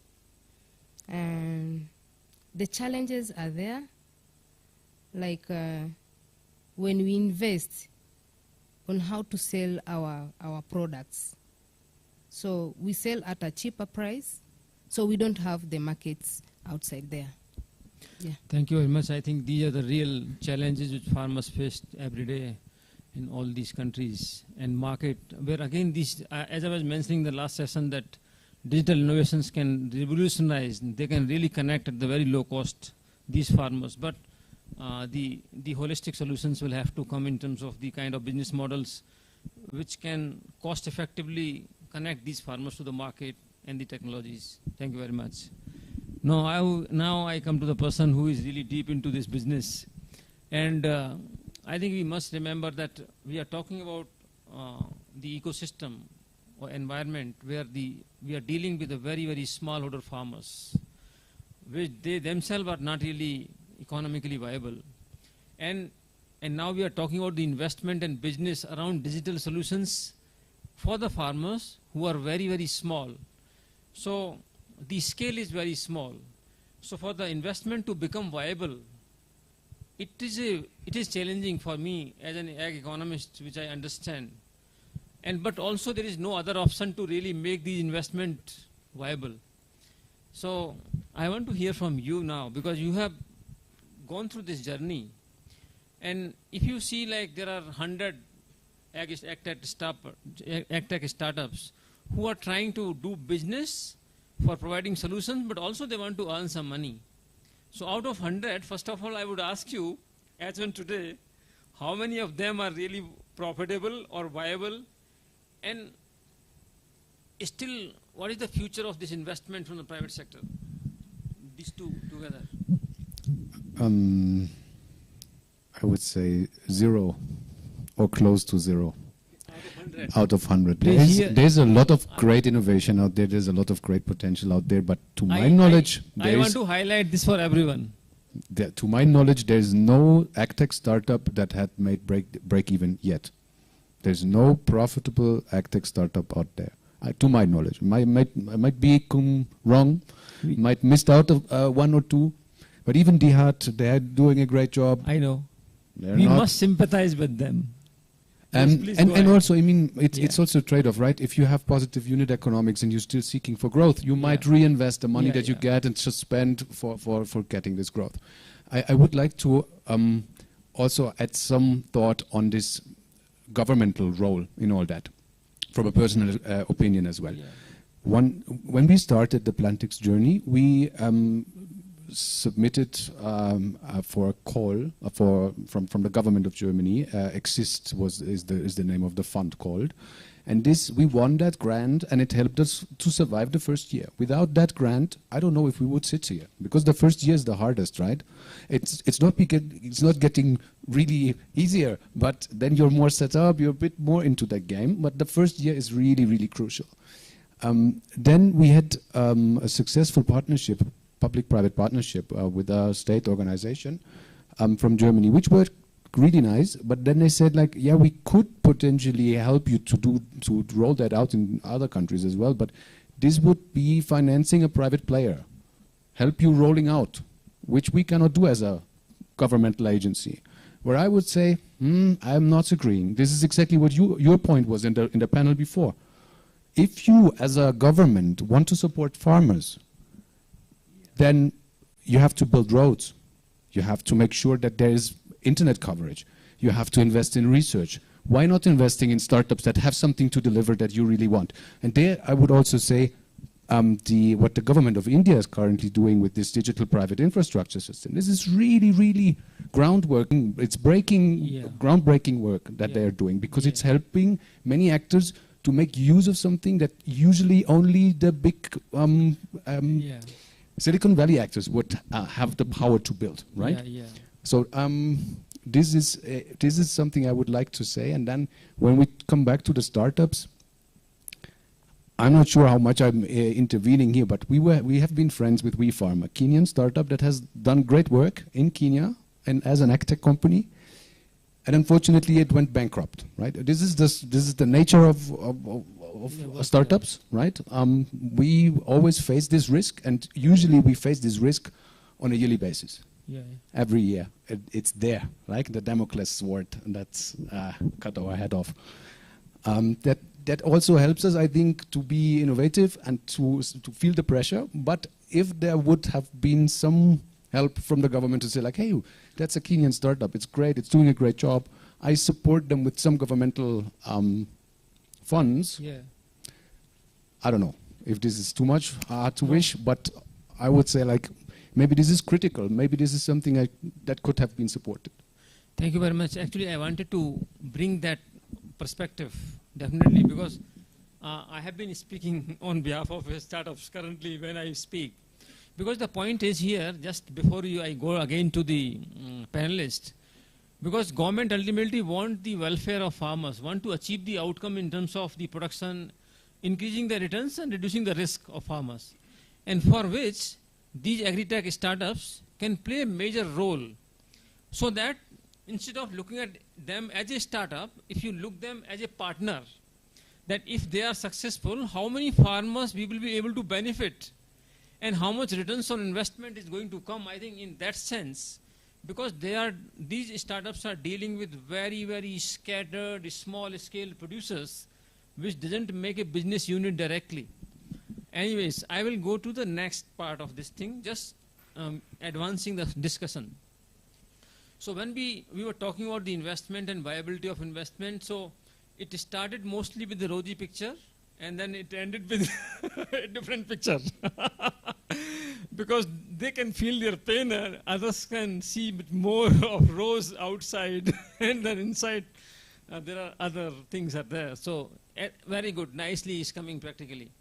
Now, when you want to make this whole thing viable, so ultimately we want to take this technology to the farmers, and where the startups are also part of the whole partnership. But one issue I raised last time, one is the returns on investment, because the break even is longer time, and then another one is the domain knowledge is sitting somewhere else, not with the startups. So all agriculture domain knowledge is mostly sitting with somebody else, and we want them to become the vehicle. So domain knowledge and the low cost investments or support, and the third is some probably institutional innovations can enable that, make this less costly to reaching out to these scattered farmers. So I would like to hear from each one of you that already I mentioned these three dimensions, but you can add something more also. But on these three also, how as a business model, which is sustainable model is one which is win-win, for all the actors, the people who are investing, and also in terms of the agriculture solutions, productivity, and the government. So how this whole digital ecosystem business model, where private sector is also very important player, how can we advance the models of business model as sustainable business models? On which of these three or something else, what government can do and what we can do? So I will start with Kenya example. Thank you. I think that's a very long question. But not necessarily we are doing everything. Yeah. You can just say that this need to be done, this need to be done, it's still missing, something like that. Need not to explain everything. Very briefly in 2 minutes maybe. Yeah. So I think there are very many different business models that are currently being done, like in Kenya. For instance, I see the success of the e-voucher subsidy program, between, it's kind of a private sector, because the private sector supplies the fertilizer to the farmers, but the government gives a subsidy. So initially it was a policy of the government to give fertilizers to farmers. But now onboarding this system where the farmers are registered through KALRO, and this system is also hosted in KALRO, this system is very successful because it onboards the private sector skills in terms of procurement and their efficiency, and also the private sector, the public sector reach is the government and its policies. I think I was at some point interacting with the NCPB, that is the institution that is now the farmers get fertilizer from. You can see they have a whole analytics of how many farmers are picking the fertilizer, for which region, for which crop, which in turn this information is very, very helpful. And also the fertilizer companies are able to use this technology to be able to scale up and distribute the fertilizers very effectively. Yeah. So I think those are some of the business models, although this is now at the government level. For the initiatives that are being driven, like we've had very many success stories, and very many also not so good, like if you talked about iProcure. Twiga is also a very good, innovative solution that every Kenyan knows. Twiga Foods. It's a very well-known, successful story. But right now, the story is in the media, is not very stable, but their model was very, very effective, where they were able to get, become a market for farmers, and they're also able to have a distribution in supply chain, and they're able to solve that problem of supply chain from the farmers all the way to the consumers. But with this kind of technology, sometimes you're trying to adopt some innovations without the right local knowledge or the problems you're solving. Because you might be trying to solve a problem that is very, very difficult. I'll give maybe a more success story like the DigiFarm, where they onboard themselves to a clean value chain, where they give inputs to farmers, they're able to off-take sorghum. I've been involved with them as one of the input providers. And that chain is very successful. From giving inputs to the farmers and becoming off-takers, and also have the market for this produce. So it's a very successful chain. But when you're trying to solve some value chains like maize, in Kenya it's very hard to solve the maize value chain because it is not organized. It's not structured. You can give me a contract to farm for you maize, give you input, but tomorrow if someone comes with a better price, I'll sell it to someone different. So some value chains, you'll try to solve the problems, but you're coming with a very good innovation, but the innate and local challenges are very different for different value chains.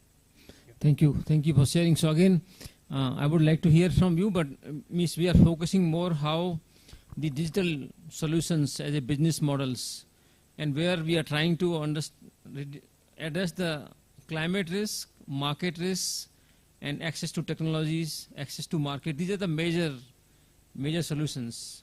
Or the biotech risk, all these things we are trying to help with the. So what kind of business model in the context of Ethiopia can be sustainable? And as gentlemen mentioned, that maybe in different contexts, different kind of business models we need to look at.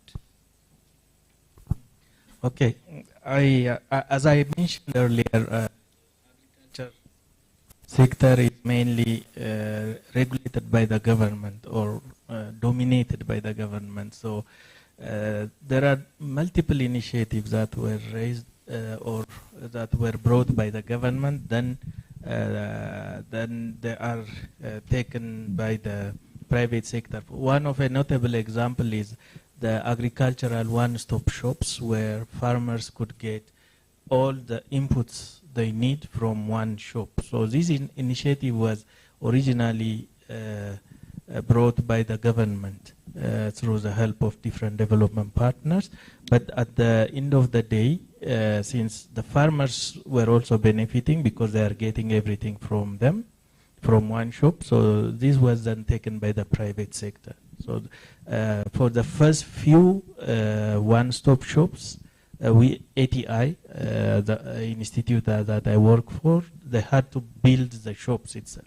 But the other ones, the private sector then took it up. So this is one of the areas. What we did is we showed them that this is a model that works, so the private sector took it. Another sustainable model is the National Market Information System, where we collect market data weekly from the different markets, around 300 markets across the country, and then we disseminate through IVR and websites. So in this model, what we try to do is, in the Ministry of Trade, there are people whose job is to collect market data. So we included in their job description to collect data using smartphones and send it to a server. So that way, it became institutional, then it is sustainable, and the farmers and the people in the value chain, they are benefiting from this. So this is a different model. The other one is the one that I mentioned earlier, where different actors, like one example, Pepsi Cola would like to produce chips or French fries, and there are potato farmers. So they are connected through digital platform to have sustainable supply of potato for the chips. So now the digital service provider, the Pepsi Cola, and the farmers, they are interlinked using the platform. So this itself benefits, sustains, this ecosystem sustains itself. So this is another model yet that works. So there could be different models depending on the value chain, the exact use case, and so on. Yeah, thank you. I think two things are interested. One-stop shop, and that including in the job description of the regular employees to collect data and sending through mobile, which can be really, really very useful. But one-stop shop may also have a problem, that because one-stop shop inputs are okay, but if it is bringing knowledge from different sources, whether people give them knowledge or not, I think that's another challenge, how they can access all the things from everywhere. It has to come at the one stop. So Dr. Rai, from yourself, so we heard from the private sector that he said 0, but I will say 95%. So I will still give 5%, which are in the process of becoming profitable. I have one example from India. When I read in the newspaper, and I was really also happy and surprised that they are really making good progress, because there are many startups who are working in the space of the whole holistic sense in terms of input supply to all that thing. There are some who are providing advisories, those who are providing some inputs and the market access, but there are few who are fintech solutions, who are providing credit to the farmers. So recently, I think few months back, Jai Kisan is one fintech company. He has got a lot of money from the venture capitalists, and their business is successful, which I was surprised at how these people are doing business with the farmers, giving credit, and they are successful. So there's a lot of scope. In your experience or interacting with so many people in India, if you have any example which was really successful in the business sense, earning money, and if they are not, what kind of support we should continue? In fact, as already told, if we have to have a successful business model, then I think we have to see the complete value chain of this whole production system of in agriculture, that to digital agriculture specifically. Of course, the economic viability of this, because this is this needs little more investment. Digital agriculture technologies need more investment, and then more data analytics and other things are also there. So basically, I think minimum it will take to recover the cost of investment is a minimum 3 years minimum, whatever you do on that, and that too with all the supports from different things. So first is that business model. There are something which is with the government and where private sector is reluctant to go there. That is R&D sectors specifically, and then knowledge sharing and data sharing is more with the government. Data is more with the government, and knowledge content, which we call through which advisory system is to be developed, that is more with the government, and it is with the private sectors also. But the belief system with the farmer is, if it is from the government, so they believe that there's no business thing into this, and that is for the benefit of the farmers only. So that is farmer feels like that basically, which I understand. So that has to be promoted by the government basically. This whole advisory system and data analytics system, that platform is to be from the government. We should allow all private sectors and agri startup to leverage on this system. That should be, we are struggling with that basically in India also. We are struggling to sharing the data of the knowledge content from the government sector to the agri startups and private sectors, because being in a government, we cannot reach to everybody. That is for sure.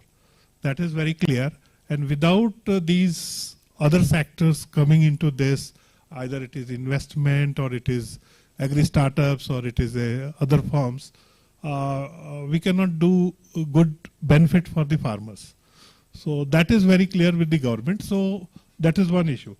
Second is, since cost of the technology is there in context of digital agriculture, so now what Government of India is trying to do is trying to create aggregators. See, any technology cannot be owned by the farmers individually. This should be owned by a community. Community system we are trying to create, and farmer producing organizations we are trying to create, so that that is owned by the community, and whenever it is required, it can be hired at the low cost.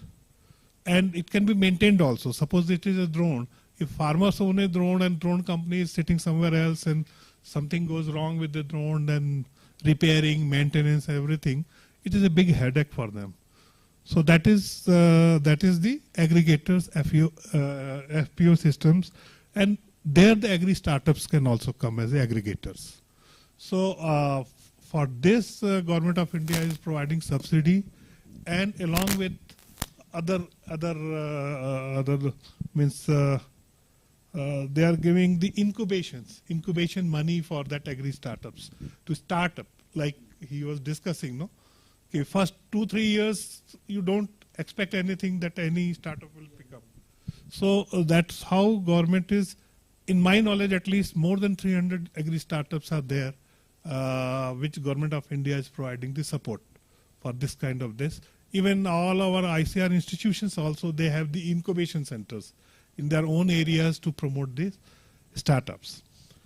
Then coming to the advisory system, we are trying to integrate this advisory system and then the value chain systems. We are trying to promote the rural youth, literate youth in the rural areas, and for that actually we have integrated all our digital platform of this, what I showed here. That is the farmer navigation system we call Kisan Sarthi in Hindi. We have mapped all our Krishi Vigyan Kendras, farm science centers, with the common service centers. Common service centers are centers in India which provide complete services for all government services to the citizens. So this is one of the services we have put to the common service centers. Those farmers who are not very high tech, and they don't have a smartphone and they have a feature phones. So at least there are 0.5 million common service centers in the country, Their presence are in all villages, almost all villages in the country. Maybe in some villages, 2-3 common service centers are there, which is run by our young entrepreneurship development program. So now farmers are going there, they're taking the services and they're getting the video call and audio calls through our Krishi Vigyan Kendra farm science centers, which are there in the local language. So this is one area. You can, they are also providing inputs. Some of the common service centers, they are also, because that is a business centers, rural business centers. So they are also providing inputs to the farmers, and they're taking output from the farmers, and there's a digital platform they have created through which this anybody can buy, aggregators can buy, and then, and the same model DeHaat has also applied. Same model they have also applied. And I was talking, I think 3 months back with the one of the directors of the DeHaat. There are 2 directors there. So last means 5 years they were in the very deep problems. Now they have come up and they are now little satisfied with this. So they said they struggled it because that time environment was also not that. They started little early. So that kind of model, if you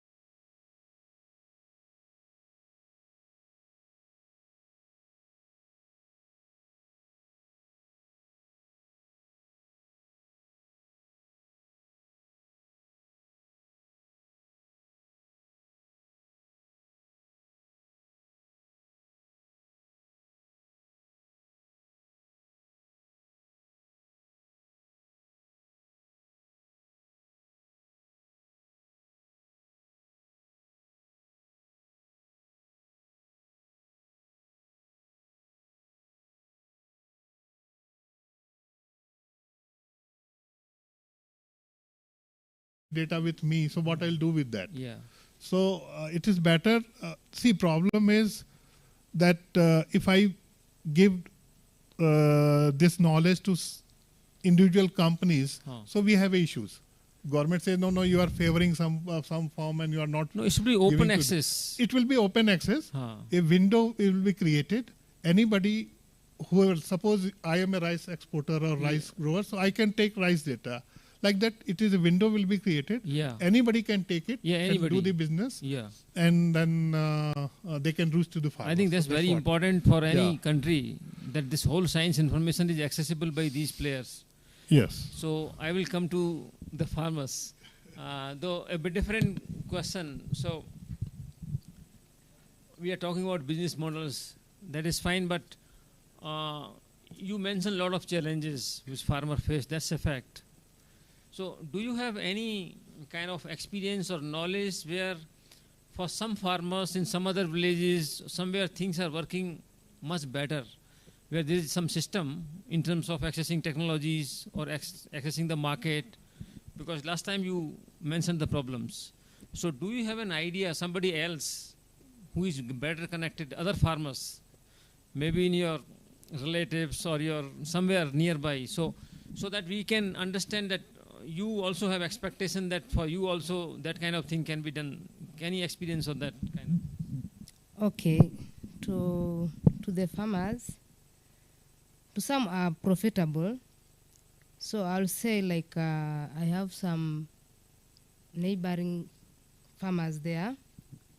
They normally get profit on farming because they invest in large. So they sell and get money from their farm, from the plants they're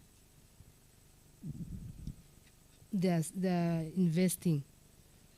I'll say like those farmers, they normally go for more training. So they get knowledge from outside there and they come back and practice. Then they farm and produce their products and they sell in good quality.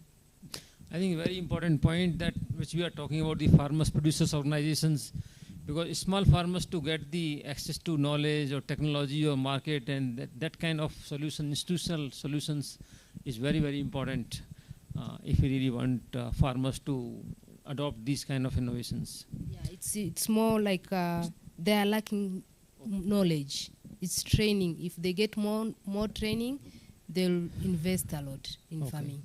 So, thank you.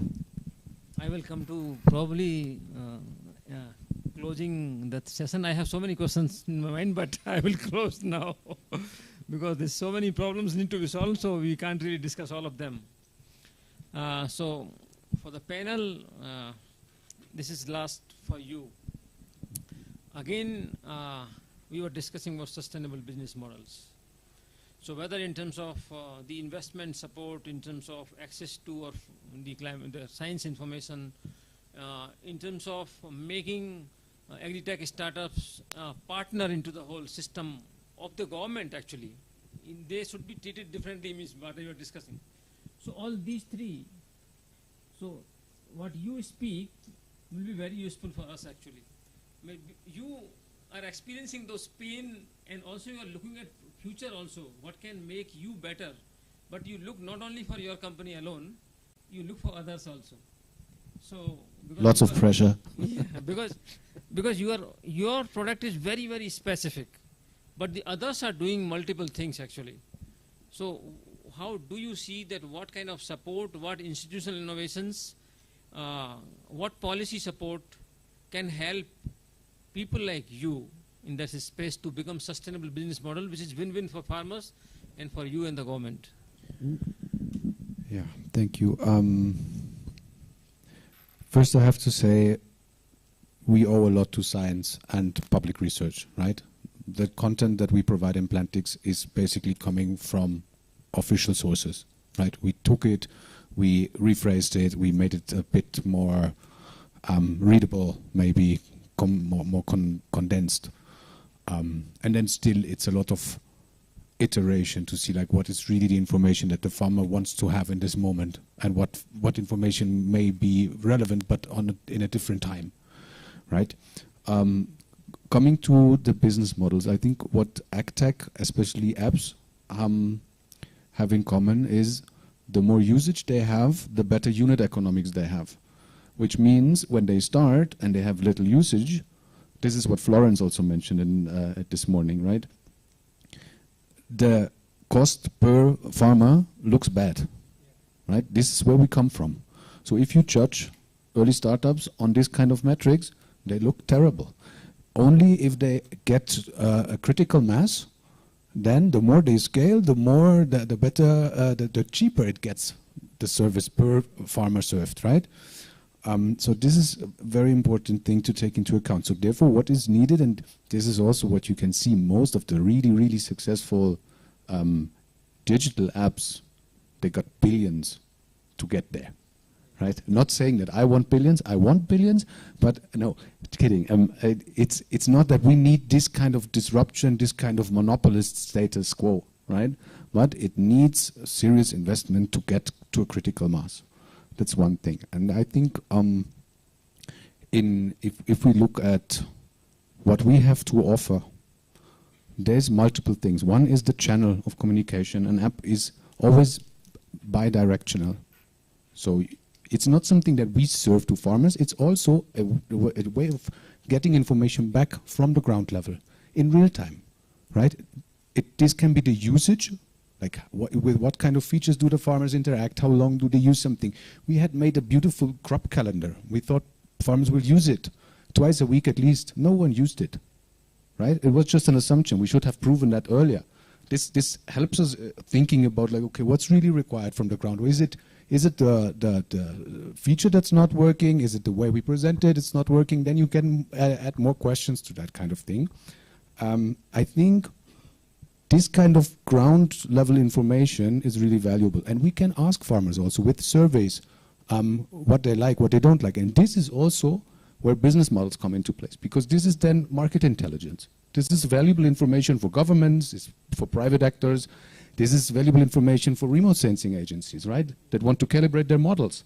I can tell them which crop was standing at X point in time. And they can calibrate their crop cover model with that. Great. It's a super nice asset for them. So this is where we try to double down on. And then, of course, it's transaction fees. For example, if we connect with Tupande here in Kenya and say, like, okay, farmer has a request for a product. We don't sell products, but they do. Why not connecting with them and say, like, okay, you do the sales, we get 5% commission, 3% commission, whatever, and make some money with that. But then, that's again, scale, right? Only if we have hundreds of thousands of transactions, this will be substantial. And then marketing / dissemination, right? We have a channel to also show to farmers, hey, this service is there, are you interested? This product is there, are you interested? This governmental scheme is there, this insurance is there, and so on. There's a lot of things that we can improve, a lot of efficiency that's basically untapped, and that we could improve. I would say this, close it here. Srikan is nervous already. Yeah, but will the audience ask a question if the moderator. Thank you very much, actually. Any questions to... Yes, please. The lady from the...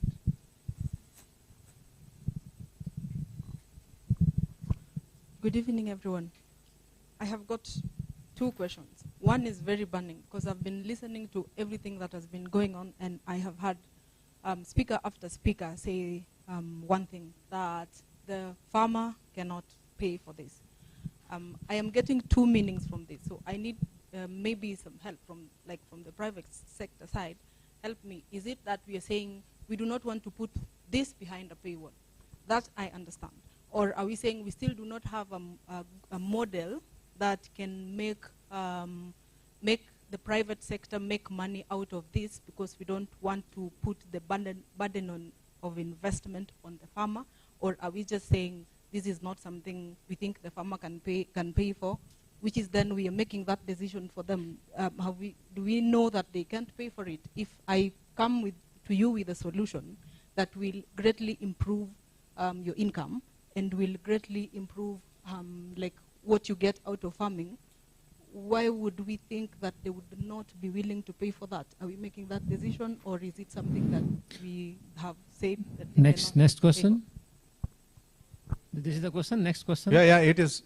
Okay. It's a very loaded question. Yeah. So So anyone who wants to Sorry, answer? excuse me. I had two questions. Okay. The next Please. question is in regards to neutrality of the information provided by the AI system.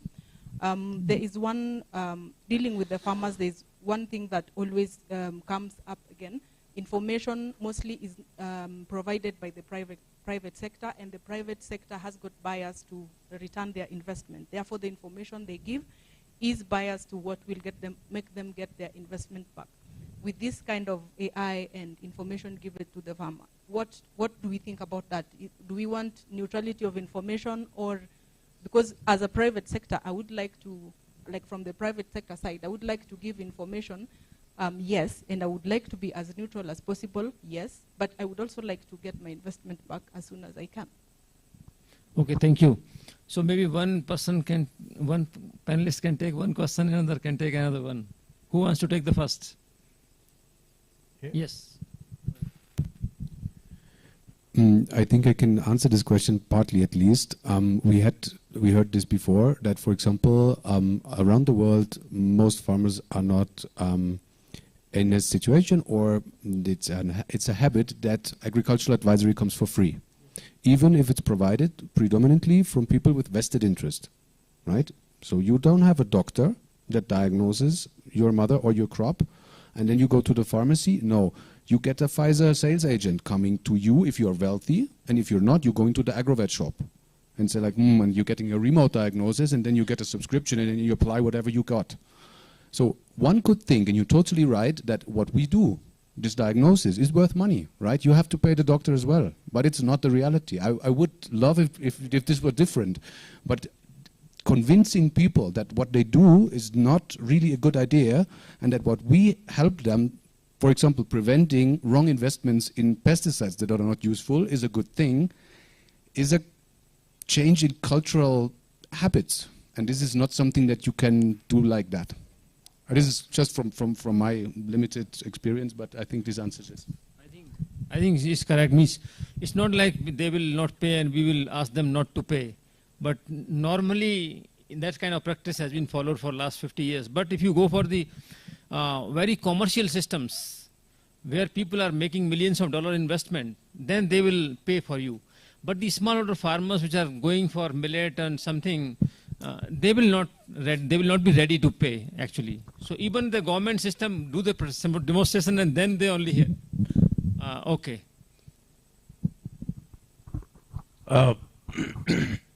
My pet word, it depends. It's not like whether they will pay or they will not pay. It all depends. And we have perfect examples of a business model. And I cite one example. You can translate into digital or whatever. We talk about precision ag, and we started working on precision land leveling 20 plus years back. And when I was still in my institute doing that and sowing, my own scientists were saying, who will pay for it? Why farmers should pay for it? Because water is free, electricity is free, lands are, looks like irrigated lands, looks like more of a flat. Why somebody will pay? That's where we started. Everybody in the queue, and they are paying for it. And there are 50,000 laser levelers owned by the farmers and providing services. So there is a way where they pay. And I think we have to create that kind of mechanism. Yeah, that's correct. Means where you have real, tangible, significant benefits, then people will be ready to pay. That's it. Like, advisory is different. Yeah. And I would also go with an answer like, advisory is not paid yet, but thanks to Google, Facebook, WhatsApp, which we use and we don't pay, it's a business model. If you are coming from the private sector and you are very worried that your end user is not paying, then there is an opportunity. People have proved that money still can be generated. That's why there are still. I think we will close. We have to close it. We will close just by also to your another question that neutrality is very important. That because we are not really selling, we need to monetize the data, but not really promoting a particular one product. Yep. that regulatory mechanism need to be there. Please, can you get up? So we will just close this and Yeah. thank you very much. It was wonderful. Please. Yeah, maybe. Please, and thanks to the organizers. There is a small gift which I forgot for the last panel. We'll give you now. Yeah, please take a picture. No, it's a. Yeah, smile. So quickly, Dr. Emil Jan, please, can you hand over the T-shirts to each one, including the moderator? And next panel, please, can you come over? The previous panel, sorry. Can you please come over? Yes, please. You will also get this. Digital transformation. Yeah. Yeah. One by one. Not in bulk. Yeah. So next panel will be like up. I'll send them up. We'll take another group photo. Where was the farmer? Yes. Yeah. If it is not your size, if you have a different size, give it to your kids or someone else. I have no idea of these numbers of XL or small or. Medium. Oh, medium is good for you. Yeah. And you can exchange, talk about it. Large is good for you. Yeah. Yeah, this is. Whatever is left. Yeah. So the next panel, sir. Dr. Anil, please be there to hand over. You please hand over to the next panel. You need to hand over the gift. Yeah. There. Yeah. No, be here. So we will go for a break.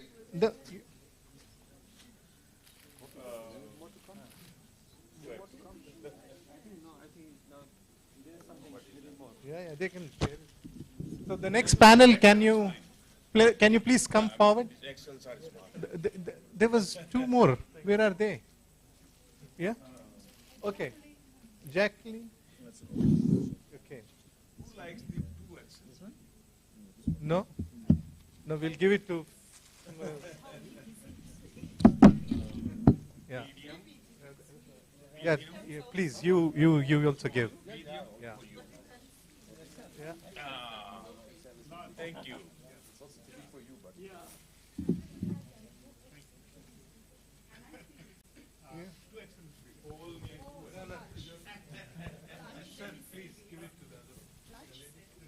Yeah, and no, just let it be here.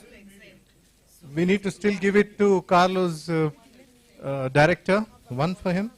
And now there is a tea break. 3:50 is the time. Please be back. We are going. You're all wonderful. We are doing good time maintenance. Kindly come back by 3:50. We'll start the last session and conclude it in time. Thank you for your cooperation. Cheers.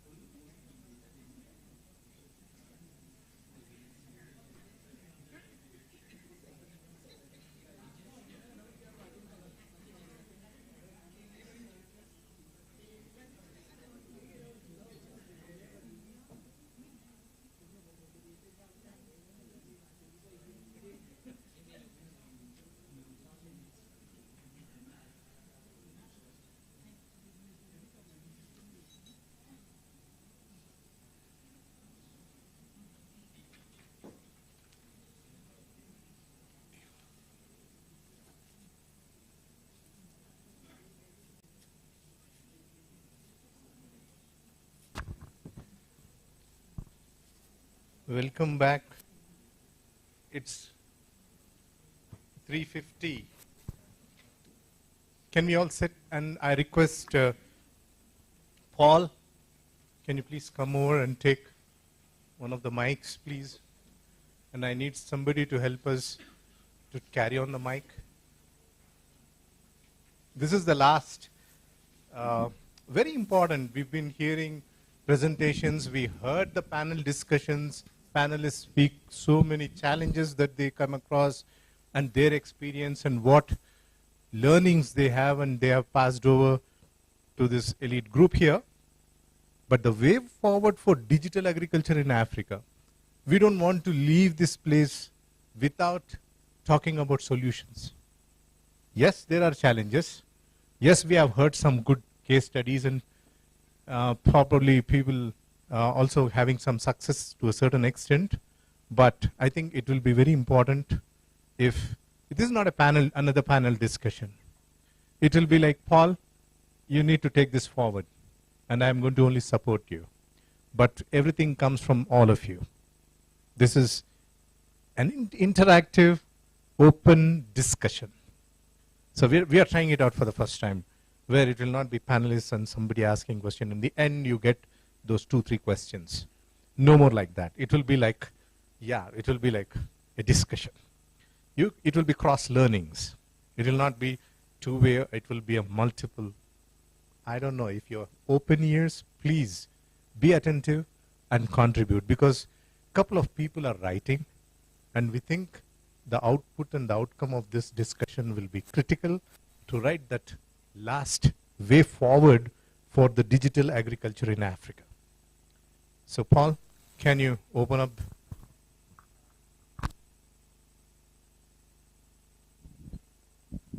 Can I open up? Yes.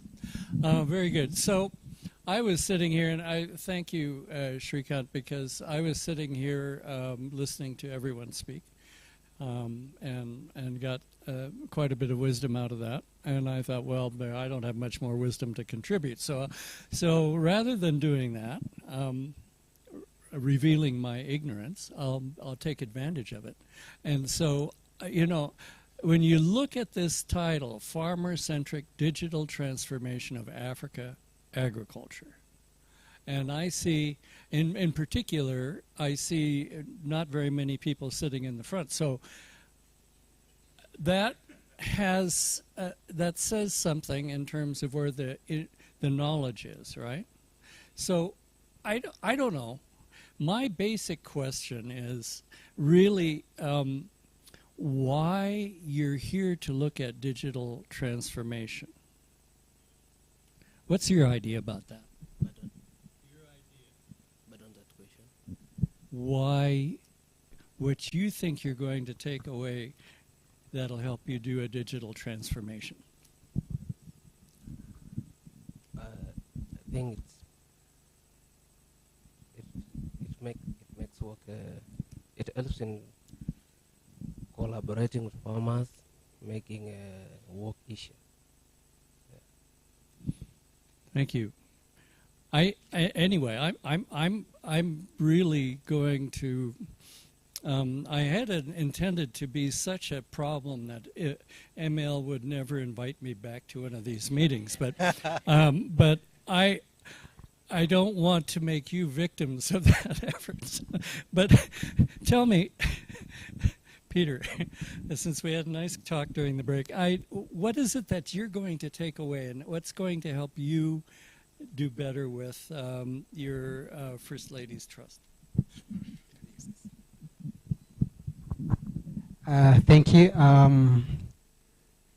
My takeaway, but even before that, I think what I'm getting from this conversation is that it is gradual, it's a gradual process.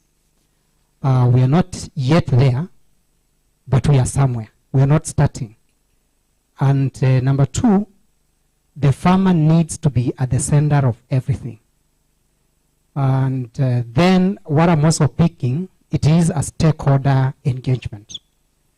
Indeed, we need to do a mapping of who are these key stakeholders who needs to be involved in this conversation.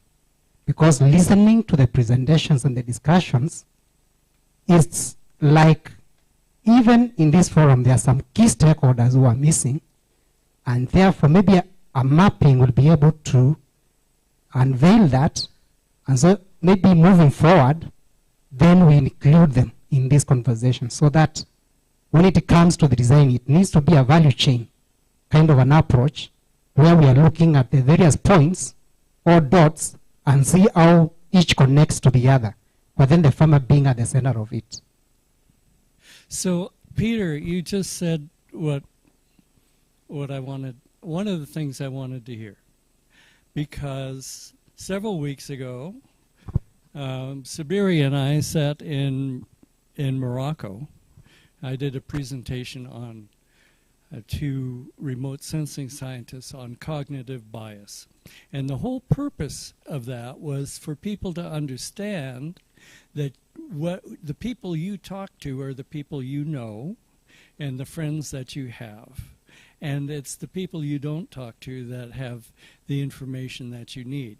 Because I know, well, most oftentimes I know what I know. And I know quite a bit of what you know.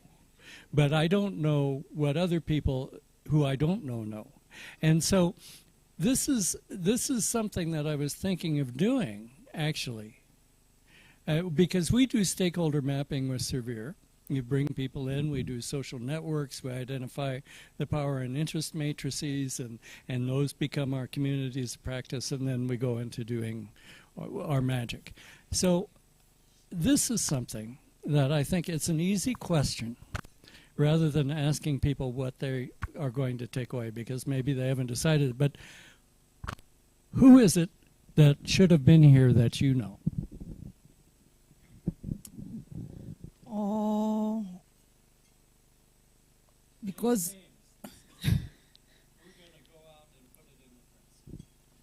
yes, we have. We're having the government, ministry, the private sector, the farmer.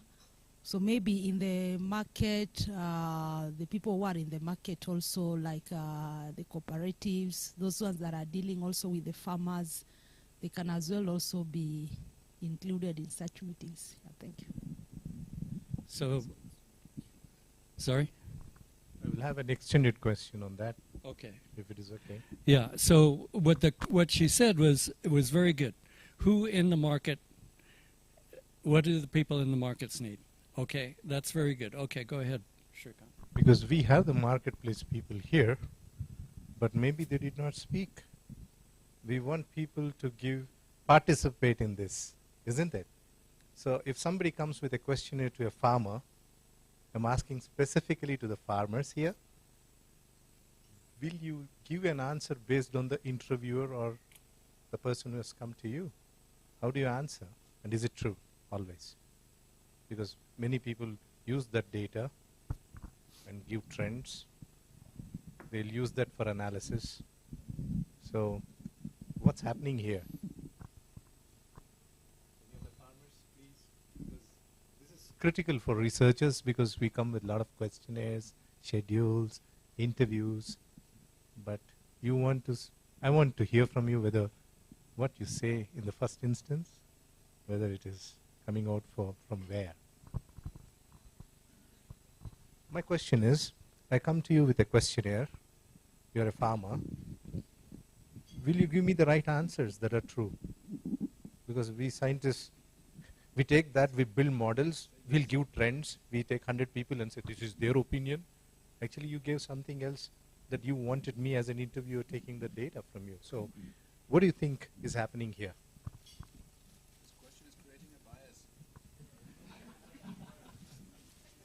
Yeah, I'll give the answers. I'll give the answers what is happening on the ground. Yeah. Yes, honest. Yes. Your farmers and you give honest answers. Not looking at the interviewer asking your question. See, that's bias. I just created it. Don't you think so? Okay. Paul. So very good. So I like my question. I'm going to just ask it around a little bit, and hopefully somebody's keeping track. So who is it that you would have invited to this that should have been here? DigiFarm, they've been mentioned, and someone from the fintech side also.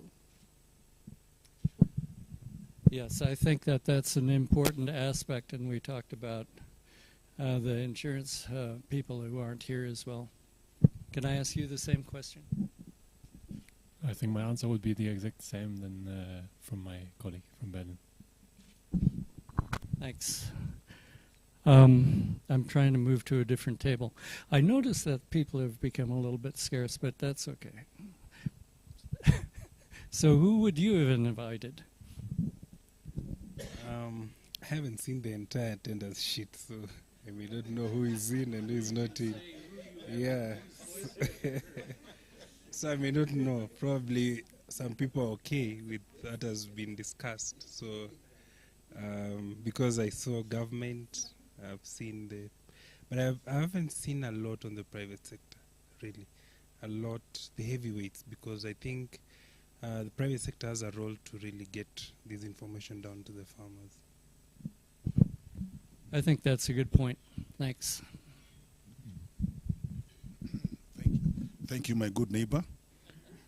I think there's also one player I would have wished to have been here, although it has been said government, but in particular the county government. Why the county government in Kenya? Because agriculture is devolved. Thank you. They own all the farmers in Kenya. Very good. County government, right. So,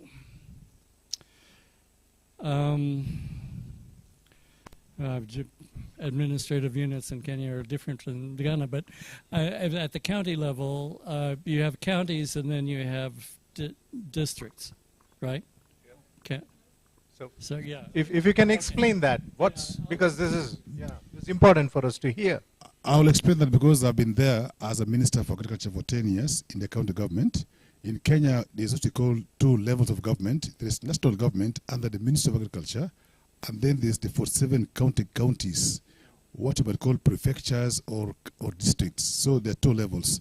National government makes policies, all of policies, but when it comes to execution, it's now the county governments who are supposed to implement all government policies, including this one here. And therefore 7 counties. Thank you. Maybe to add on that, because we also have a structure, there's also the Council of Governors. And at the Council of Governors, I think this sits somewhere. So where it sits, someone could have represented the county governments. My old friend, Wilbur Otachilu, would have spoken very well to you.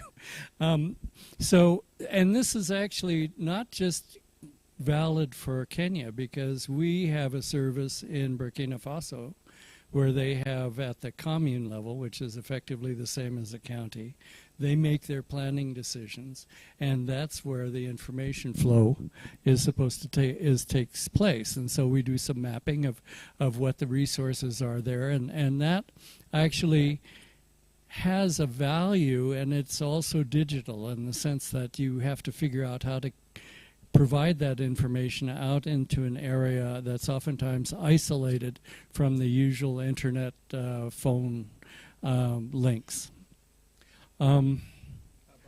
Yeah. Someone raising it. See, we got it. I don't even have to think. No, the question are interesting. I think one of the stakeholders that we could have think about would have been the parliamentarian, like the elected officials. They are the one working directly, making directly the laws. They are the decision makers. And also, maybe next time we should think about the youth organization, because we have seen most of the digital application and tools are used by the youth. That's the best entry point for youth in agriculture. We have seen the average age for farmers in Kenya. So maybe having youth would probably increase the adoption rate for technologies. Thanks. And this is really a good point. You know, what we've recognized, of course, I'm at a certain age where I realize that I've lived in Africa longer than most of Africans have, but at the same time, we had the presentation where you have a 50-year-old farmer who is now isolated from technology and the information flow. And why is it that you're worried about a 50-year-old farmer? Because your youth are leaving the farm.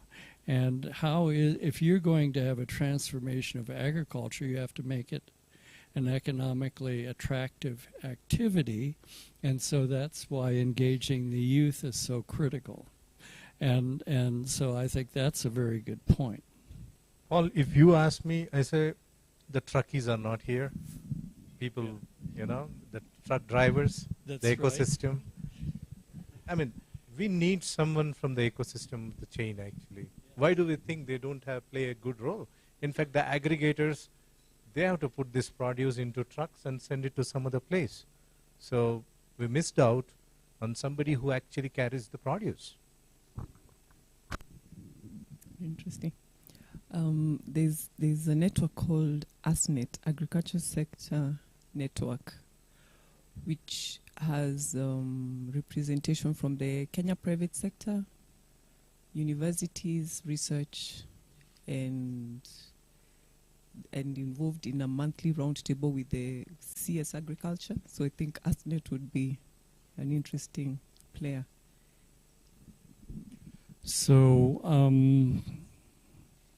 I don't know who is really the rapporteur, but if you would, well, tell Shrikant, give him the contact, and then we'll I'm sure that we'll reach out to contact them. But yeah. But Shrikant raised a good point in the sense that if you want to know what's going on in the rural areas, it's really helpful to be friends with a seed salesman, because they know what's going on. They have their intelligence unit. So how do you do that? It's an exchange of information. And so by engaging that sector, you actually offer that opportunity for an exchange of information. You give something for them to give you something, and that, I think, is an important aspect. Little do I know. What else? Sabiri, yes. You've been very quiet, so that's good. Now you've got a chance. And you can probably take us through to the end. So I like to listen more than talk, but I'll ask a question to the Kenyan audience. Everywhere across Africa and then the world, Kenya is known as being the leader worldwide of financial digitization. So why don't we have M-Pesa here? Why don't we have Equity Bank here? Equity Bank, as far as I know, is the bank in Africa that is the most advanced in terms of engaging with farmers, smallholder farmers. So the question I'm asking myself is, why wouldn't they be here if we talk about farmer-centric digital transformation of African agriculture? We said that's a good question. That's a good one, actually, because we don't have, we have the donors, though, who have the money in the banks. The GIZ is here. Yep. So, yeah, we looked at the donors' perspective also, and definitely bankers should be a part of this as financial thing is. I totally agree with that, but Well, the next workshop or something, this is where we want to improve on what we started here. So, Right. simply this point is well taken. So that's how we are looking at it. Who is Well, missing in this? So Shrikant, they are a very different community, because I don't know how many bankers you know that are donors. To me, a bank has never donated money. But they certainly are important. The microfinance guys, for example, take money from the banks and they reach out to the farming community for giving them credit at a very low interest rate, while they also make some profit. So there are some microfinance organizations that are big, And I think in the South-South collaboration, I don't want to lose this opportunity to talk about some of these big players who can then take it to the rural areas without much documentation and the hassles you face in the regular banking system. So I think MFIs will be key for Africa.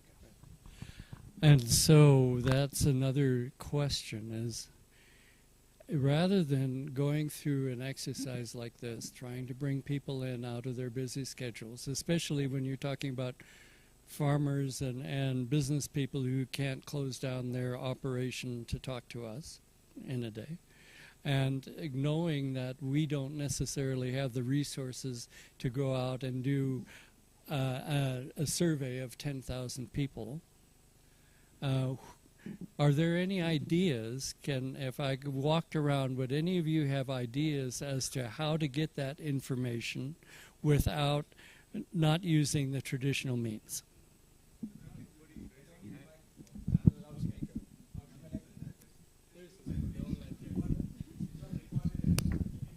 I mean, like, if you want, we can like also do surveys for 100,000 people. If you want 1 million, we can do 1 million. I mean, yeah. Give us some money. We do the survey. That's a typical. But I mean, like, I'm honest, right? I mean, like, we're doing this all the time. We have 1.5 million users a month. Like, you want to ask me what is the name of their mother? I can give it to you. I mean, like, whatever the question it is, we can provide it to you. Well, in fact, you've provided an answer that I was expecting to get, a type of answer, because one of the things is that we have these incredible social media networks, operations that take place that offer a way to understand in ways that we don't normally do, especially as scientists, as physical scientists, or I wouldn't necessarily call remote sensing people physical scientists. I call them something else. But and it's not a pejorative term. But you know, those of us who look at data oftentimes don't think about the fact that people are already talking about these things, and sensing that information is almost as valuable as remotely sensing imagery off of a satellite. Okay. Yeah, yes. I think you had your hand up anyway, so I'm sorry I missed you. Apart from the digital that we are talking, there is the normal, or what the normal farmer will use. A normal farmer will not use the AI, he will not use the digital, but he will use what you frequently use, like in Kenya mostly, we use vernacular stations. So if we had to educate farmers or inform farmers that we want them to utilize these apps that it has been developed by the technical scientists, the best will be, how do you come to that level of that farmer? And the best way will be to put it in a vernacular station or FM stations or community radios, which can easily be reached at the local level. And this ones now bring me to who are not in this room. It is the vernacular station journalists who can be able to also to listen, to understand, so that when they are writing or when they are calling for people to come and be interviewed, they can be interviewed in a vernacular language or be interpreted to vernacular languages that farmers can understand, like here in Kenya. I'm not saying that Kenya farmers do not understand the language of the digital, but if you want them to accept, you have to bring them to that level. So you have to bring the stakeholders, and I want to agree with my colleague who said you have to do a lot of stakeholder mapping, so that when you are now bringing the who is who, you really know who is going to do what. And then another thing is when the discussion was going on there, there were different digital platforms which have been spoken about. I'm a farmer, and I'm at this point a learned farmer. Even getting the right app and saying this one is the one which is applicable to me is so difficult. How are we going to put together like now and say these apps are suitable for Kenyan farmers, and how many are they? Because there are so many. It's a forest. And for a farmer who really we want to target, because you are targeting farmers to benefit, because all those platforms are in the public domain. How can a farmer, we are targeting to plant sorghum, for example, this variety is able to be reached, and you have an app on sorghum, and another person has so many herbs. How are you able now to route down to that particular herb that you want that farmer to utilize, so that he can really tap and like increase his productivity using that herb? That will be the questions that we'll want to ask, and say, yes, the digital team has developed very nice apps. Excellent. They are really working using the high-level AI, and it can be able even to reach that person using the AI at that level. But can we bring it down to a simpler language and even simple way which can be understood, maybe by introducing maybe some infographics which are simpler to a local farmer there down, and many other ways, because you cannot only use one channel to reach out to that farmer. You have to use multi-channels, so many channels, so that you can really achieve and do it repeatedly. And that rounds up to, again, to how much funds do we have to support the visibility of whatever digital platforms that we have, to be able to reach that farmer in a very simple way and even a very simplified messaging. Thank you. That is a lot of things said, but I can get one thing for sure. We can't take farmers for granted, just like when we download some app, if it is not of any use, we delete it. So if there are hundreds of it, there will be more deletions. But I think there are few examples where you taste it, you find use of it, you retain it. I think that's going to happen in all sectors. You must have noticed on travel-related apps, or the things that you use for buying stuff, Amazon. I think you see all this. We are all doing the same thing, just like farmers are doing. So I totally believe that, as you said, there are so many. We now don't want to recommend these things. You have to taste, spend time. When you're thirsty, you know where to get your information. We can only train animals, they say, but we need inspiration. I think if you are thirsty, you know how to find information. So yes, but the community radios can't be discounted, because I know that we do the same thing with our water body work in Senegal, because that puts it immediately in the local language, and so there's two aspects to that. One is providing the message to the community radios, because these maps and these things that we've presented don't really provide the message in the proper format for a community radio person. So there's a messaging process. The other aspect is how you can get that community radio channel to also move information up the system as well. Because I know, having grown up when in my very youth in the Midwest around farmers, you had the farmer hour, there would be information that would come out, and you'd have these call-ins, and people would call in about things. So that's a useful medium if you're able to monitor it. Thank you. I just wanted to add on what you asked. I think it's a very good question. I think it's also not related only to apps. It's basically in nowadays, whatever we do, whatever service or product we consume, we have the same problem. I recently wanted to buy a pot for cooking. There are hundreds of pots, right? How should I know which one is the exact pot that I want, right? If I don't know how to differentiate from them. Apps are maybe even a little bit more obscure, more difficult to judge because they're fresher, new. At least you have a rating system in the App Store that tells you how others like the app or not. Maybe this is false information even. I would say maybe it's good also from research perspective or government perspective to provide decision support here as well, to say like, we checked unbiased a few of these apps and say like, we can say like, this is accurate information, this is not accurate information, this is good for that type. But would you then trust this recommendation? Would you go and find this That's the next thing. It's really difficult to provide good orientation in our days, I think. Yeah, my wife does this more than I do, but she looks at ratings, and she never pays attention to the 5 stars. She pays attention to the 1 star, and we've avoided a lot of things, right or wrong, by reading those. A question to you: do you still buy the rated 1? Sorry? Do you still go ahead with buying the number 1? No, we don't. We don't do that. Because usually it's a confirmation bias that we're afraid of this, and certainly somebody said they experienced it. So, yep.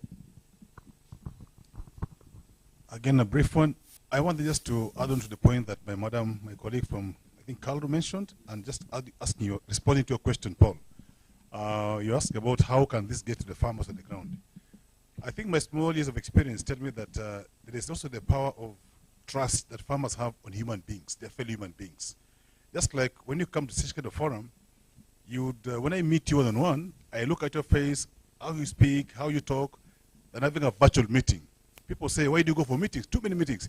But the part that is played by meetings, physical meetings, they're still very important.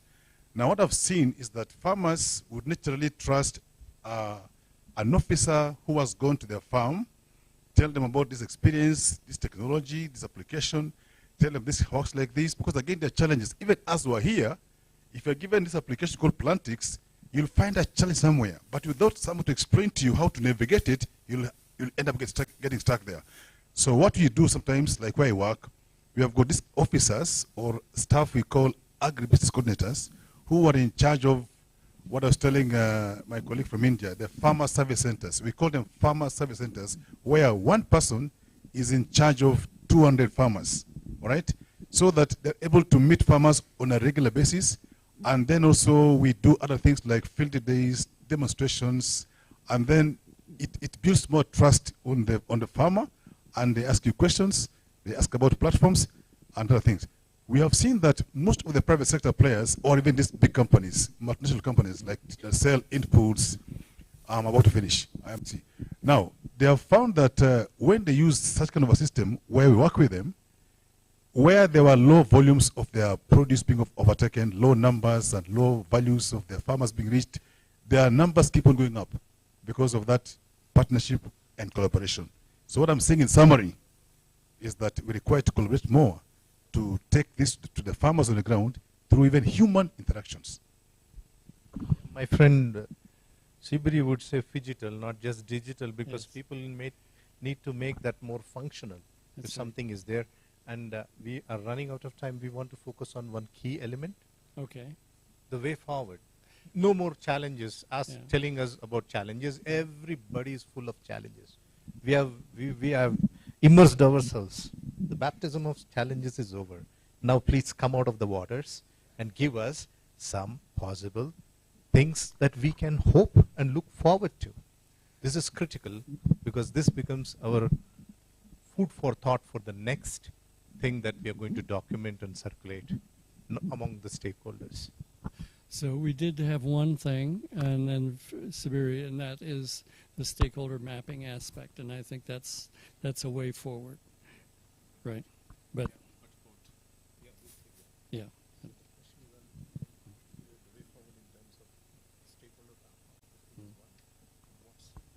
Anything that we missed out on writing. Yeah. Can we? Thanks. I have two thoughts. One is piggybacking on what Emil said earlier, where he gave one of the examples of what works. And you gave the example of land leveling. Digital should not exist in a vacuum. It is not a device, in my experience, that is there to generate new income. It's a device that is there to reduce the cost. It's a cost reduction devices for existing investments, and many of them have to do with mechanization. So we have to often flip the script, and I will give an if you think in systems, one of the well-known authors, Donella Meadows, says that the most potent levers of change in a system are usually the least intuitive ones, right? They're not the ones that you will directly go to.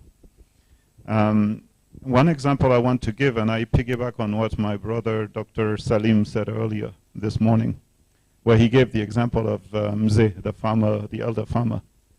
I personally am not worried about the elder farmer. I will tell you, because the elder farmer is going out of business. I'm worried about the younger farmers, because those younger farmers have not the knowledge that the elder farmers have accumulated.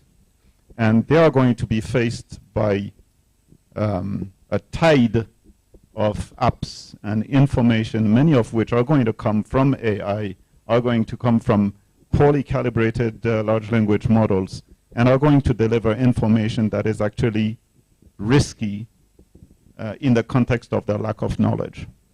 And I'll give one last example so you understand my point. You all know Eritrea as a country. It's often considered as a kind of an outcast country, right? Well, believe it or not, in Eritrea, because the government in 1994 set up a program that makes it mandatory for all school children to go on summer school program to replant and restore soils, Eritrea today, and you can verify it on satellite imagery, has one of the most advanced evidence of at-scale reforestation and soil conservation programs. And if you think of it, what it means is that engaging with schools, because the government has a mandate to impose a certain number of directions on what is taught in school curricula, schools are a very potent lever for digital penetration, also because youth have a level of digital literacy which is incomparable with ours. So I think for everything digital, you have to often flip the script to realize that the real levers are not necessarily the ones you think. Youth is key. I often said finance is key. And I also say that piggybacking on other physical transactions, and you say digital, of course, but physical transactions, mechanical implements, seed sales, fertilizer sales, that's where the business can grow, I think. I agree to disagree on one thing on AI. You have to be very careful, and responsible AI is the key for solving that problem that you raised. I totally agree the problems with generative AI and AI in general. But let's not lose hope. These are all the tools and technologies coming to help those new generation farmers or young youth actually to be delighted that, yeah, they have to start from the scratch. They have not accompanied their father or the mother to the farmland. But here is something that I can spend time and learn, self-learning tools.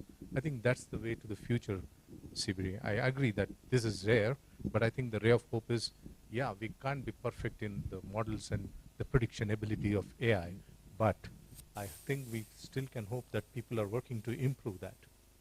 Shall we then close with the last? We can do that. No, I have no last words of wisdom left. I've used my wisdom. Way forward. yeah. So I'm also thinking we could consider, and not to say that there's not that programmatic approach in what we're doing, but then I think we need to have sort of a framework which is also backed with indicators.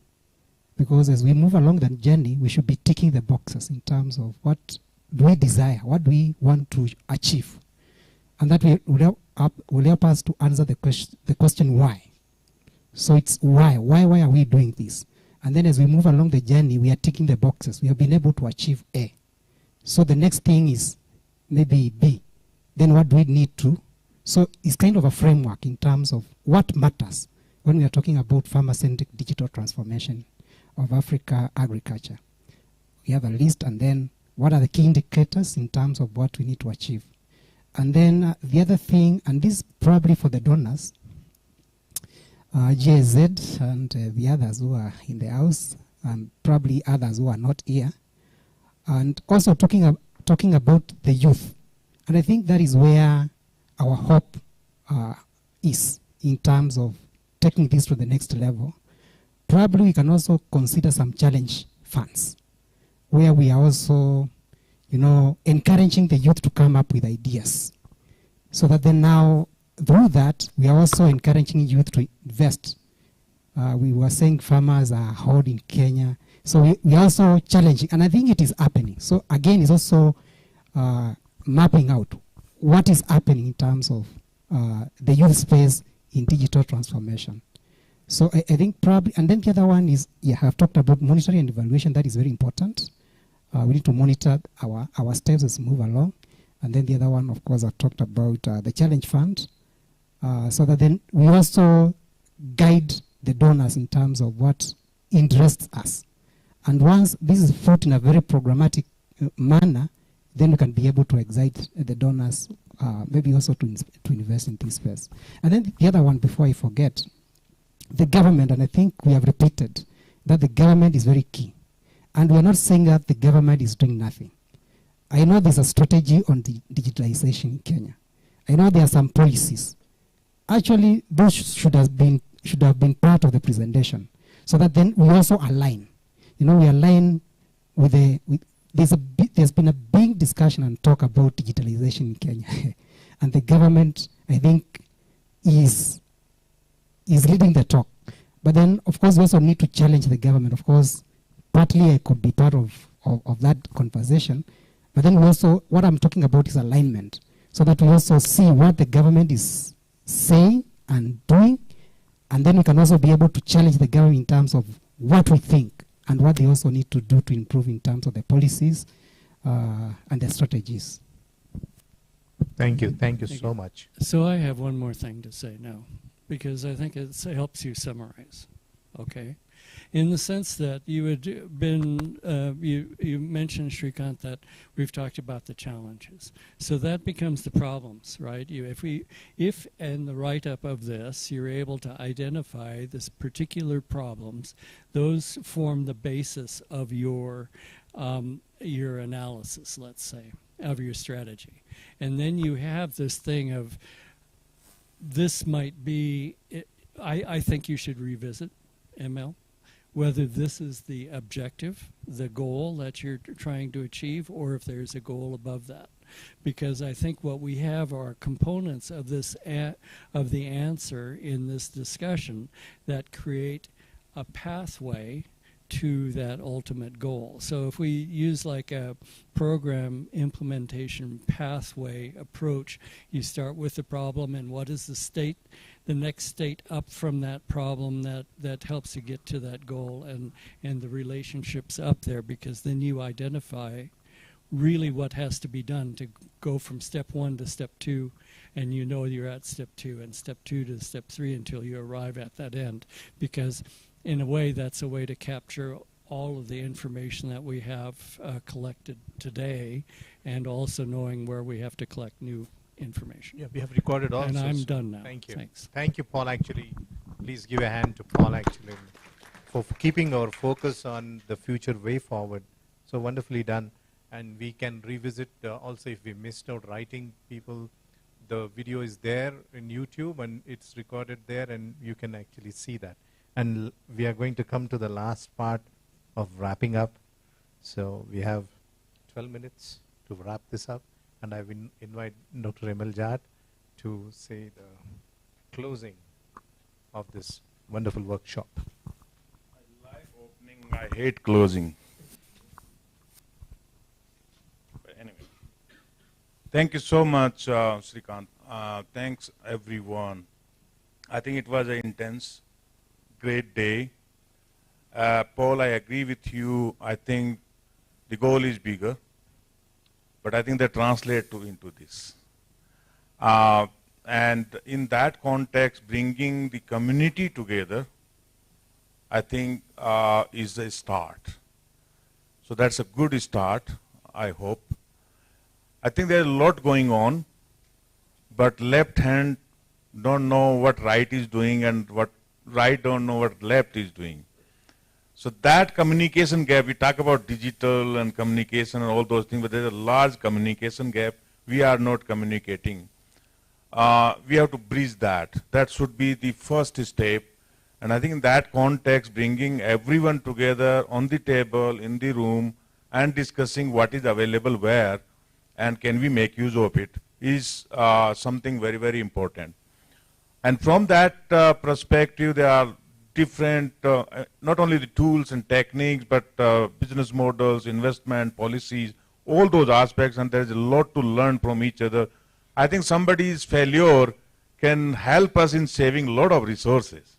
If somebody have put together a lot of efforts and investing and they failed, I think at least we should not be repeating that mistake, and that itself is a good gain. So I think, that sharing, is very, very helpful. Now, one of the aspect is on the co-learning, the South-South learning.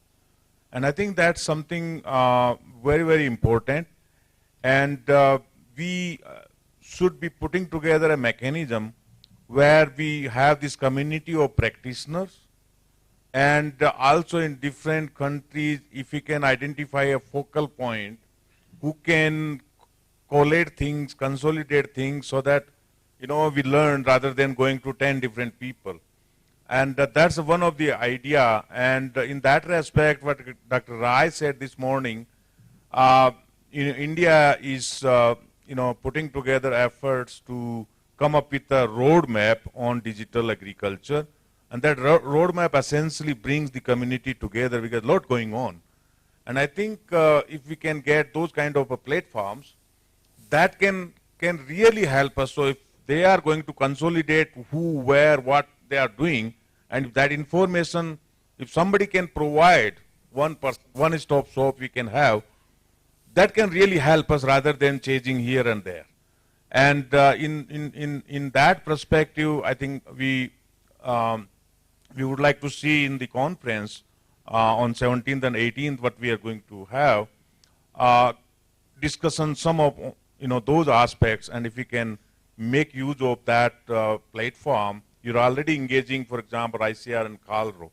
So I think we need to have more of those kind of engagements.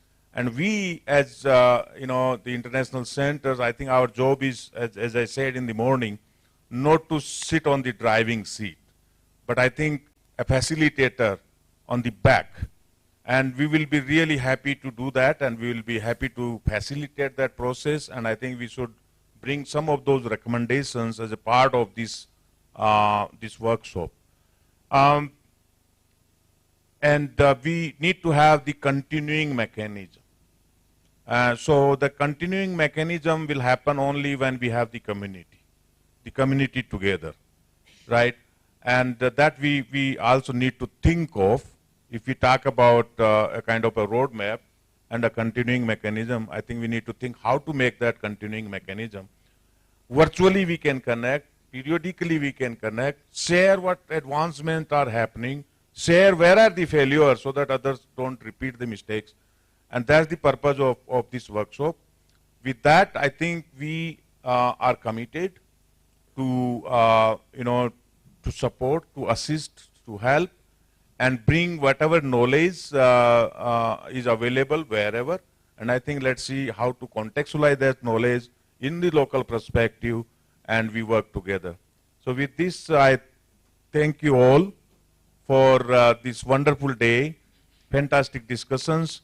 And you say people who don't do anything, they come in the, in the beginning and the end, and in between they escape, and I'm one of them. Thank you. Thank you so much.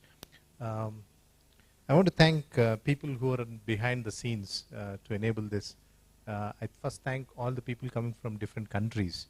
So you've taken time, and we're very much obliged, and we want to keep the discussions going on. And I want to thank ICRISAT office, which has facilitated everything that you have seen here. If it is happening, it is because of the back end, and people are missing. Rebi, director of Africa for ICRISAT, is missing this play at this point of time. Then we have a wonderful team of hers who has been supporting us. Lucy and Tamia. Tamia is at the back. Thank you so much. And I think, yeah, thanks very much. And I want to thank all of you individually. I'm talking to you as a person. Thanks for the time you have spent in the open discussions we had. I hope we can put that together and knit something that will be useful for the future. Thank you very much.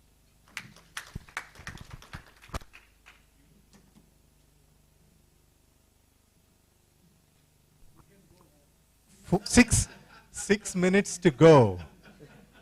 You are sitting, I'm so happy. Why don't you do some more talk?